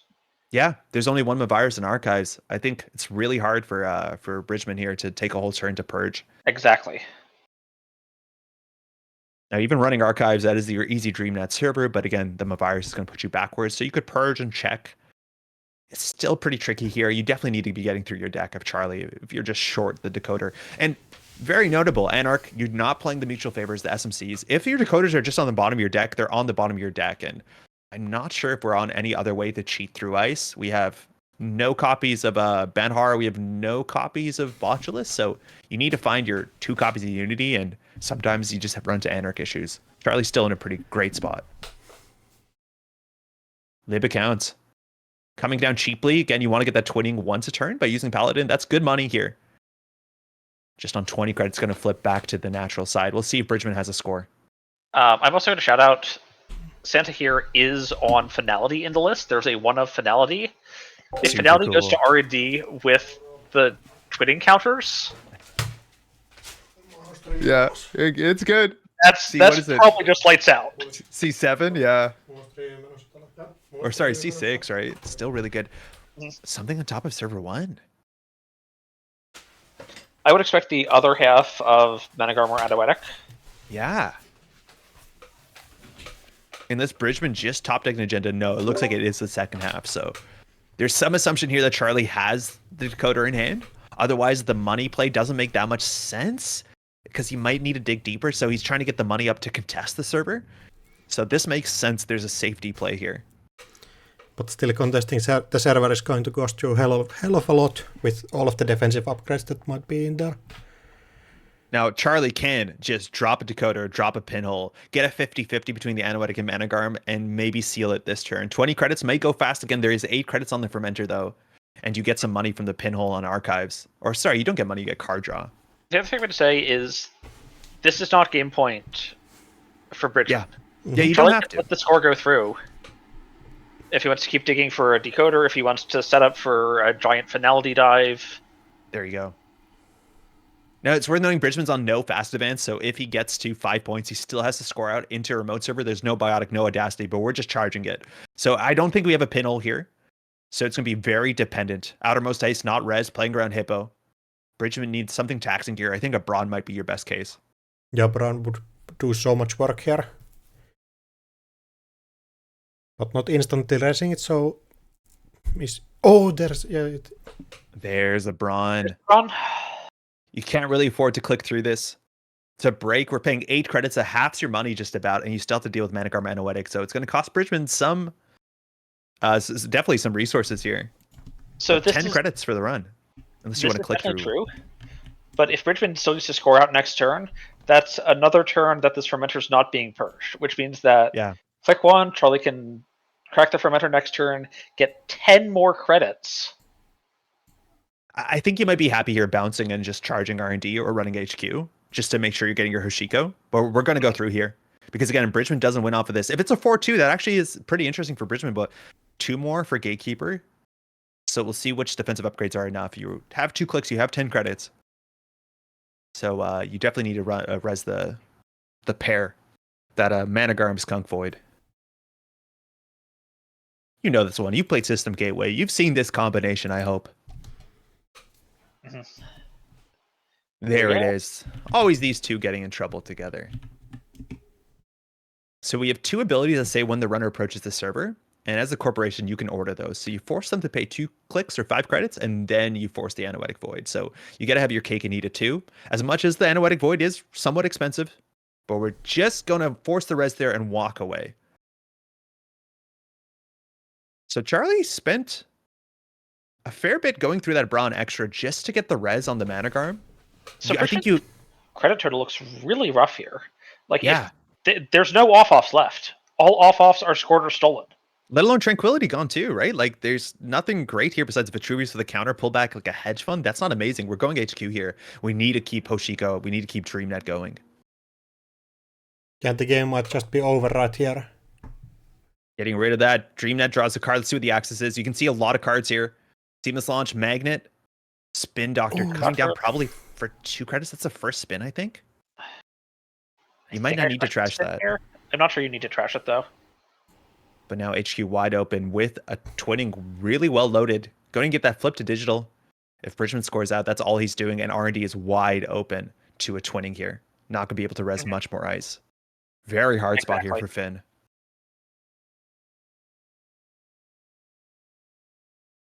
Especially next turn. There's potentially the DreamNet draw. There's the Hoshiko draw for more gas, including potentially the finality. And a finality on the R&D is also probably just lights out. I'm wondering what agenda could be on server 1, because Bridgman has a seamless launch in hand. It's an Iqua. Oh, so here, yeah, Bridgman can jam an agenda in server 1, and if it's a Vitruvius with the seamless, he can score out next turn, even on, 2 credits potentially? Well, even on 1 credit, you can do... 1 credit? No, you need 2. Yeah, you need 1. Which means not that he's going to be rezzing any ice here, but you can install here on top of the Anoetic. He's pulling a hedge fund back. That means we actually know where all the seamlesses are. He has a Spin Doctor in hand, so he can install a Spin Doctor. He wants to install something on top of the Tranquility, but... 1 and set up... your Digital Life. Digital Life. So this is the money he needs to hold at R&D. There's a bit of a bluff here. Open HQ, are there agendas in there? It's kind of hard to tell, but if they're not there, R&D is so loaded. There's 3 agendas and 11 cards. You're assuming the twinning is going to connect here. But Bridgman, if he had an agenda, he probably would have jammed into server 1. Mm-hmm. Outermost, no res, charge and R&D. That is the MIC. Interesting ability. You still have enough clicks left to deal with an Iqua if you want to see deeper, but relatively expensive to get through this. Yeah, not sure if the ability is going to matter at this point. Yeah. Asking for actions again. You can pop this on priority during approach, but you might as well let them pay for everything. So that's 4 to get through. Interaction, which is the classic reason why border control is sometimes popped on approach as the outside ice, but not the case here. So we draw. We're going to see 3 cards here. This needs to hold on. Iqua is not safe. Card. We're thinking about this one. Steal or trash. We're expecting more Spin Doctors. Safe, so it's holding. Then there's 1 more left. Managarm, 1 more. Nothing. Oh, not hitting anything yet. But Bridgman if on just Bridgman 1 has credit. It in hand, he can jam next turn. You might want to sweep HQ. Not sure how many cards Charlie's seen off the top there. I'm not sure we've got our Paladin Puemo. There you go, onto the twinning. Not checking HQ. If Bridgman's holding a 3-2, he can jam at their remote server, and I think Charlie, outside of the finale, can only see 2 new cards on R&D. If Bridgman has a Vitruvius, he can push. You're a bit weak to Pinhole. I think that's the one thing you have to play around for sure. And there are 2 in Santa's list here, but install there. I just wonder if you would have pushed on last turn already. Down. Yeah. Yeah, there you go, Spin Doctor. Okay, so we've broken R&D lock. That's huge for both players here. Yeah, I think you're right. I think he doesn't have it. Otherwise, he would have pushed. Yeah, so R&D is feels like it's kind of heavy on agendas. There might be something that Bridgman has trouble scoring out. Like Yeah, if he has Ikawa might Ikawa, be he in has. hand. There's still Yeah, another. he has no interest in pushing that here. And awkward. also, Bridgman hasn't returned seamless launch back to hand, so even scoring out. Oh yeah, there's no more offboard officers, so seamless launch actually doesn't do anything here. Yeah, seamless launches would be good if you have the Aqua push, because install advance is your whole turn. But you're right, it's all about the Vitruvius here, and there's no fast advance. So as long as you get into the remote server and start your turn with 3 credits, that's what you have to do. There's no other way around it. Mm-hmm. Digital Life there kicking in for 5 credit econ card, not too bad at all. But Bridgman here did break R&D lock, so there's new cards on top of R&D. There's even unknown cards in HQ. This is the hedge fund that was returned with PD. When bouncing back to 12, so now even the top eyes of R&D might be rest. Charlie has that fermenter working again. HQ is a very easy run to make with DreamNet. There you go. You can get some multi-access. You might want to keep it to locking R&D. Greasing the palm scene off the top. We're seeing 2 more though. Tranquility home grid. Good to see one more card. It's a Hagen. Again. Yeah, it doesn't feel like there's any agendas on HQ. Bridgman probably could have like shuffled out the Ikawa also. It's all about the Ikawa, yeah. If Finn had the Ikawa, he probably would have jammed it. But if he had the Vitruvius, it goes in server 1 instead of the hedge fund, I think. Yeah, so R&D has 3 agendas left still, probably. Charlie needs to get that 1 install turn. It's so important to keep that twinning being a threat. So if Bridgman has it, you have a window here to jam, and you have to hope R&D holds. But again, only 3 more agendas in the game between HQ and R&D. Spin Doctor will change that numbers a bit. Unknown card off the top. 3-2 can go in the remote server. 3 ice. Charlie will have a click for 6 credits next turn. And you'll have 2 coming in off the daily cast. You will lose 1 to Hoshiko, though. And at this point, we're looking at still, I think, 1 unknown pinhole threading that can be really, really important. I'm not sure if Santa's on all 3. I believe he is on. Oh, he is on 3. Is he on 3? 1 second. Yeah. Well, so I would assume there's one left still. We see 1 in our There's 1 in the heap. Yeah. 2 left. Yeah, at least 2, right? Exactly, yeah. 2 more. Finn taking a think here. It is a real question if there are in like hedge grip already, those pinholes. Or might just be in stack waiting. Again, we do get a free card draw off the top. You get a free off the run on HQ. You can always run HQ first, get a pinhole, charge server 1. You get a pretty good idea what the remote server can be. Like the worst case scenario here, most expensive ice. I'm not sure exactly what it is. It's probably another Brawn. All right, we're shuffling the Spin Doctor after the mandatory. And that makes sense. If we want to draw into an agenda to Hugh, so 2 Seamless are coming back. That actually probably means that Bridgman needs to score at a Ikawa here. Because the Seamlesses are kind of useless, barring the fact that they're a non-trashable on Centrals. Exactly. Still taking the bomb. Advance, that's the Ikawa. So the Seamless launch could also be Vitruvius. This could be a really cool bluff. That Charlie is unable to do everything to need to do to contest this, and it's still Vitruvius at the end of the game. So we don't know where it is. But if you know that is the Ikawa on the remote server, that allows you to be a bit more aggressive in R&D, where you can actually spend 3 clicks drawing to find the finality. Actually, only 2 clicks, because you have to worry about MIC. That's a very relevant ability on last turn. And Bridgman needs to end with 3 credits here. Unless he top decks the Seamless, then he has a bit of a slightly wider margin. Charlie knows this is easily the last turn. 2 pinhole missing. We have all our breakers. We have a click for 6 credits on the fermenter. That remote server is hard to deal with. Nearly impossible to deal with unless you have a pinhole here. So it's R&D or HQ or a pinhole. And there is a loaded enough twinning here. It can be 3 cards in HQ, can be 3 cards on top of R&D. If you do finality, you see almost the whole R&D. Yeah. You see 6. Core damage doesn't matter. But Santa has no reason to rush this out again. Even if time is called, we'll see a 7-point game either direction. What do you think you do here? I think you need to have a pinhole. If you don't have a pinhole, I think a remote server is kind of beyond approach. But already you just doable. Don't have enough credits to get through there 3 times. On-sale subroutines, they all matter. Again, if you trash the twinning, you don't get the twinning. So you need to deal with that. It's only 5 credits. Totally doable. MIC is... I think it's 4 credits again. You can't run through a last click. You have to make sure you have a click left. So very much doable. Outermost Ice, what's the most expensive it could possibly be? Hagen is a joke. We see one in Centrals. Another Braun would be good. Gatekeeper coming in at 6 strength is annoying. Again, the subroutines are one of them matters for sure. The other one's probably worth doing. My Gatekeeper's only 4 with Unity. Not too bad, right? Unity's boosting efficiently at this point. I think Braun would be the best case here. If you click the fermenter, you have enough credit to get into R&D, I believe. Yes. 100%. So Charlie's doing the math here again. You can always run HQ first if you want to get a card and a credit.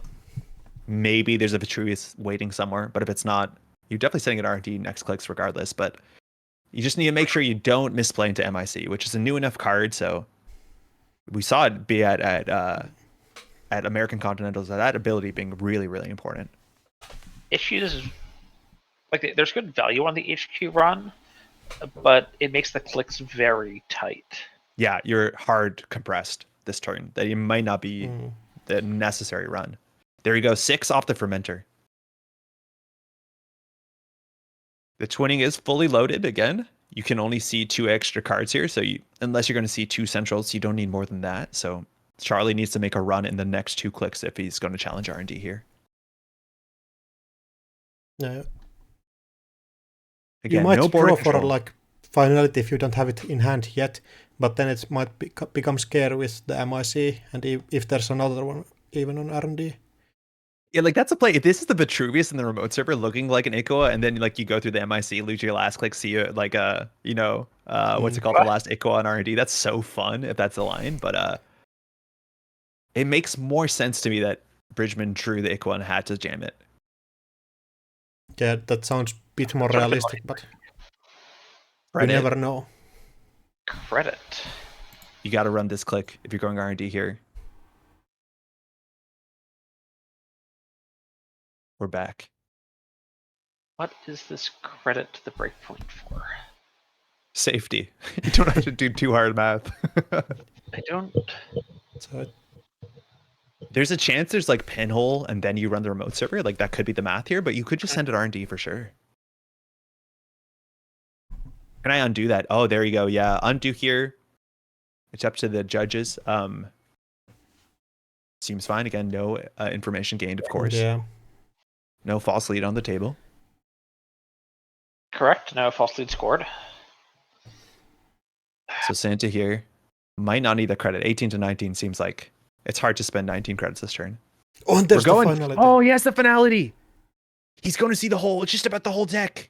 Now, if 1, 2, 3, 4, 5, 6, there's 2 more agendas somewhere. If they're on both the bottom of R&D, they have to both be the bottom of R&D or to be an HQ. Yeah. Some combination thereof. So we'll see again. Maybe you don't use the twinning counters here if you want to do it on HQ, but I do think you probably see as much as you can here. MIC, outermost, not res. MIC for 4 credits. We'll see here if Bridgman uses the ability. I think you might as well. Oh, that's time of the round as well. It's coming down to this. I think you pop it. Not pop it. If there's. Oh, and there it is. That's it. Yep. So I believe it was that everyone on 1 life left won their game. Get out. For real? Yeah, I believe so. Whoa. Okay, no one out this round. Everyone's It's still a Netrunner. Oh, it's still Man in the Moon. Man in the Moon won against. Who did they play against? Okay, hold on. Yeah, so Sokka is out. Oh, so Sokka did get knocked out, unfortunately. So we have lost our reigning world champion, Sokka. Well played. Taking first place at the largest Continentals this season. So Sokka, unfortunately, is out. That means we're only Hoshiko, right? I believe so, yeah. Yes, we are all Hoshiko. Yeah, people tried out different things, but everyone ended up on the same thing that everybody has been playing for the last 3 years. It's only a matter of time before we're all Hoshiko once again. But yeah, she's obviously doing very well, and we do see some different Hoshiko builds in the top cut. But we're down to 5 players. That means 1 player here will have the bye. For every player besides Man in the Moon, I believe they're on the last life. Is that correct? Yeah, I believe Man in the Moon is the last one on 2 lives. And looks like Jai got the bye. And this bye is a huge in this round. It's a huge bye. Yeah, just making sure that you live one more round.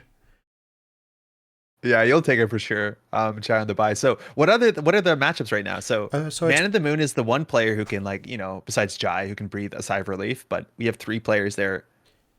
yeah, Bridgman going to play PD again, and we have the outfit on Santa. I think we're sort of interested in seeing the outfit here. I don't think we've seen the outfit on stream yet today. Yeah, we also haven't seen Man in the Moon, but it is rough with Bridgman and Randy Dosh being the game that where one of the players eliminated. But I believe people in chat have been asking to see Man in the Moon, so we might look at his game now. Cool, let's do it. They're spinning up slowly. I think there's a bit of a break. Well, not a break, but like tables aren't up yet.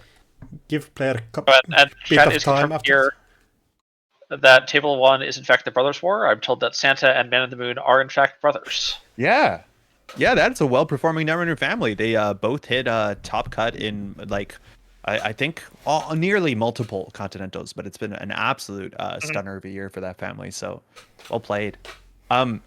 Shout out. I don't know if we've seen Man in the Moon play Hoshiko, but it's a very interesting list. We're on Patchwork, 3 of.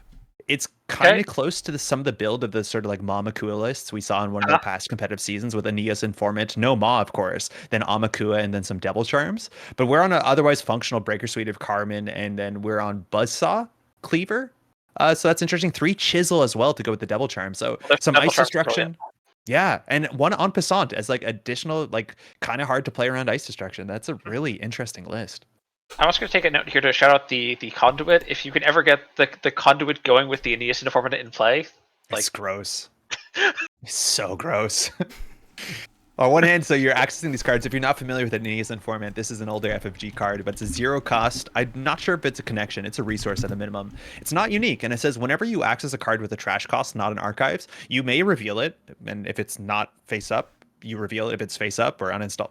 It works basically in every case that you access a card with a trash cost, you can gain a credit. So they're not unique. So the idea is that if you run a remote server and you access something you don't want to trash, you could get 2 to 3 credits. Conduit, you run C4 cards, 2 of them are trashable, you're making 6 to 8 credits. It gets nonsense powerful the sooner that you stack more of these. Yeah, I think we saw these as tech. I'm going to need a name of a shout out here, but there was the list that swept through an event earlier, I think this year, against when PE playing Warrior Tracker, that sort of list. And then the other side, you saw that Mamakua list with Triple Aeneas Informant as a very easy way to take down that deck itself, because there's a lot of things you could touch and not trash, like Warroids, and get very good forward momentum from. I'm stoked to see Patchwork with like Strike Fun, Patchwork with Steelskin Scarring. Those cards work in a really interesting way. And Patchwork is a console, costs I believe 4 credits, and it says the first time or whenever, once a turn, when you play a card, you can trash a card from your grip to reduce the cost by 2. So as long as you have enough card draw, and the list is on 3 Dream Nets, you can throw out your Steelskins to draw additional cards, your Strike Funds to actually gain 4 credits clicklessly. That's potentially a lot of value, and we just really haven't seen the card as much as there's a lot of very obvious interaction with the new set. I mean, you're trying out, of course, draw the Dream Net to fill it, but also, this is Hoshiko. Yeah, it's Hoshiko. Hoshiko's got cards. 3 bio bands as well, but not too much other card draw in the list. Like, we don't see any ice card. What's it called? Sorry, Earthrise Hotels. Not that those are very common, but yeah. Hopefully, Hoshiko just pulls you through enough card draw. Right. So one thing I'm going to say here is sort of, in some ways, the Patchwork is sort of an alternative to Banhar, as being sort of outlets to turn extra card draw into value. Yeah, it's really cool. If you have extra cards, you still get money from it. And now, there's only so many cards, so you can only run so many sort of engines off of them. And Banhar's been the choice for a lot of Hoshikos, but Man the Moon is opting here for the Patchwork. So Santa has been rocking this outfit list into multiple Continentals. I don't think the list has changed too much. Actually, some interesting inclusions here. We are on triple tree line and a single border control. It's hard to see less border controls in a Wayland deck. It's just a very good card. But tree line's interesting if you're playing Cleaver. A lot of people are playing Botulus, so you get a lot of value from that. We're also on triple Pharaohs, which is a natural inclusion with tree line. Being one of the new expendable cards, you can very cheaply get a 10 strength barrier with 3 subroutines. There's not a lot of good ways in the meta to deal with that, right? Like we talked about Brand being powerful. This is Brand that you can't click through that also gives you a tag. Pretty good. Yeah, it's going to be extremely miserable going through that without any extra tricks. People just don't run anymore. Stuff like Botulus, who plays that anymore? Yeah, exactly. We're on Tomb of Virus here. Mind you, Big Deal is the huge influence. It is the big deal of this deck. And for 17 credits, you can get a lot of advancements at instant speed on a Project Atlas. That is a game-winning line. So generally, the narrative in this game is that Charlie's going to try and rush out one agenda, a hostile takeover really easily, and then a 2-pointer behind ice. And then he's going to probably trying to score out everything else from hand with Big Deal into Audacity. 5 fast advance pieces in the deck. So we'll see how quickly he can get that money. And the face checks are hard as soon as you're on at least 7 credits, because that trebuchet hits like a truck. Yeah, starting up just icing both central servers. I'm not sure if we are even going to see a remote in this game. I think you often have to. It's like really hard to big deal out everything because you're kind of in like that fast events waiting room just hoping to draw it. You could pivot for a big deal. It's like okay once you're at threat 3, but very often I think you're kind of incentivized to build a remote. Sometimes you don't have to. If you have like 2 big deals in your hand and they stay, you might be okay. Something I'm going to shout out here is we talked about the triple advanced Pharaohs with the tag. There is no sort of supplemental tag punishment in this list, but adding tags, of course, you can come in, you can trash resources. There's potentially useful resources to trash in the Aeneas informants and the Dream Nets. Santa worried about that one on Passant on this res because he can't res. Trebuchet from HQ. Let's see if that ice goes down with that. It's technically a chess move you can do. You gotta learn that one at some point in your life. But just an axis there again. 5 credits. Yes! The pawn doesn't move like that. What are you doing? There it is. This is a card from System Update 2021, an old card. Love the new art on this one. But that ice is going down there. So open HQ. Again, you're assuming there's agendas that do clog up the hand. You have regulatory captures. They're just bricks in the early game, let alone 3 credits to trash. I think A big deal you can find it. We think we're looking for a cheap install. Let's see if we get something down. Patchwork for 3. Down. Seeing the Audacity. We're now on 0 credits. This is the awkward time. Well, you can still click for credit because Hoshiko will flip, but could go for another run here. Just not a lot you can trash. Hopefully we can get some Patchwork value. Again, once per turn when you play or install a card, you may reduce the cost by 2 as long as you have a card to give it away. Again, Steel Skin, Strike Fund, very good combination here. And Charlie can always install a Trebuchet credit, and then it's actually really hard for Man in the Moon to face check because the Patchwork goes down. Hostile. Install advance, maybe an ice in front of it. Ice on HQ. That's a one of NGO front? Yeah, it would look like an NGO front. I don't think what else it could be. Like the SDS that you like take a risk and slow roll, but that's way too risky. I think it has to be the one of like Clot Bait NGO front. Yeah, I would assume so. With there not being Clot in Man in the Moon's deck, I think you can just play it as an econ card here. Yeah. Actually threatening out the Trebuchet here on HQ. Could also be the 100% call out on like Atlas. Oh, imagine putting an Atlas when the deck lists are known. You just get an Atlas out there. Oh, it'd be so good. I wonder if Man in the Moon's going to respect that line. Yeah, you get impassanted, so you need to do some sort of other power play to get yourself back in the game. So Man in the Moon thinking here again, economy to recover from this board state. It's somewhat tricky in terms of the econ back. We're on Dirty Laundry. That's nice. Again, you can play all these economy cards for 2 cheaper. So we'll see. Even playing like a Strike Fund, I guess you don't play. You want to discard something. Speaking of discard, Buzzsaw into DreamNet, getting that down for 1 credit. Checking archives here. Going to see the damage you've done. Most importantly there, going to maintain Hoshiko. Going to get DreamNet rolling. Exactly, and this potentially indicates that there's a second Buzzsaw in hand. Might not.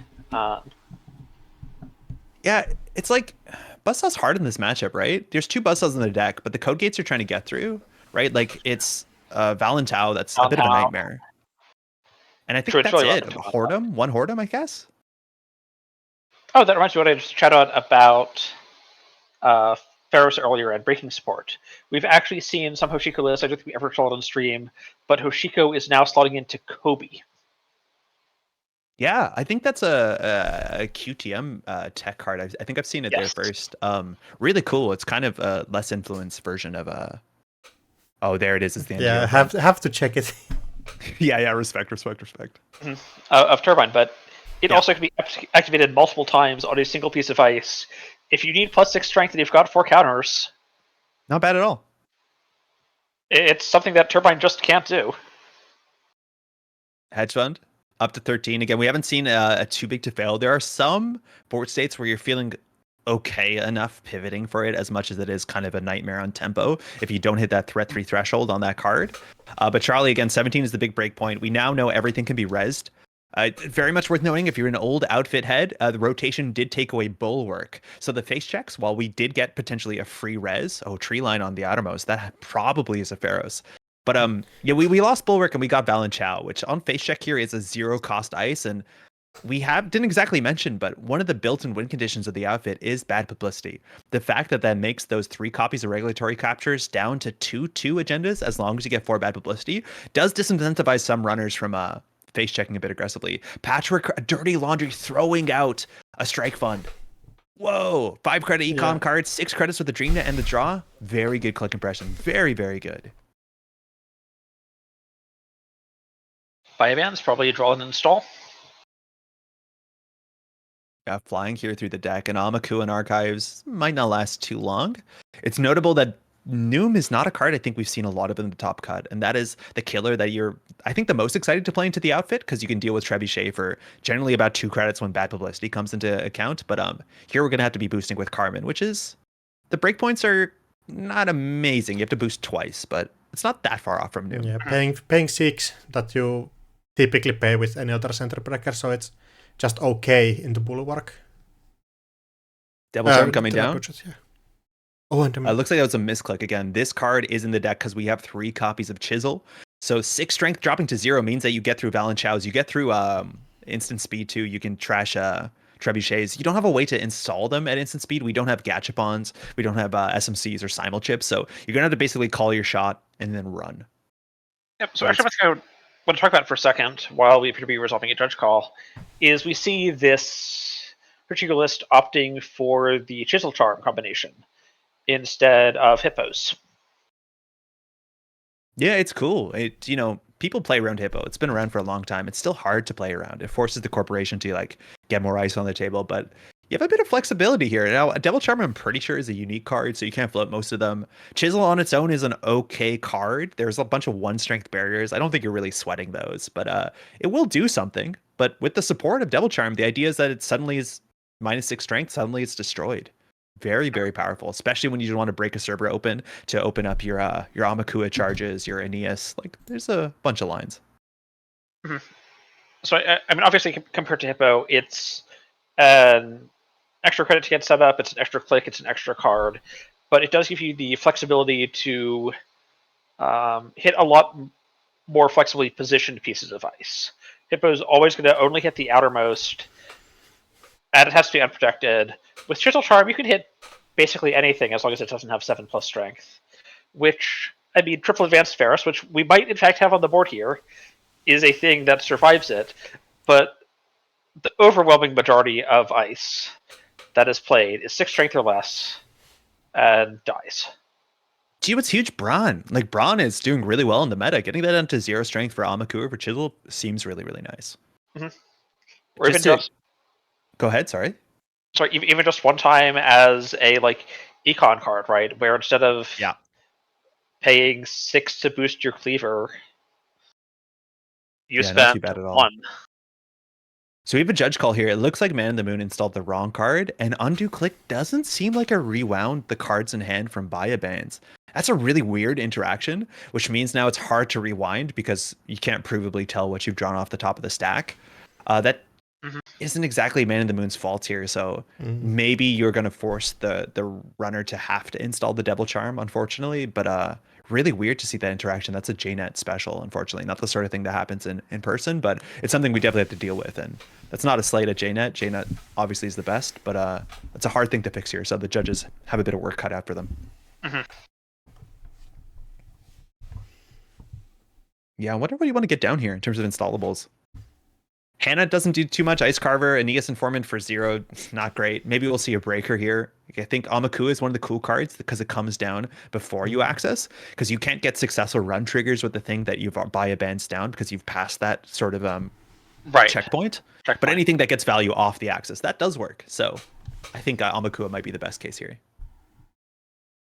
Yeah, Charlie explaining. Accidentally clicked install what was meant to be installed via bands. Not undo click, didn't fully repair. Yeah, the cards didn't go back on top of the stack, which is... That's strange. Yeah, that it's a hard thing to fix. Yeah. Yeah. Hey, no definitely, worries. that is definitely something for judges to work through. So here, again, what does Man of the Moon need down before he is comfortable enough to face check into potentially a trebuchet? Right? Like Carmen coming down is a 2 in the deck. Still kind of expensive. Whether you just want to get the chisel on it, get the Devil Charm and just plant it. If they res, they res. If they don't, you're getting free accesses. That's probably one of the safer ways to check. We have 3 of each of those.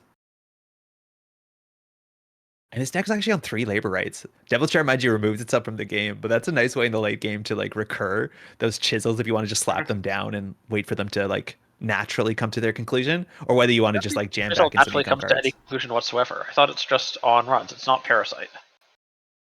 Sorry? Yeah, during runs, right? But like they'll end up in the heap. They don't remove themselves from the game. I'm just saying you're talking about slapping down the chisels. They naturally come to their conclusion. And I mean, you have to do the runs. That could be very expensive. Yes, for sure. For those who are used to Parasite, you actually have to do something. It doesn't just happen. They also lower strength, right? So it does help with the fixed strength breaker suite. It is kind of like a, I don't know, a monkey wrench if you want to call it that. But I think actually a really cool thing with Steelskin Scarring is you can sort of play it if you want to say on tempo, because there's a big chance that they trash strike funds or Steelskins off the top of the deck when you play the labor rights, and that just kind of pushes you forward, as expensive as that play sometimes can feel like it is. It's usually not. It's usually pretty okay. I think Chad is calling it Undo Turn. Yeah, Undo Turn might work. Yeah, that seems like a reasonable way to maybe challenge it. But again, let's see what the judges are up to here. I don't know if we have any updates on the other matches, if we've found any conclusions yet, not to leave the table itself, but just to see if there's been anything reported yet. I think we might actually have received a result already. I'm not seeing any results reported. No, there is the result for Jai versus no one because he had the bye this round. Oh, excuse me. Yeah. No, I misread that. Yeah, 5 players left. Yeah, that's correct. Yeah, I would assume that game goes a bit faster than this one. PD is kind of a fast deck. So is Outfit, sometimes. Yeah, I think Outfit is a fast deck, but like the big deal version feels quite a bit slower, in my opinion. But still really hard to contest with all of the big eyes just going on central servers and not needing to focus on any stuff on remote too badly. Yeah, Charlie here has to like make some effort to force Man in the Moon to res ice. Do you still res like a Balanchao if it gets Chisel Charmed? To some extent you do, because you're only limited with how much bad publicity you can generate in a non-interactive means. Right. You have Hostile and you have Too Big to Fail, and Too Big to Fail you just can't play if you have over 10 credits. So you need to get 4 bad publicity. There's a lot of cases where you're kind of like speed running bad pub. So yeah, Charlie definitely wants to res ice at almost all costs. Oh, and actually coming back to the bad pub for a second. With this Man of the Moon list, which wants to make these sort of repeated conduit digs on the conduit, the bad pub is, again, something that could really add up if Man of the Moon is looking to make those repeat R&D runs. And it looks like Man of the Moon was forced to install the Devil Charm. Yep. Looks like we might not be able to rewind that. So Undo Turn is not going to be the thing we're going to pursue. So we're just going to play on. It looks like the chat said breaches space period. Not sure what that is, but we should have an archives run here, which will trigger DreamNet. I think that already fired. Let's check the log really quickly. Yeah, DreamNet already fired. So we're totally good. As long as Hoshiko's already seen a card. That's the only thing that has to be worried about. Yeah, I think you can also manually flip Hoshiko, so... Yeah. Or did the undo just resolve now? No, because the Devil Charm's on the table. Not sure. Looks like we're sorted. We're almost definitely, I can confirm again, we're not the judging team that will get an extension on this table. I'll do the full 6 minute, no point in being stingy. Okay, 6 minute extension here. We're back on track. These are the games that you don't want to go on time because of some genetic issues. Yeah. Aeneas is coming down. We'll see if Hoshiko flips. I think that's the only interesting thing here. To maintain board state. Looks like we're good to go. Okay. 12 credits.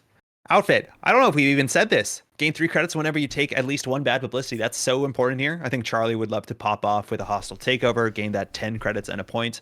But draw here means something's going to end up in archives after this click.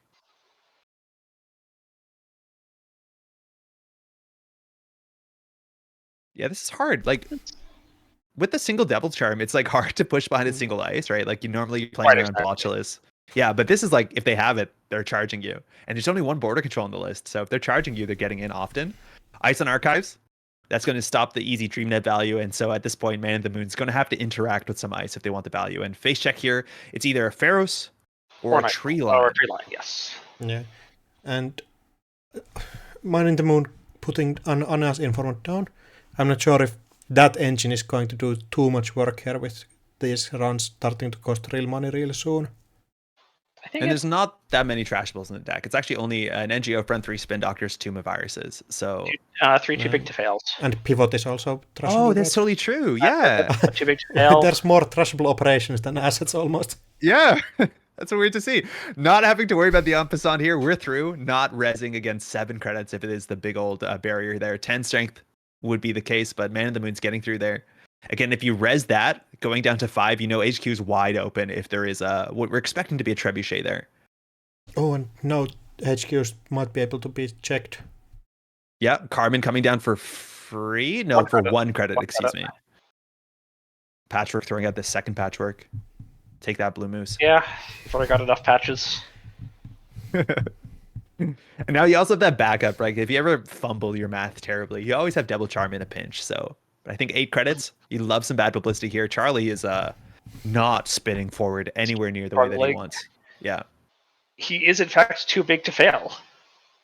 Yeah, that en passant like really I think ruined him a bit. Like I think he was very comfortable to jam into a remote server. Second ice.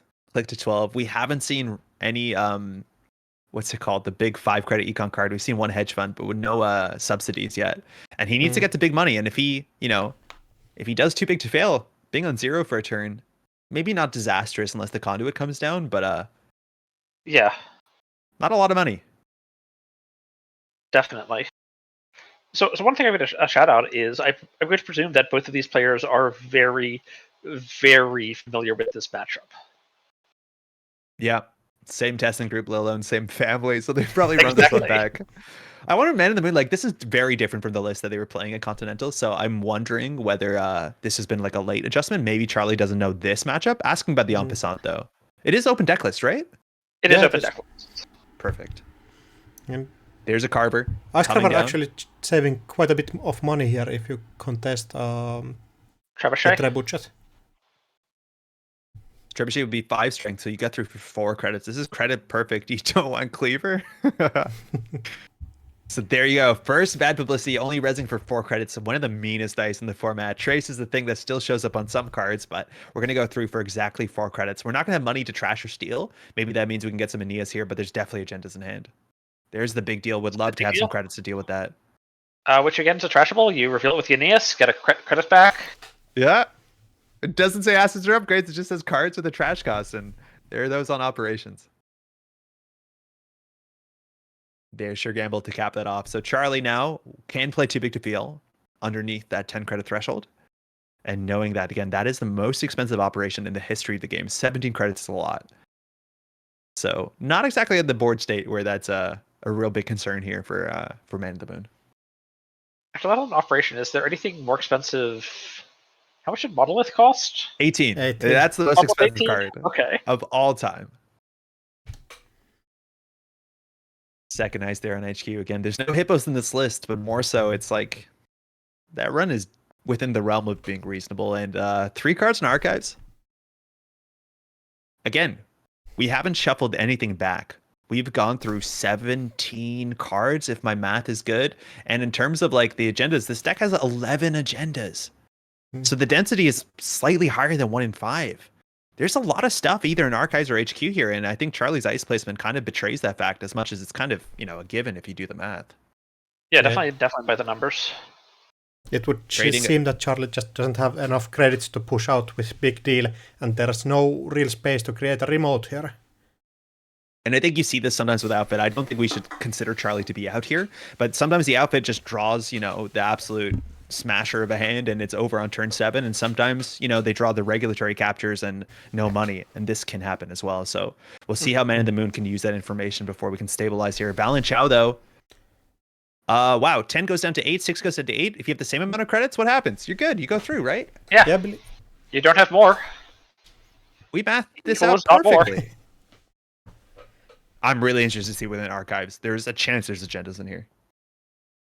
If there's an SDS, it actually gets a bit annoying because we've thrown out one of each of our breakers. It's hard to steal. Double Audacity, that makes sense. We saw that early, and a Pharaohs. So hand is probably absolutely filthy with agendas. So needs to shuffle those Audacities back in the deck at some point if you don't believe you can get to score out every regulatory capture. Regulatories, but yeah. I think Charlie's too slow here to build a remote server. I think that window has gone with only one border control. So I think, we're going to see him hunker down. So we might hit time here. So, I mean, if you don't think Charlie can build a remote server, that if that big deal in hand gets trashed, that's the game. Yeah, well, you have one more. You have Spin Doctor. It's really hard, but I think you're totally right that Man in the Moon needs to take that down, at least in a couple turns, because obviously we're pretty far away from credits. Yeah. Labor Aids trashing a Hannah, a Gamble, and a Makua. So not hitting any of those sick value off the top cards. Amazon coming back is...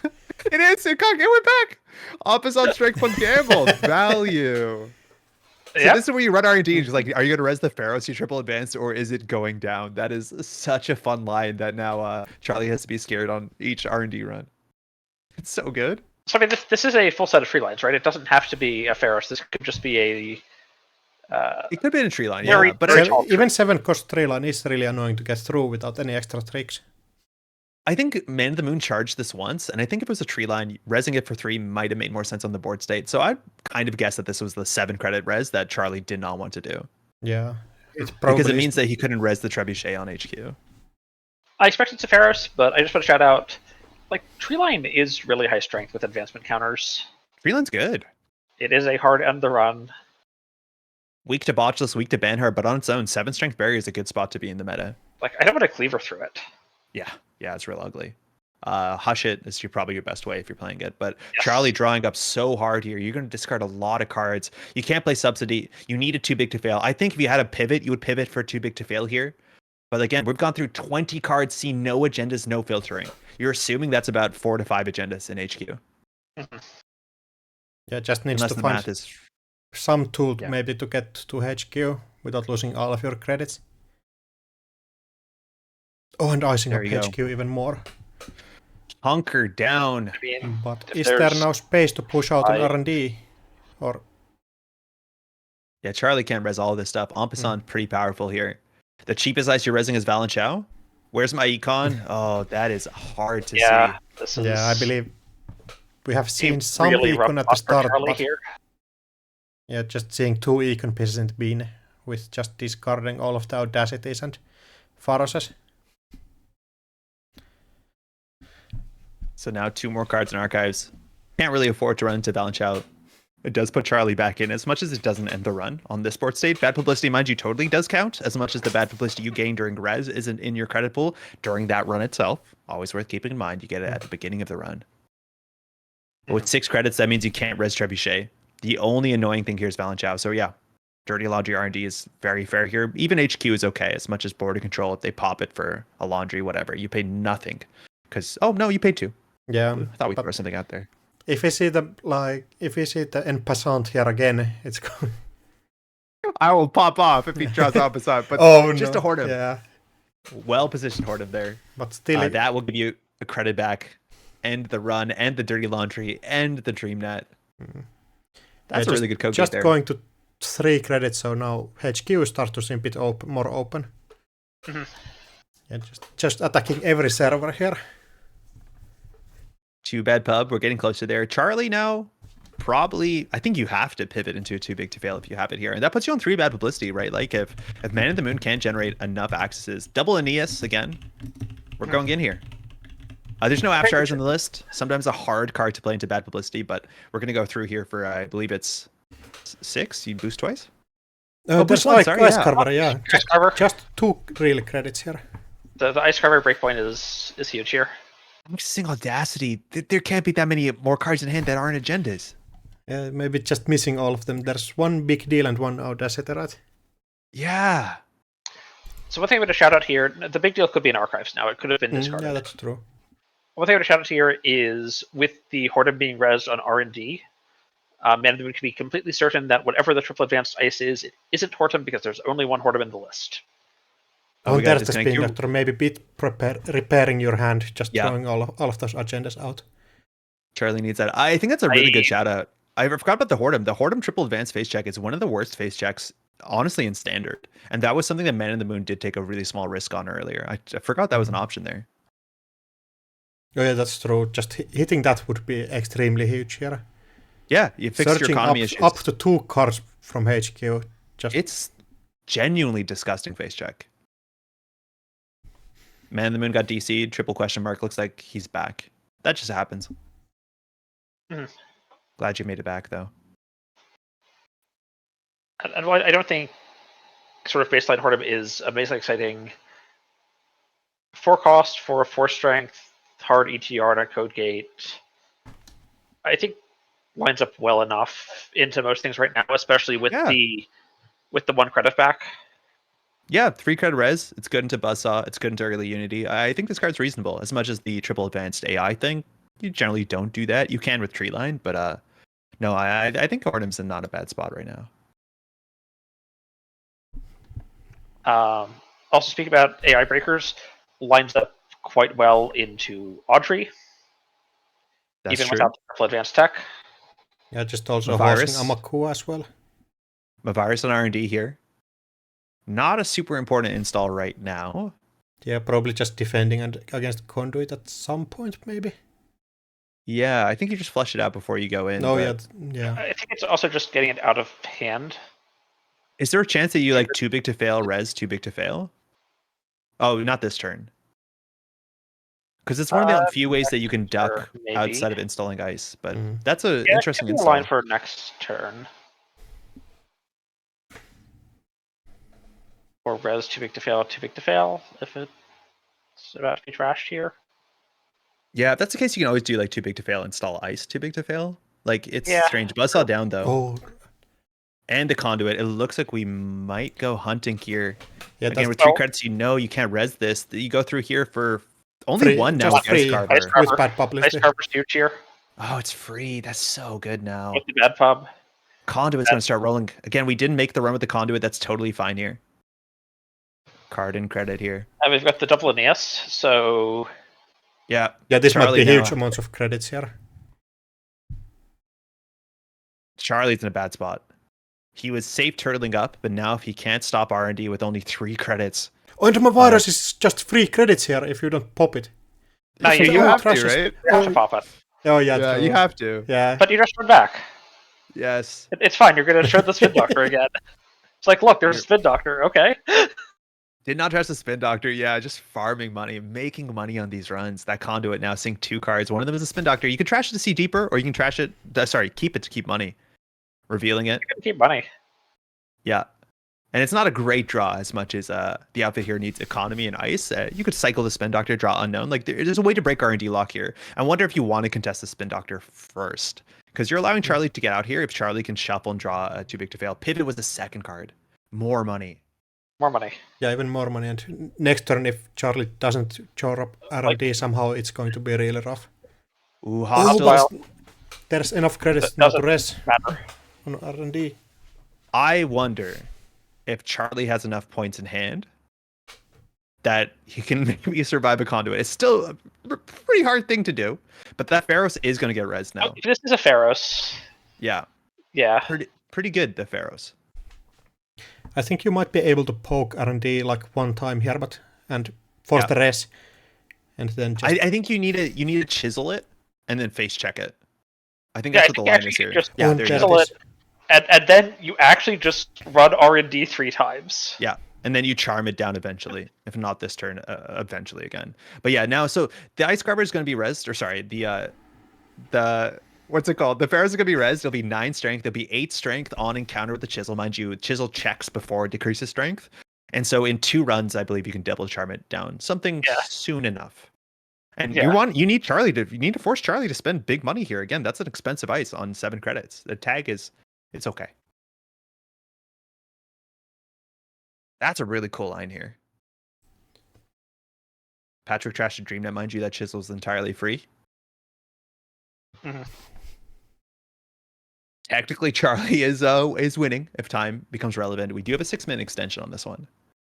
Yeah, and I believe there should be enough time with. Yes, that conduit can close the game really quickly, but HQ, all we know is probably a big deal. Most definitely an Audacity. There are probably also some agendas and archives, like Man of the Moon. If you want to win off conduit, I think you really have to pressure the Spin Doctor or archives, because there could easily be like 5 points out of the game. Maybe you want to see some cards in R&D, then force a shuffle, so that like you can get the best of both worlds. Mm-hmm. But it's very likely, with how ugly the early game was, that there are points in archives. You need to get those back into circulation.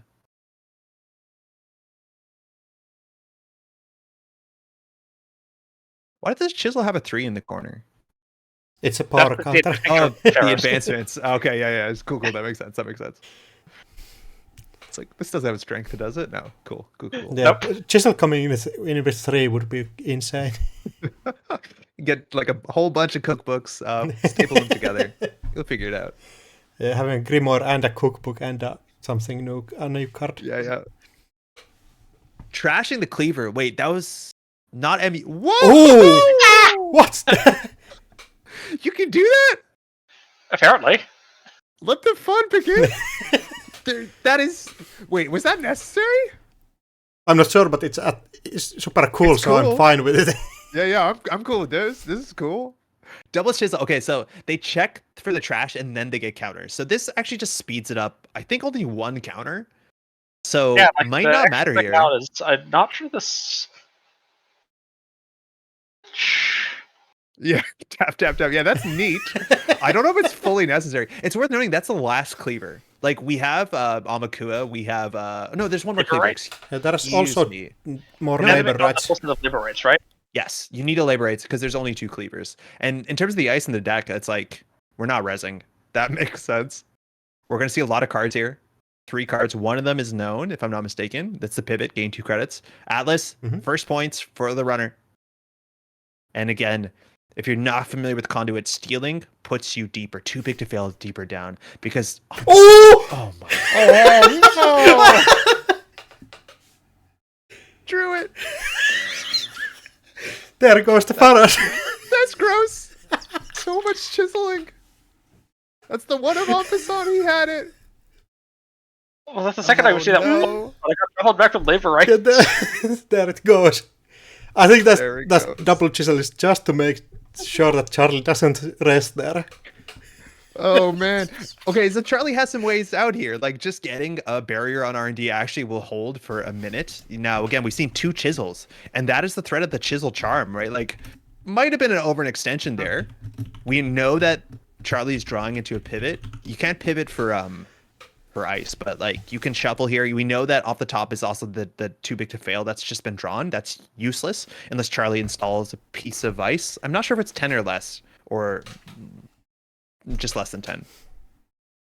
That's an important difference on this board state. But 1 second. So Charlie needs to get something again. Barriers accounted for. We've only seen 1 tree line that's been expended, and then we've seen the 1 Afshar. There's only 1 more border control in the list, if I'm not mistaken. Yes. Too big to fail is less than 10. Okay. So even install an R&D doesn't break that point. So Correct. You could always advance the Hordem once, install that don't have enough clicks here.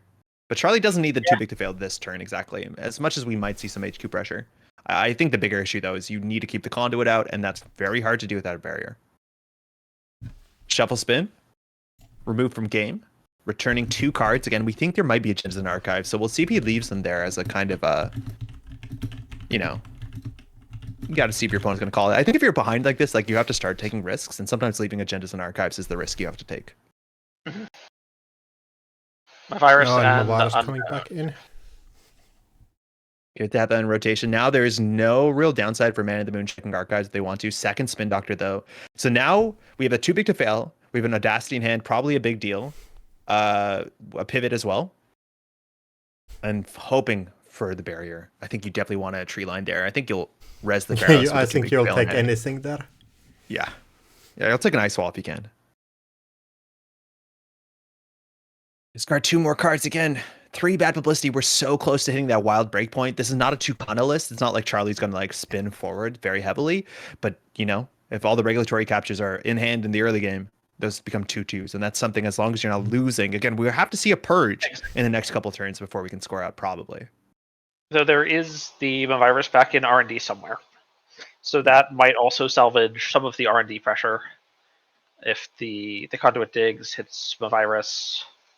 Well, the conduit's done digging for a bit. Yeah, there is an SDS somewhere in the deck. You can always like access past it. Oh no! Oh, and Chisel. Charming. So No we're going to turn. dig again. And I Trebuchet think gonna that will be chiseled. Just Yeah, that's Devil get Charm. it out It's of here. gone. But Charlie now in 4 bad publicity. It might be the last game, turn of the game though. We're going through this for free. We're gonna see at least 4 cards more. We have 2 clicks left. This could be it. You could spin Doctor back here if you want to lower the density, but you have to do it now before they start accessing. It's too late now. We're gonna see some deep digs. I here. mean, Alright. Man of the Moon is not going through this for free. Man of the Moon is going through this for negative. yeah. Man of the Moon could be like netting 5, 6, Yeah, 8 credits. Charlie on, just needs to hope on to hit the drugs. virus at some point here. Just Trashing taking the the pivot. crashes to get deeper. Yeah, there's bad publicity. Trashing a spin Doctor, so we just want to see as deep as possible. And First there's red one cap. agenda. Feet on the table. We're seeing so many new cards here. We're seeing 3 new cards because we actually started trashing. Oh, and Atlas. Oh, another Atlas. Is this game? Oh, That's it's game. just game. Oh, what Oh a game! Double Ambisson, double Chisel, having everything it needs. I don't need a Fractor. Sorry to knock you out. Yeah, you know, it's top 12. At some point, maybe you play against your brother, but Man the Moon drew really well. Charlie, obviously a very ugly start. And sometimes I think you see that with the outfit. Sometimes, you know, the cards you need to draw in the right order. Things like regulatory capture really, you know, kind of put you down. No money, that will happen. But not only no money, Man of the Moon's deck had the way to capitalize on punishing the corporation for not having the money. Well played to both players. And I think first Bridgman and Randy Dawes' game already ended. So that is, yeah, we have some results, right? Yeah, looks like Randy Dawes won their game, so it's a couple of people Bridgman, left anymore. There's only 3 left, so there's going to be 1 bye here. I don't think Jai is allowed to get the bye, but Bridgman, unfortunately, is out. Looks like he lost a couple games there in a row. He was one of the last undefeated, but I think things slipped pretty quickly. But now Jai there, Rongi Doge, and Man the Moon.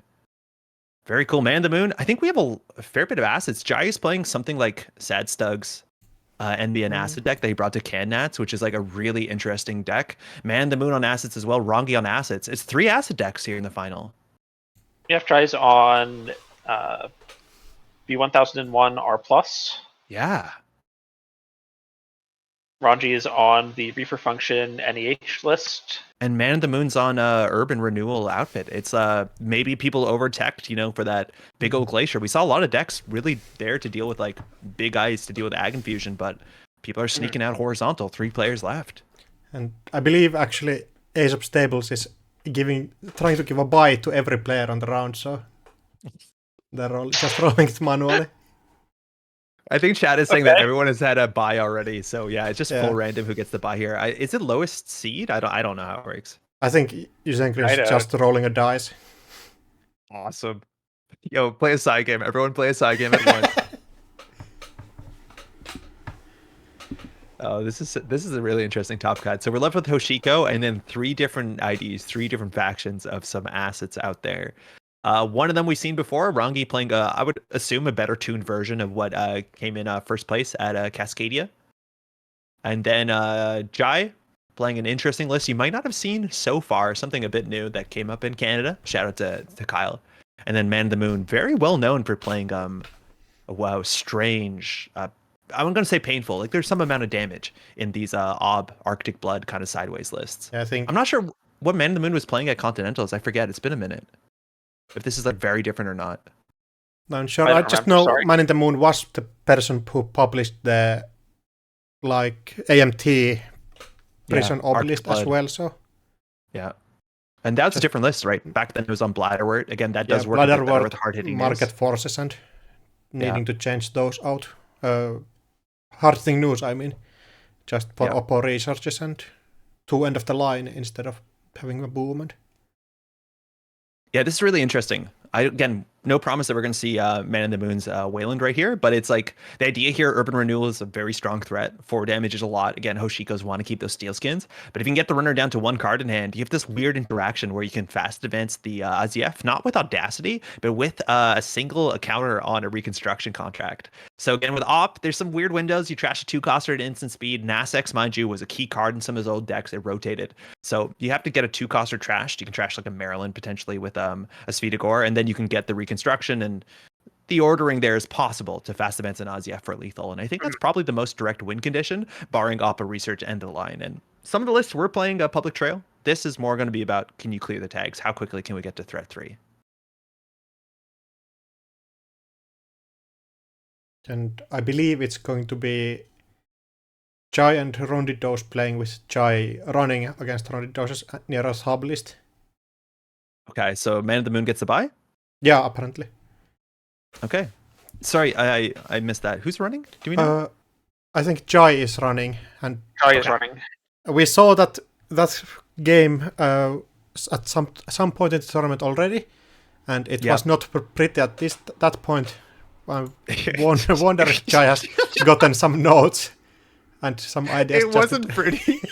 It's the nicest way to figure out how you can find every single tag trap in the first 4 turns.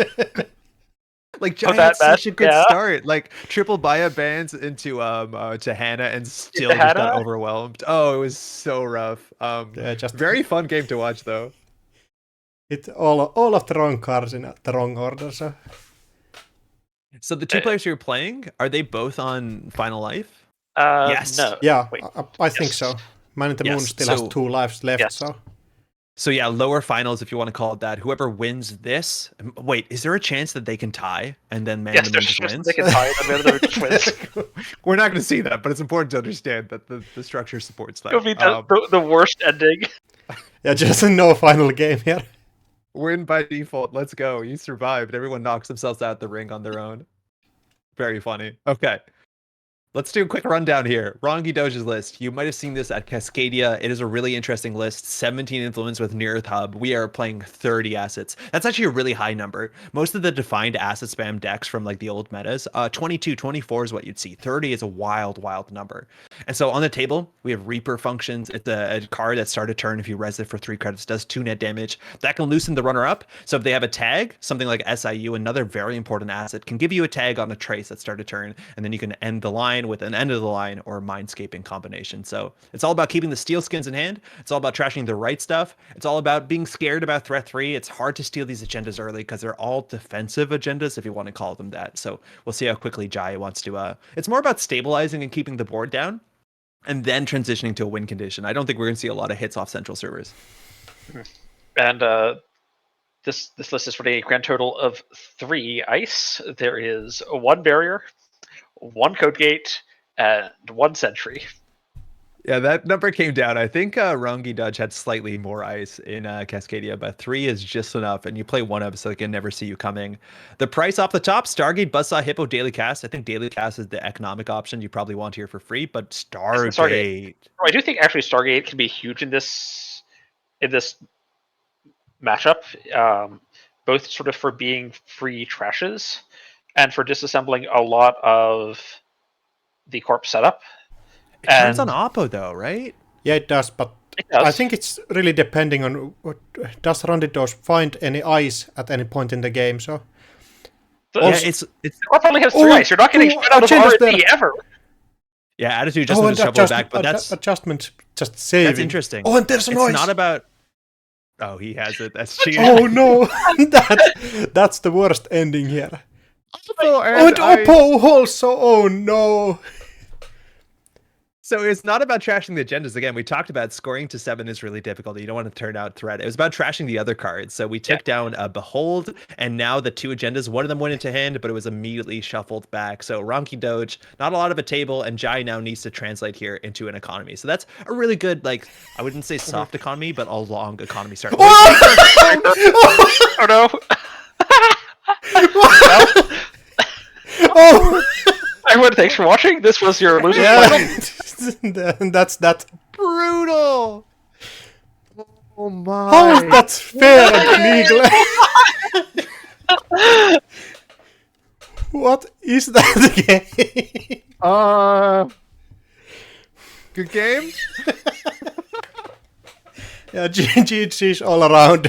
Yeah. What a rough way to go. There's 3 of them in the deck. Like, what's on the table that they're not resin? Yeah, I yeah. guess there's not, like, it could be a Scion, it could be a lot of stuff, but that is an easy one to forget to play around. That's very funny.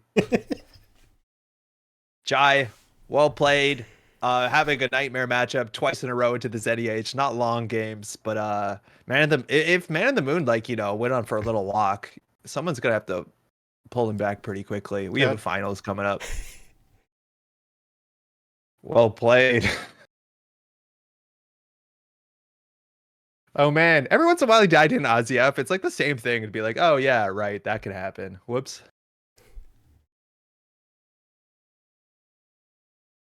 All right. I know, like I had a game the other day where I was playing against outfit something Wayland, right? And turned on, they install something behind ice. I do some stuff. I put down Liberated. They score out there above the law. Oh, nice. Yeah. It's like, well, It looks like we were left with 2 finalists that are, I want to say pretty confidently, both East Coast players, which is probably one of the best time zones for this tournament. It's currently 3 in the afternoon. So yeah, we have another game. Well played, Jai. Got very far, showed off some cool Netrunner, and played some really fun decks as well. Thank you for the games. Indeed, always great to see Hoshiko. Yeah.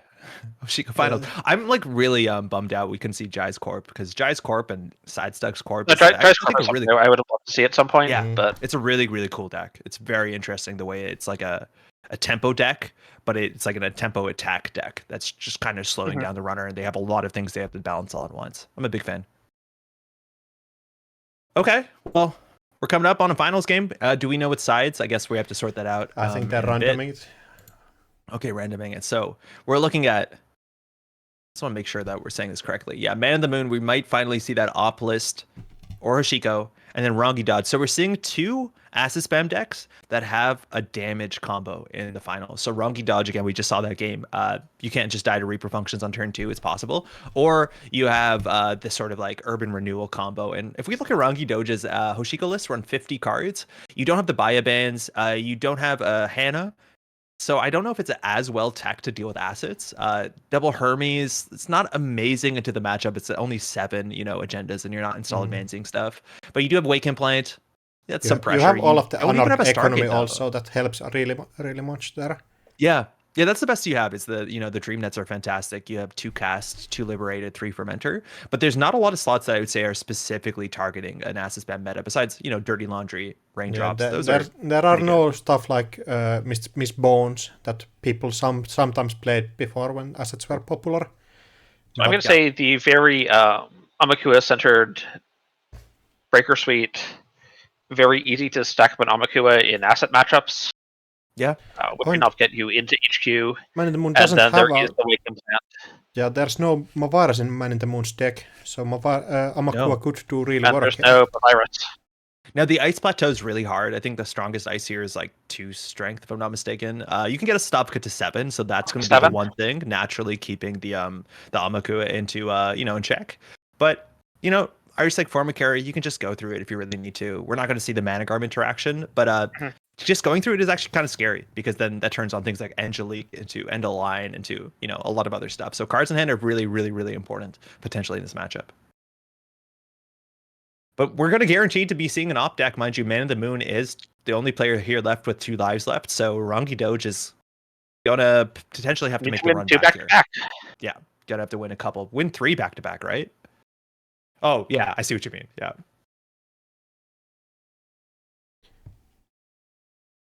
Yeah, again, give us a moment before the next round starts because I don't think we thought it would be that fast. Yeah, And I Rangi think Dodge maybe needs to catch his breath a bit there.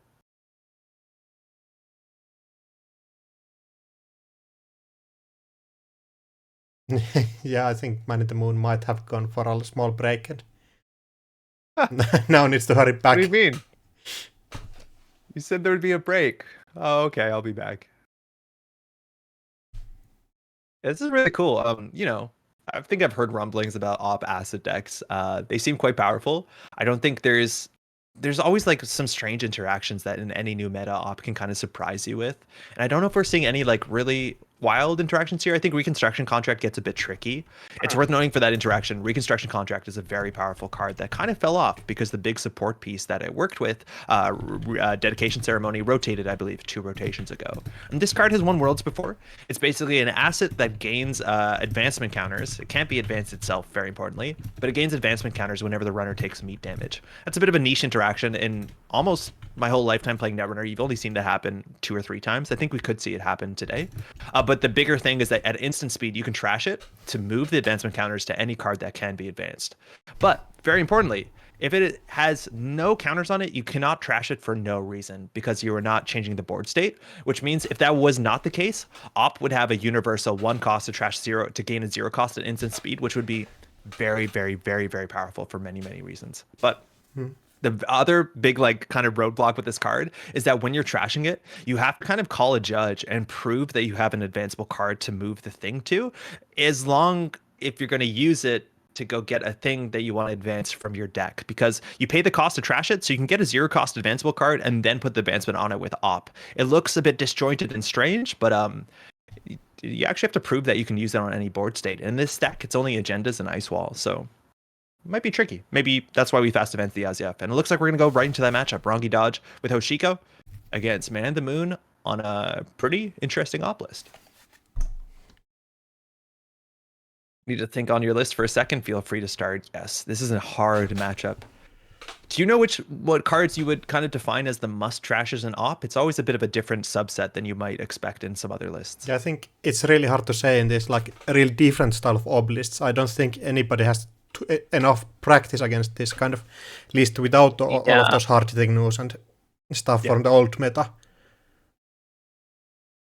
I think the big one, right? Like hostile architecture, if they res it in the early game, as long as you're not dead on board, that's an expensive one for both players. You have to take it down, otherwise you give them a bit too much ability to control you. But the big one, like, is Svidagor. Svidagor is just such a busted card in Acid Op, allowing at instant speed to not only get 3 credits, not a lot of cards in the game give you 3 credits on res, but it also allows you to translate 1 card to another card and give you those op lines, which is like the reason why you play the ability. And that thing is 0 to res 4 trash. That's a lot of money very quickly. Yeah, and it's really hard to get out or get down from the table as well. Just the 4 credits is so much in some sports. That's when you need to contest 5 different things on the same time. It often feels like the less important card, but ends up to giving so much for the corporation in the long run. Exactly. So one thing I'm going to shout out here is what we touched on in the previous event that we saw, which is Ob especially is going to pull a lot of non-agenda things out of R&D, and this is not an especially heavy ice list. Yeah. Ooh, Hermes early. We can get some upsets here. You can't steal SDS though, so it's just the City Works and Azyef. So only a couple agendas. On that note too, hey, a lot of the op decks, especially these sort of acid op decks, relied on drudge work. An asset that works really well with op because it becomes a 1 coster once you empty it. It gives you money, it solves your agenda flood. And specifically, this deck is not running it. So in terms of agenda management, which they might end up, pooling into HQ, which is important for Hermes, you don't have that much control over your agenda suite. No attitude adjustment, no drudge work. And we just need to check here. Did Man of the Moon mulligan? They kept, so Rangi might have the less consistent hand here. I believe at some point the Oplist stopped playing drudge work because runner doesn't often have enough time to check HQ, so you're kind of safe being flooded, but Then Yo, no Rashida either Oh. called in the list, so maybe you don't have to check the table. Face check here into HQ. A white space is annoying. You're going to get some card draw, but that's going to be a 3-credit face check. That's actually like surprisingly rude for a 2-cost dice, as much as it doesn't always, end the run. Yeah, at some point it will be kind of like paper, but now it's doing some work at least. Wall to wall only being rezzed here. A lot of times, if you had a second card in server 2, you care about rezzing. You just want to get that unique sort of one of best of wall to wall text. So advancing the white space doesn't matter in the matchup. You just got to do it, I guess. Yeah, I just want to see the number on the screen. So bigger number up. better Show up. feeling. Gachapon getting trashed there. Not amazing targets. Buzzsaw, though, for HQ is quite strong. Yeah, We have to remove 2 of these from the game. Steelskin needs to go back in the deck. Super important in the matchup. But seeing 2 of your killers there, might not need them. It's only just the forma carries. And Stavka, though, is a nice defense. So they're one going back, taking the Steelskin out, actually. I think that's such an important card in the matchup. Because you die to Urban Renewals. Yeah, but I don't think it doesn't really save you from Urban Renewal, except if you're on like just 4 cards, right? So you're meant to have 5 in hand. You do Urban Renewal. It probably hits a Steelskin, and then you don't die to IZF. Oh yeah, IZF, you're right. That's right. Yeah. Right. So I think the plan here is don't worry about the kill, just worry about being faster. Yeah. Yeah, that can be tricky. Again, we don't know it's server 2 or 3. We're going in here for Naxxus. If it's an SDS, you could consider giving away your Buzzsaw. Svi's getting res just so you don't bounce the City Works, though. The res there means it's likely there might be 2 agendas, 3 points to start. We have to return either the server 2 or the ice on R&D. Rongi taking decision, going for that card in server 2. Now that the Svigator is up, you can't really afford to trash it here. We're just going back for credit, trying to close the game out really quickly. I think it's likely there's another agenda here, as much as you might find out, Opera Research is online. That's going to be rough next turn, probably. Turn. Oh, Wake Implant, mind you, also. I didn't realize that came down. Yes, Wake Implant comes down. Hand size is only 4. Which, in some ways, is... Wait, Wake Implant? Sorry, it's just the damage, no. Yeah. I'm thinking of Zenit Chip. Okay. Yeah, not sure if Randy Dosh is going to build up some econ or just draw back up or go on R&D. There's a couple of different choices here. Why it's so hard for Svigator, because now Man of the Moon can Svigator away the white space, get an ice wall, which holds for a bit. You get a credit off the wall to wall, and you can do the full 4-tag Opera Research. It will bankrupt you, but then if Rongi doesn't deal with the Svigator, you're back in the game. And with this few cards in hand, you have to balance cards in hand, you have to balance not dying to end the line. Like, there's a bunch of angles. But Man of the Moon here can afford 7 for the full Opera Research if you really need to. Maybe you don't. Maybe you can only go for 2 and be happy about it. Rongi thinking here again, you could just send it R&D on 3 credits. There are still a fair few reses here that keep you out. Forma carry, kind of annoying. You die to Angela, if Angela's in hand. A Cat is resable, drops you only to 2. And you want to get your ice resed. If you can res here, I think there's a chance you do. There you go, a Cat. Very good res now. Rongi needs to find a fracture with 1 credit and an Oppo coming in this turn. We'll see if we translate that white space into the 1-cost ice wall. I think is what you probably want to keep them out of HQ. Mm-hmm. Yeah, I don't think white space is doing anything here, so just getting rid of it is probably correct. So what do we think about putting the advancement counter for wall-to-wall on the Ocket? Is that a thing we're interested in doing? Getting a potentially big Ocket? Yeah, you only get 1 because there's multiple assets. I think you need the money now, right? Because you need to stabilize to threaten end the line, let alone to play the Oppo. Well, you're gonna get 3 off the Svigator, trashing the white space. Yeah. So I don't think you get to 7 this turn, so you probably Oppo for 2. But I'm not sure with the Wake, like, if Rongi has 2 tags, I don't know if he's piling it on HQ, but yeah, money's going to be really important, because that's the only way Man of the Moon can close the game out quickly. So let's see here, obviously thinking about the Svigator, you can do these cards in either order. So we're going to draw a card, and then we're going to get rid of the white space. 1 coster's in this list. Looks like it's probably the ice wall. There you go. Yeah. Now it starts to seem really rough for Randy Dosh.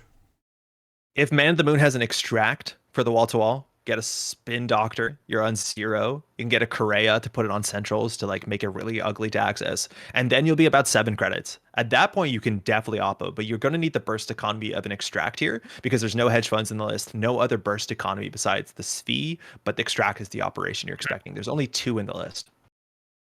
I think you're also fine with just oppoing for 2 tags here, even that Oppo for takes 2 so tags much, is so long to clear out.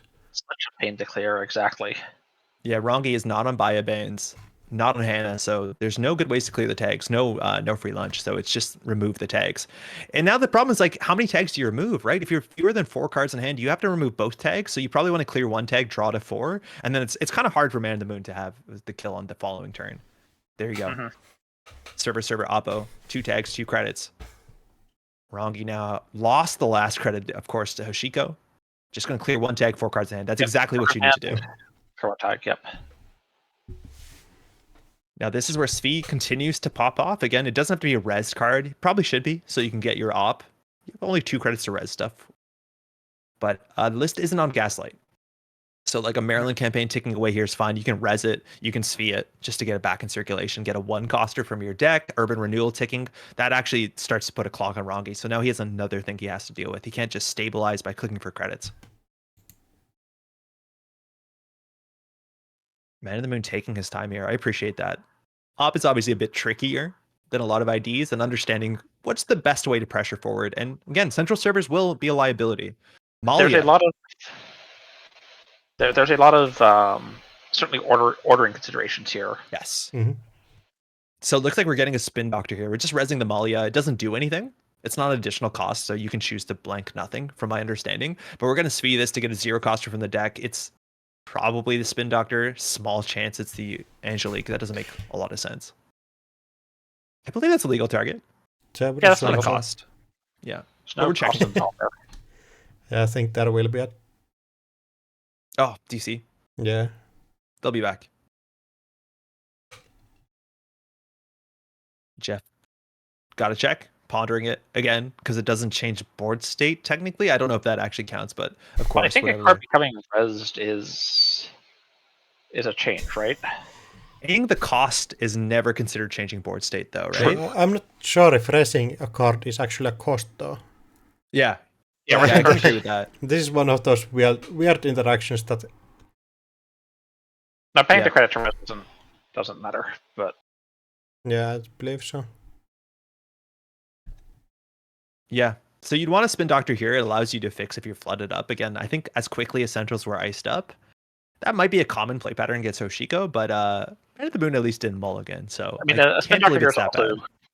just 2 click-free draws. Oh, yeah, it's really, really good.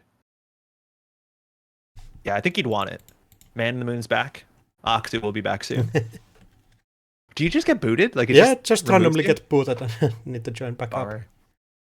I know they changed a bit of the sort of like the rules about absence, or what do they call it? Like people idling. But don't worry, we got an extension here if we're going to figure out the rules on Malia. And I don't think that any of the games is tagged so, or timed. So you have all of the time in the world to think about this. Of course, not going to any extremes, but... Yeah, so thinking it through, how can Man in the Moon, how do you push forward from here? So the idea is the end of line only removes a tag to do 4 damage. That's not lethal. So you need to have enough credits, but you could kill this turn by doing Angelique into end of line. That is lethal as long as the Angelique misses the Steel's Conscarring, of which we know there's only 2 more in rotation. Jeff saying they were just checking. Again, this is the finals. I don't think it will have timeout, but again, I'm not the tournament organizer. But yeah, there's a small line here. Angelique, I think, is a credit to do 1 meat damage from hand if you have it. Still 1 meat damage from hand. If you have it on the table, it is functionally useless for that interaction. It has to be expended from HQ. But there's a chance that there is potentially 5 damage here if Man of the Moon, especially with the Spin Doctor, draws into 1 of the cards that he needs. Again, there's no Gaslight, which is the 1 card that we see in Rongi's list to kind of like make that combo more consistent.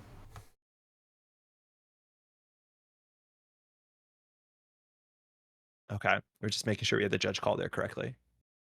But this could potentially be the final turn.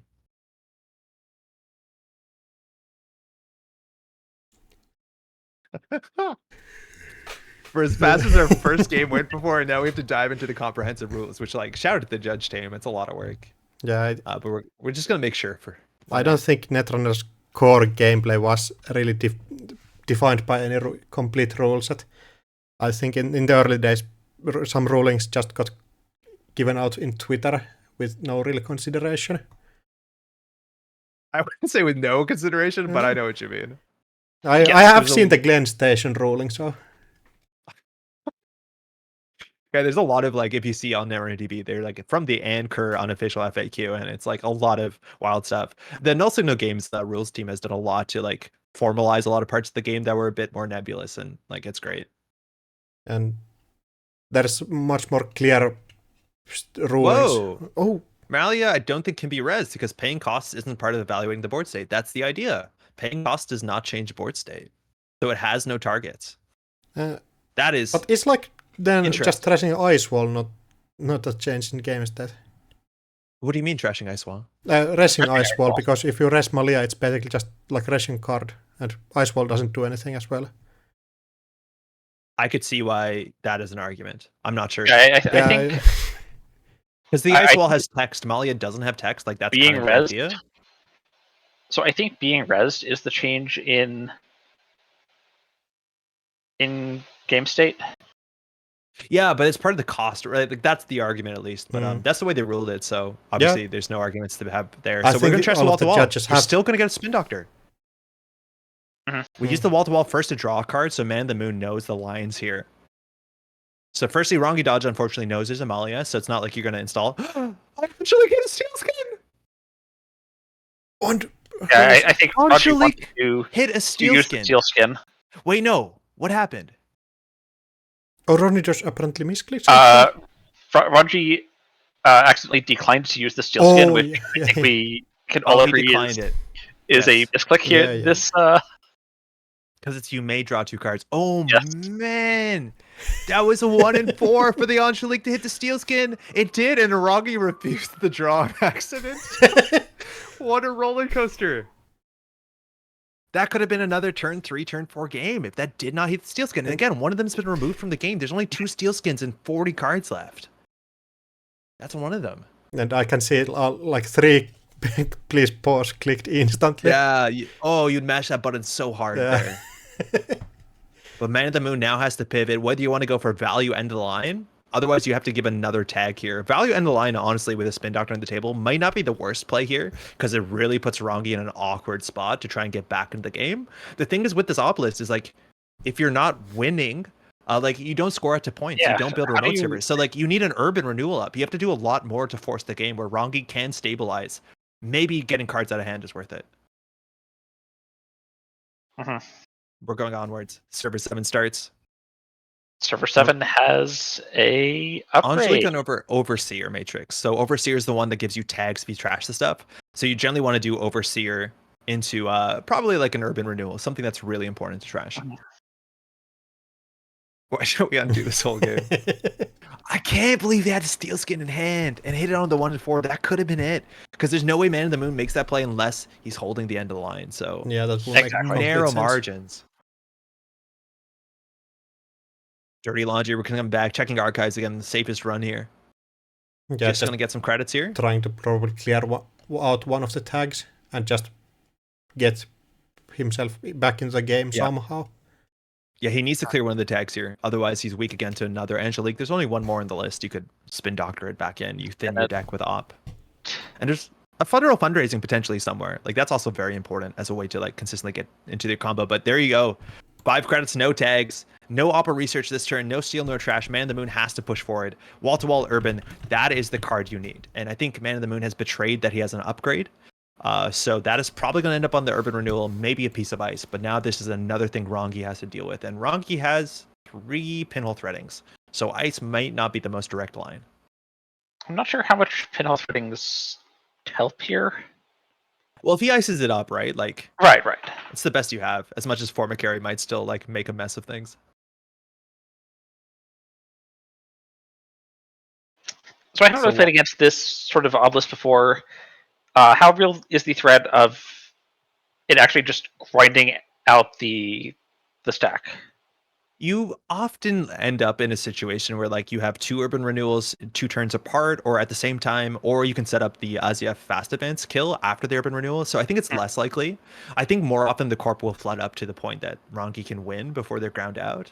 It's worth totally noting that hostile architecture hasn't shown up, and that is a bit of the grind card here. Yes. We're gonna find a federal fundraising. That's a really nice zero coster to have in the list for 2 influence. That won't fire because it wasn't on the table during the start of turn checkpoint. But it is something that Man in the Moon's going to value if you need combo pieces here.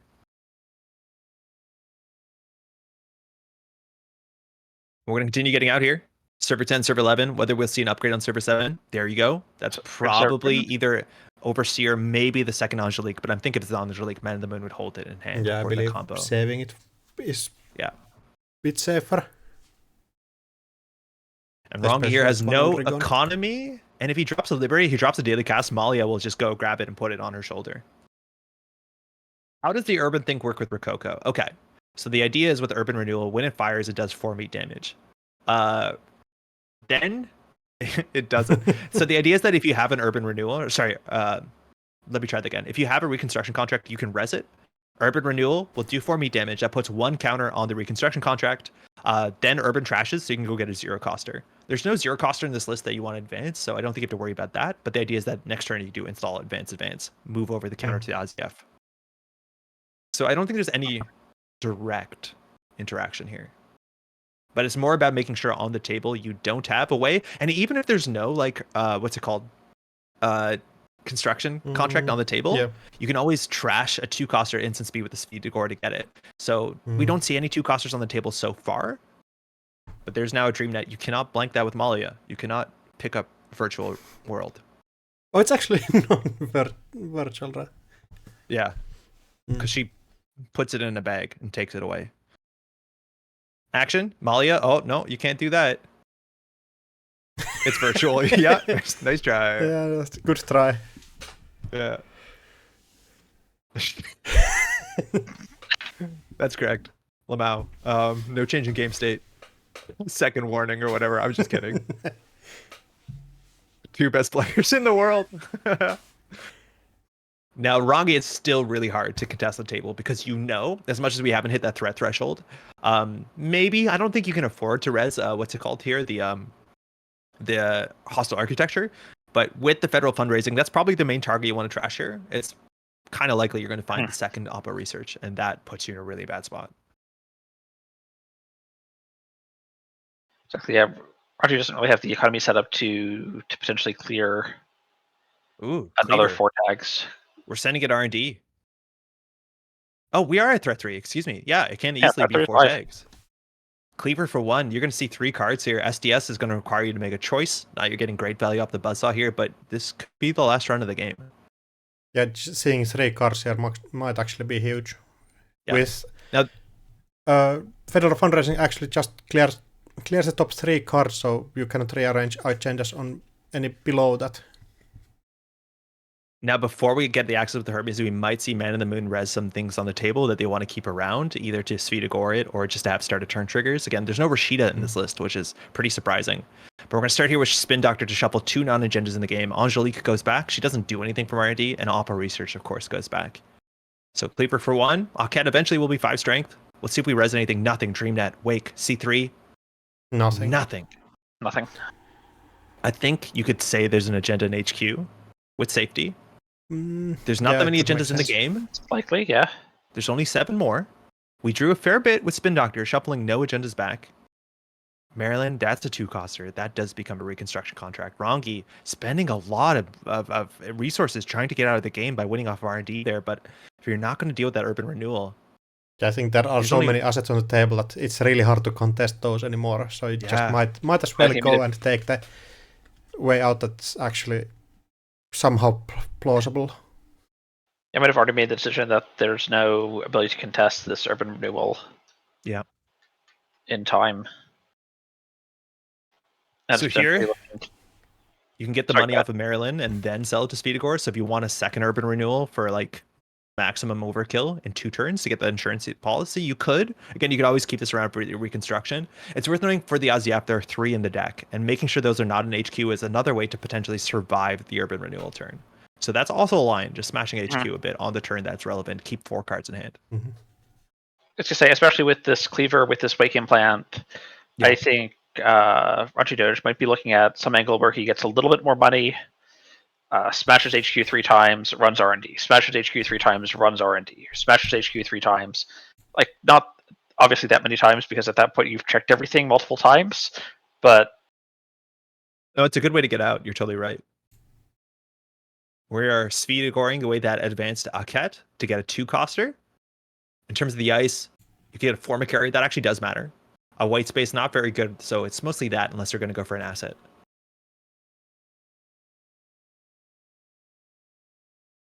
Yeah, Forma carry is annoying because Rangi can't really afford to take 2 net damage on most board states, especially as the Urban gets closer, as Yep gets closer. We might see an Oppo research this turn. We definitely have the money. But no, he didn't steal our trash, so no Oppo just yet. Second ice on HQ. Well, that might make sense if there's even the agendas on HQ. Implant, yeah, keep out the wake. Implant. Protect the Aziaf. Very good. This coming up, Men in the Moon here, this could easily be Rangi's last turn. If there's an Aziaf in hand, if all the 2-coster stays res on the table, let alone the Svidagor, this easily could be it, because that is 4 damage. It all comes down to that one last Steelskin Scarring that's amongst 34 cards. If that stays in hand and you stay on 4 cards, technically that's the safest. Maybe... Yeah, I think you do survive the Urban Renewal into Aziaf. Oh, but you could do like Urban Renewal? Do Angelique, install the Aziaf, fast advance the Aziaf. Mm-hmm. Like, you have a way to do actually 7 damage. Mm-hmm. Huh. Yeah, 7 That's still cool. Still just losing to Steelskin Scarring, but yeah, there's a bunch of really fascinating angles. Yeah, the fact that you, with a Resd, a Rikoko, that you can actually use Angelique and no tempo loss is pretty buck wild. Man on the Moon on 8 credits again, making sure all the triggers here are correct. There's a wild board state. We do know there is a Molly out there. Zoom out. Credit. Urban Renewal with 1 counter at the start of next turn will be 4 meat damage. Ranji now on 5 cards in hand with no credits because of Hoshiko. No multi-axis, just no money. No money, like... Again, Man of the Moon, if they win this game, they win Intercontinentals. We'll see his face on a card in the future. But Rangi would just run R&D twice and win. Yeah, but Rangi still needs to win the next game as well, so... Yeah. That doesn't decide Intercontinentals for Rangi, but for Man of the Moon, it seems to be in grabbing distance. Yeah, credit. Oh, and Pinhole. And Pinhole. Taking down. Nice Stream Net credit. That takes down the Urban Renewal. Really nice way to play around Overseer. Is the text on Overseer from the server? Can you res it to give a tag? Because then Rangi's still dead here. Yes, when the runner trashes a card from the server or its root, you may pay 1 to give the runner 1 tag. Oh, that'll huge here. Still be a flatline here. Assuming that Man of the Moon has an Angelique in hand. Yeah, it depends on huge amounts on what is actually in hand. But he'll be on 5 cards in hand, actually. He's kind of safe here. You need double end the line. And that doesn't work with a single tag. There's the Matrix. So when the runner trashes a card in the server, you may pay a credit. That does work with Pinhole. So Rangi takes a tag, but doesn't die exactly at the start of turn with the combo. So we're going to see an Oppa research for sure. But that means Rangi has another turn here to survive.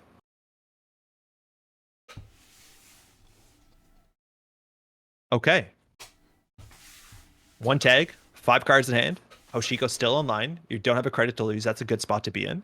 Man of the Moon now has an end of line in hand, we're pretty sure. If he top decks the Angelique, that's not enough.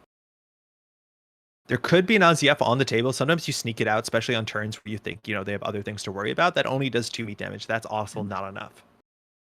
So you'd have to do like end of the line, res a reconstruction contract, and then advance the Aziaf. It's a possibility if you have all of that, and there's a Rikoko, or sorry, if there's an Aziaf on the table, you can flatline. You can do 6 damage this turn.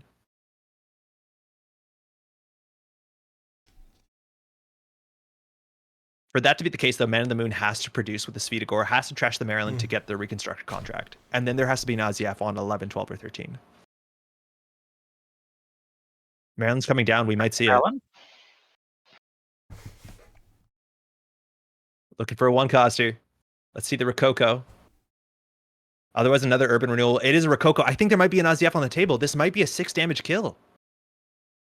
Oh, that would be wild. Because you end the line for tempo. That gets an advancement or reconstruction. You install... No, you need an Audacity. Is it not possible? Do you actually need an Audacity? Well, there's not enough cards in hand for Audacity, so... It's first Audacity, it's not happening. It's not, end of the line, then you just advance Rococo. Yeah, Zef has to be on the table, exactly. Yeah. It has, but there's 5 cards that probably have not been seen. Oh, 4, we have seen the Malia, but... Yeah. So, and I think Man in the Moon is actually pretty likely to put an Aziaf on the table because it is the most direct line after Urban Renewal. So you need to have the end of line in hand, which I think we can say with confidence he does, because he went for the kill like 4 turns ago. Earlier. Yeah, that would make complete sense. So the Aziaf has to be on the table. Extract, though. Interesting start. That might be okay for Rongi then. Oh, I misclick. Hate to see it. Okay, the combo might still be online. Again, the Rococo was gotten for some reason, so we're going to see an end of line there. There you go, 1 card in hand. So if the Aziaf is on the table, you do advance, move the counter over. Oh, and there it is. Yes! With the counter? He has it. It's on the table. That does sneak out there sometimes with the Urban Renewal. Aziaf, trash whatever you want. Also trash the runner. Rongi Doge taking 6 damage straight off the table. 1 tag is all it took. Overseer Matrix doing enough work. Well played to both players. What a cool asset deck.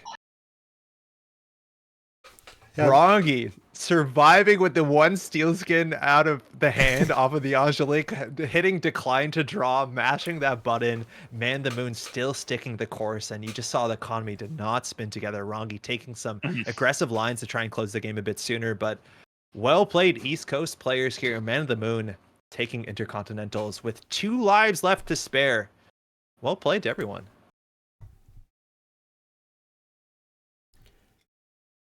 Cool event.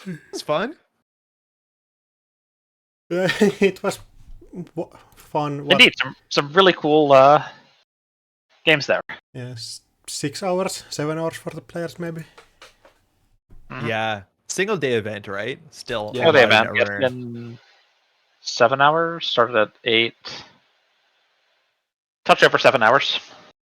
But that line, that's so cool to see reconstruction contract and instant speed. I think there's some like really interesting lines that this deck has access to in theory. Like there's some weird Ronin op combo lists I've seen. A reconstruction for tempo damage with Angelique, a really cool tool to add to this just to stretch that damage out. And meat damage protection, does it exist? Is there any card in the format that does meat damage protection anymore? I don't think so. I mean, Jargon of Mercs does. Oh yeah, Jarognev. Yeah, that's true. But that's like a very hard line to deal with. You have to clear the table. I think your real tech cards into this kind of matchup is just playing like Miss Bones. Yep, and then hopefully deal with Malia first, then you can unlock your bones. So I wonder if the pendulum is going to swing into dealing with white decks after we just started dealing with all of the tall decks. Yeah, I know. Like people overprotect, for Ag Infusion, which, you expected it to be here for sure. But then, the slots come somewhere. And I do think Hoshiko's in a really good spot to kind of, build a deck that's flexible on both sides, let alone Arasana too. I think can deal with assets relatively well and still have a nice, turbine late game if you want to build that way. So you were asking about meat damage protection. There is Jargonel Mercs. And if you want to be generous, there is Spirocytes. All right, yeah, that does give you some card draw if you empty out. Oh, that's a pretty fun one. And also Mechanocytes in a, more indirect fashion. You can survive meat damage if you just have a hand size of, like 12. 12's probably fine. Chad is calling out en passant winning Intercontinentals. You didn't expect to see it, but that is exactly where we are right now. A really cool runner list. I'm so glad we saw that on stream with the double fizzles just tapping away, and then it just still gets en passanted. Such a cool game to see these 2 brothers at top tables play it out. Really cool. Awesome. I don't know, y'all. Do we get an interview with let's see if we can get a winner interview in here. Checking the Discord, it would be extremely nice to hear Man in the Moons. Yeah. opinions and ideas on these interesting decks here. Yeah, so just give us a second if you're watching the Joining us, stream. just a second. Yeah, so it looks like Man of the Moon will be joining us briefly on comms to say a few words, maybe answer a few questions. We're just busy getting things set up here. I want to ask about the En Passant especially, and how much did it actually do in other games? We saw the one game where it did hit so much, but it did a lot in that game. I think it trashed like 14 credits worth of ice in that game.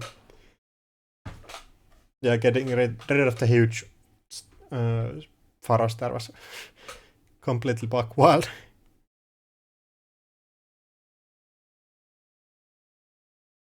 Yeah, I'm not sure exactly what Men in the Moon's runner list looked like at Continentals. I don't think it looked exactly like this. So I think this is a pretty drastic change. I wonder if I can spin it up in the background. But it's really cool to see this difference, whether it's teched for Intercontinental specifically, or whether it's just like, this is what I think is best for the meta right now. Because you can kind of call your shot with Intercontinentals. You know what the players are going to play, or you know what they're comfortable with. So you also don't have to worry about like some of the more broad things that can run into you in Swiss. So you can kind of build more specialized lists if you really call your shot well. There might also be something here about taking against your own corporation deck. Yeah, with for all sure. of the Anas informants and Amakuas and. Yeah, it's a really good matchup, I reckon. Yeah, Man in the Moon just said they'll be with us in 1 minute. So if you want to hear an interview, we'll be right there. Yeah, I believe it's quite fair to take 1 minute time to recuperate yourself after winning one of the largest events in the year for Netrunner. I mean, this barely had any more turnout than like most COs. Yo, is this the second Intercontinentals in a row that's been won by Urban Renewal Op? I think it is. I think so. Last year was Richmond and with the British novelist on the card himself. Second Urban Renewal artwork. Yeah. Are you allowed to do 2 Urban Renewals, and then you can pick which one you like better? That's really funny. But unfortunately, Bridgman, despite making it back here, abandoned his op roots and his Urban Renewals, perhaps to his detriment.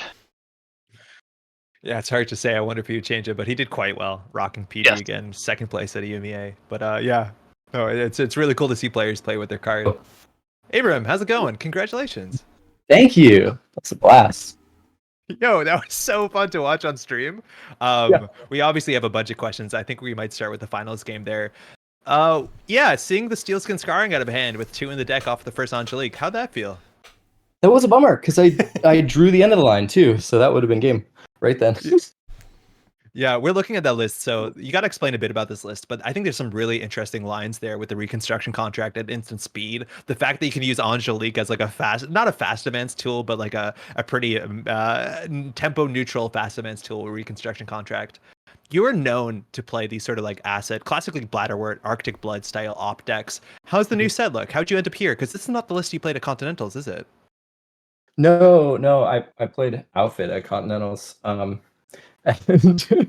I was considering playing Outfit, and just the draw wasn't super consistent for me. I found that I could get bad draw, and I've been messing around with Ob for a while, messing around with the new tools. There's like a lot of really cool stuff, and I think Oppo fits better even than Hard Hitting News to some extent. It's a really, really interesting deck, and I've been playing with Bladderworts actually for the last few weeks, different variations of Bladderwort, because you set the Bladderworts up, and then as soon as you can Oppo, you drop down and the Bladderworts turn on, and it's this nice fork. But I actually went to our meetup on Thursday. We got a great meetup, and I played a game against Lucas from Philly, and he was like, I have this really janky deck, it's silly, do you want to play? I played against it, and it was a Rococo Bladderwort, or Rococo Ob, and I was like, this is a lot less janky than you might think, because I've been testing this deck for a while. But he was playing Maryland's, and I thought about it, and I was like, wait, Maryland's are so much better than Bladderworts. So this whole deck was basically changed from a Bladderwort list to a Maryland federal fundraising Malia list, yesterday. And I actually jammed a couple, 3 games against Limes, because he had happened to take the day off and helped me filter the pieces, which is really great. Yeah. So That's does super that answer cool. your question? Yeah, no, totally. Did you pull this deck because it is the thing that you thought was best right now, or did you have considerations of what the field is going to look like? Because the Intercontinental's field is obviously, somewhat more different than just going to any sort of Swiss rounds. Totally. I think so. After Euros, I feel like the meta of Intercontinentals often reflects the meta of the last Continentals. So the last Continentals, like a lot of HB stuff did really, really well. So since HB was like well positioned, I was expecting people to be cutting some like assets weren't as big in Euros, so I was expecting there to be less cards to deal with assets, and more like rush setup to like try to outpace the HB decks, which I think are really good. But it was a bit of a like meta call that there would be less asset tech, and also Pinhole isn't super useful against this list. And I was expecting people to be even less focused on assets and a little more focused on pinholes for ag and for HB. So that's kind of why I brought it. Cool. Yeah, no, a lot of people say right now in standard, when you start building a corp deck, you start with like, 3 hedge funds, 3 Rashidas, and 1 or 2 Mavirus. And like seeing none of that being true in this list is like very, very fascinating. At a minimum, Rashida though, right? Like an obvious include in a lot of asset decks. Is it just a slots problem, or why is she not defending the line here? I don't know. I haven't been playing Rashida in any of my decks for like a while. Which is funny. Like, and everyone in my testing group is like, Rashida's really good. Like, yeah, play Rashida. I'm like, well, you install it for a whole click, and then at the most, it gives you 3 cards and 3 credits, which like is not bad. Like, I'm not saying it's like terrible. Like, it's very useful, but being able to, it's trash for 1, and it's like a liability in other ways. It's mostly the fact that it's a trash for 1 means you get more accesses. This deck tries to focus on high trash costs. That's one of the reasons the Rokokos really work. Like they can't afford to trash everything, and they can just sit there until they become game winning. Do some trick like I used to win. So super cool. I think the last game that we saw you before this finals on the stream, you were playing against your brother. That's correct, right? Yeah. Did you guys grind the matchup? Like, did you know each other's deck lists? Because we got to talk about that matchup. That matchup was, in a lot of ways, we saw a lot of things that we didn't expect. It's a very interesting runner list to start. But do you guys play against each other a fair bit? Yeah, we play a lot. I've been playing pretty competitively since 2020, and I've been trying to get my brother to play Netrunner. He used to play competitive Hearthstone, and I've been trying to get him to play Netrunner for like 2 years, and he built this really good outfit list. I know. Back in April, and beat a bunch of the people in our group with it, and then we all went to a Canadian CO, and he got second, and he's been hooked ever since, and we play a lot of games together, and yeah, I actually was, so we kind of build all the lists together. He actually has been taking the Hoshiko decks I build to almost every tournament without playing any games on them. But he looked at this one that I built this time and was like, I don't think I want to take this list to Intercon with 0 games on it. It's got too much going on. Yeah, there's a lot of cards I could see potentially players, even though top table is having to read some of these cards. And there's a bunch of like questions that I think you probably want to answer for a lot of folks here. Firstly, obviously en passant, it's a one of, it trashed, I think 14 credits worth of ice there at the top tables. I think that works a bit well with the rest of your deck. How did that card end up there? It's a card that a lot of people, I think, wanted to be better than it seems like it was. Yeah, I think that, so in a roundabout way, Eric Whiteblade gets all the credit for en passant being in my deck. He was staying with us, just visiting Seattle for a moment, stayed with us last night, and we played a couple games. Actually, I played a game of my deck in its iteration last night against the Bath Ob Loose Engrams list, and lost, and it was not like terrible, but it definitely felt like I had some of the wrong cards. I was playing 3 Amakua, and I was playing 1 of each breaker, and I was playing 2 Shishushka, which was kind of fun, like HQ pressure, because like they have to deal with protecting the remote if they're gonna score, protecting R&D for like your end game conduit situation, and then they have to protect HQ. So I changed the breakers to what they are, and then I cut the Shishushkas because like these are like not really, they don't really help that much. I think I put a second wheels in for a paladin because I had a paladin in, and I was like, this is just not enough. And then I had 1 extra slot, and I was like going on and on. I was like, what do I play in this 1 extra slot? Like I can't play a 44 card Hoshiko list. Like they don't let that, they don't allow that. So I was sitting there, I was looking at all the cards. I like had NRDB open. It was like pretty late. It's like 11, and I had to get up at 4:30.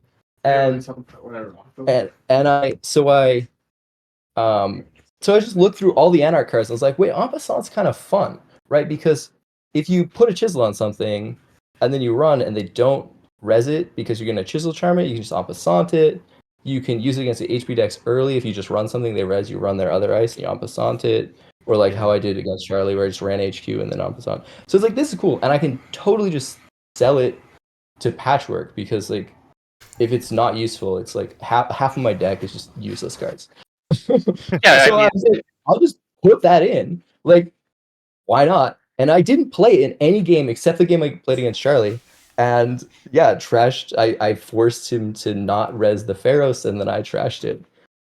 Which also meant he couldn't play his too big to fail. Like if he res his thing, fail. So like that was a really fun.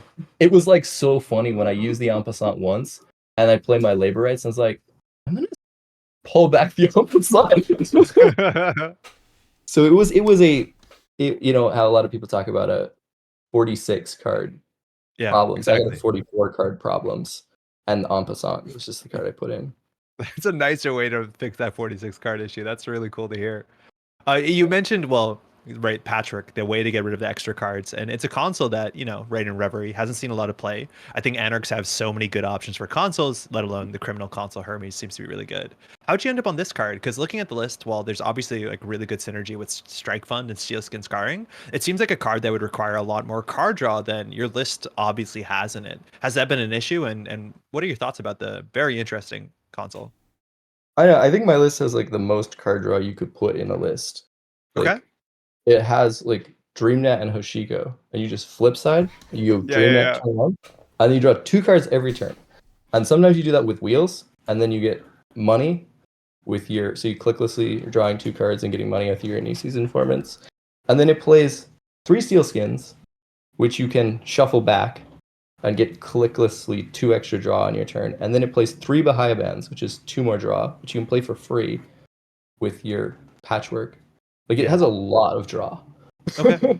So like and it's mostly there as a way to just like, it lets you trash a card, which is really good. Like I was playing with moshing at first, and moshing, like you have to pick 3 cards. It's kind of awkward. Being able to just like, oh, I play my dirty laundry for free and I draw 2 cards, and then I get a turtle counter, or I like get Anisi's money. Like it's just like a pile of value, and you just kind of have to ride the wave. I reckon looking at this based off of your runner deck is that it's probably a really good candidate if you need to find something on JNet Casual to overtake the op deck. I don't know. Did you find that in testing that one takes over the other? Oh, I think this would destroy the op deck. Yeah. No, the op deck is like fine. I think this runner is really, really good, and I expected a lot of bronze in Aga Fusion and in HP. And the fact that you can just chisel charm Brawn and just like keep going, it's really, really good. I think this runner deck is, I can't think of a bad matchup for this runner deck. It's not necessarily true, but like of the decks I expected to see at Intercons, I was like, I think it will be okay for, and it didn't drop a game, and it was a blast. Oh, this one didn't drop a game. That's super, super cool.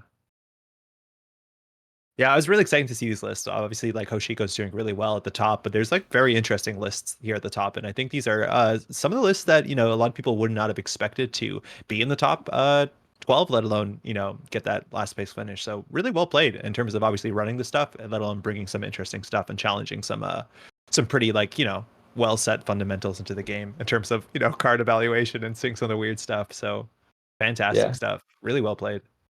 Thank you. It was a really fun. I named the deck Another Boring Hoshiko, which is just a joke. Not deck at all. Yeah, I was going to touch on that for a second. On the corp side, I believe we saw 8 different IDs across the 11 players that could make it out today. On the runner side, we saw 3 different IDs, and 8 of the players were on Hoshiko. Yeah. I mean, I think Hoshiko should probably be banned, and I think that it's more of a problem of Hoshiko plus DreamNet, but like, I don't know. I think it's a problem. That's fine. Yeah. I think folks are going to come to their I own. built this list. I was playing Arasana. I built this list in Arasana, and I was playing it for a while. And I was like, wait, why don't I just put all these cards in Hoshiko? This is a JNet casual thing. Hoshiko's a JNet casual thing. Is that white blade in the back? White Blade's sitting here. Yeah. That tracks. Yeah, no, that is something I think we've been seeing in some tournament results. Obviously, we'll see. I'm not a null signal games person, but whether there's ban list changes between now and Worlds, we have some while, to worry about that. But yeah, definitely Hoshiko's been having an absolutely phenomenal last couple months of competitive play. No one can deny that. And do you have any sort of thoughts on where corps are sitting currently? I think that the meta is super, super interesting. Like, I think there's so much that you can do, and there's like so many decks that I have in the back of my mind, like that could be viable. Like, there's so much space that hasn't been explored. I think this is by far the best meta that I've played in. It's really, really interesting, and I think that the flexibility of the decks and how you can kind of prepare for anything is like super, super interesting.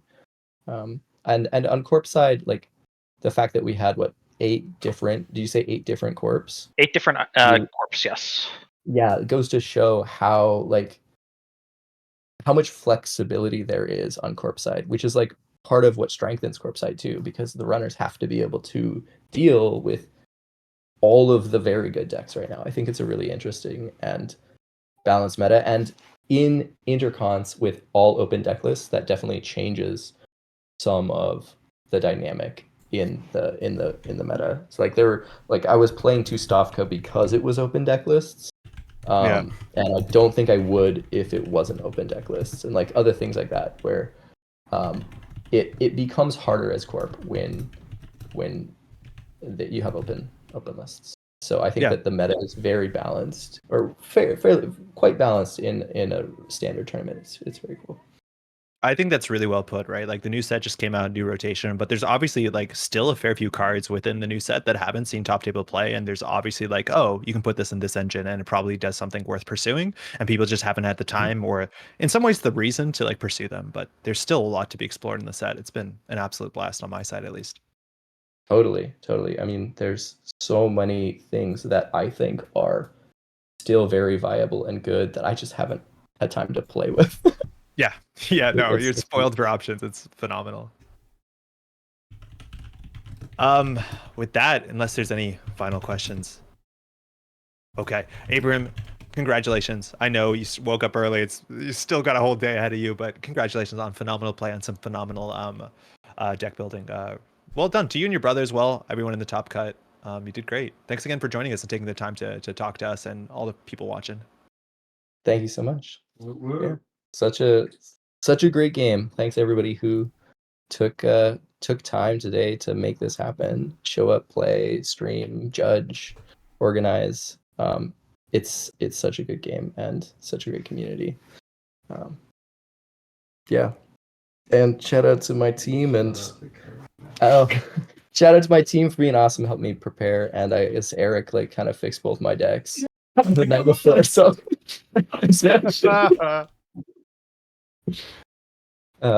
Cool.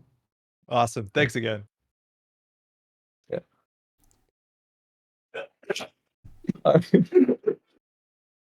All right. Fantastic. That takes us to the end here of Intercontinentals. It's well, at the end of the Continental season as a whole, right? There's been 3 massive tournaments to date, one of them in person. We've had, I think, some of the bigger Continental show ups, like most players playing of all time. I think I can say that pretty safely. We've had immense results in every single Continentals. I know the online Continentals were like 110 players at 140. Yeah. Yeah, even APAC, it was like 50 players registered. Oh, there's 100. Like, that is astounding. Obviously, you can play in many more Continentals, but a mixture of the new set, people just want to get involved in organized play. It's been an absolute success of a year. So there's so many shout outs that have to be done, obviously, to tournament organizers, to judges, to all the Null Signal Games folks. Cascadia being an in-person event, I think, was an absolute treat for a lot of folks. So shout outs to the whole team that organized that. But it's been a great Continental season, and Worlds is just around the corner. So sign me up for more Netrunner organized play. Speaking of World signups, I believe Worlds is currently sold out, but there are tickets left to win. I believe there are a few nationals remaining. If you can travel, if you can make it out places, you can still potentially win your way into Worlds. And I know that DNB was putting together the Run Together package. I don't know what the state on that is, and whether the entries for sponsorship there have been closed or not. Yep, check out nearearthhub.net for more information. That is a really cool thing. If you're trying to get to Worlds, if you have a ticket or, finance is a bit difficult, there's places that you can reach out that can help you get there. And also, for any tickets that are not claimed by the National Savings and the Continentals, all that sort of stuff, they will be at some point released, in the near future. So there might be a couple of tickets left at the last minute if you can really grab those. But do stay tuned to Null Signal Games on the website, and you'll have an idea of how that opens up. Awesome. I think that's all. Actually, how you doing? You want to shut this one down? bit tired, but Yeah, it's late over there, huh? Yeah, it's almost 11 p.m. Do any of you have anything to shout out? I know you, Andre, stream a bit. Yeah, I'll guess I'll shout out Matchball Grid. I stream and put out content. Currently, I'm editing through Canadian Nationals. We just had that last weekend. It's already been a week. Fantastic event. Thanks for everyone who showed up to that. But that should be up on the channel sometime soon. Otherwise, I want to give a huge shout out to all the players coming together again. Intercontinentals, these 12 players coming again to put on what's, there's good prizes here. It's a bit of a show match. It's a bit for the people. It's a bit for, personal pride as well. But to everyone getting involved in organized play, on streams, we focus on top tables, but there's hundreds of players coming out just to enjoy and participate in the game at any level. And if y'all didn't do that, if y'all didn't watch the streams, this wouldn't exist. So it's everyone here who's making this stuff possible. Thanks so much. Do you, Sander, have anything to shout out? Not right now. I just did my shoutouts with, of course, Worlds Yeah. coming up, and that's the main thing I wanted to mention. All right, I'll just mention the Eternal tournament on next weekend. I think it's on Sunday. Last Eternal tournament was such a blast to watch, and I'll hope that the new one will be awesome as well. I have a quick shout out. Oh. My brother and I have been working on format called Chimera, which is when you get randomly generated Ampri and Nova lists that you don't see, and you play against somebody else with a randomly generated list that they don't know what's in it, and you play each other. And it is very, very, very fun and very silly. And we premiered it at Cascadia in person, but my brother has been coding a website where you can get randomly generated lists and just import them into JNet and play each other. I'm hoping to put on some type of fun online tournament in the end of September for Chimera, and I check it. We'll publish it pretty soon. It'll be, I mean, it'll be great. It just need to pick what dots we want to put at the end. The website's ready. Charlie says ready to go. We'll publish it. That's dope. I think we got to see one Chimera match on the Cascadia stream between rounds, and it looks like a lot of fun. Yeah. It's a blast. Yeah. It's a blast. Some of the most fun I've had playing Netrunner. You think it would be unbalanced, and it is, but it is unbalanced in a truly beautiful and hilarious way, and so much. All right, with that, I think we will sign out and See everybody on Sunday next week. See you, everybody. Farewell. Take care, y'all. Ciao.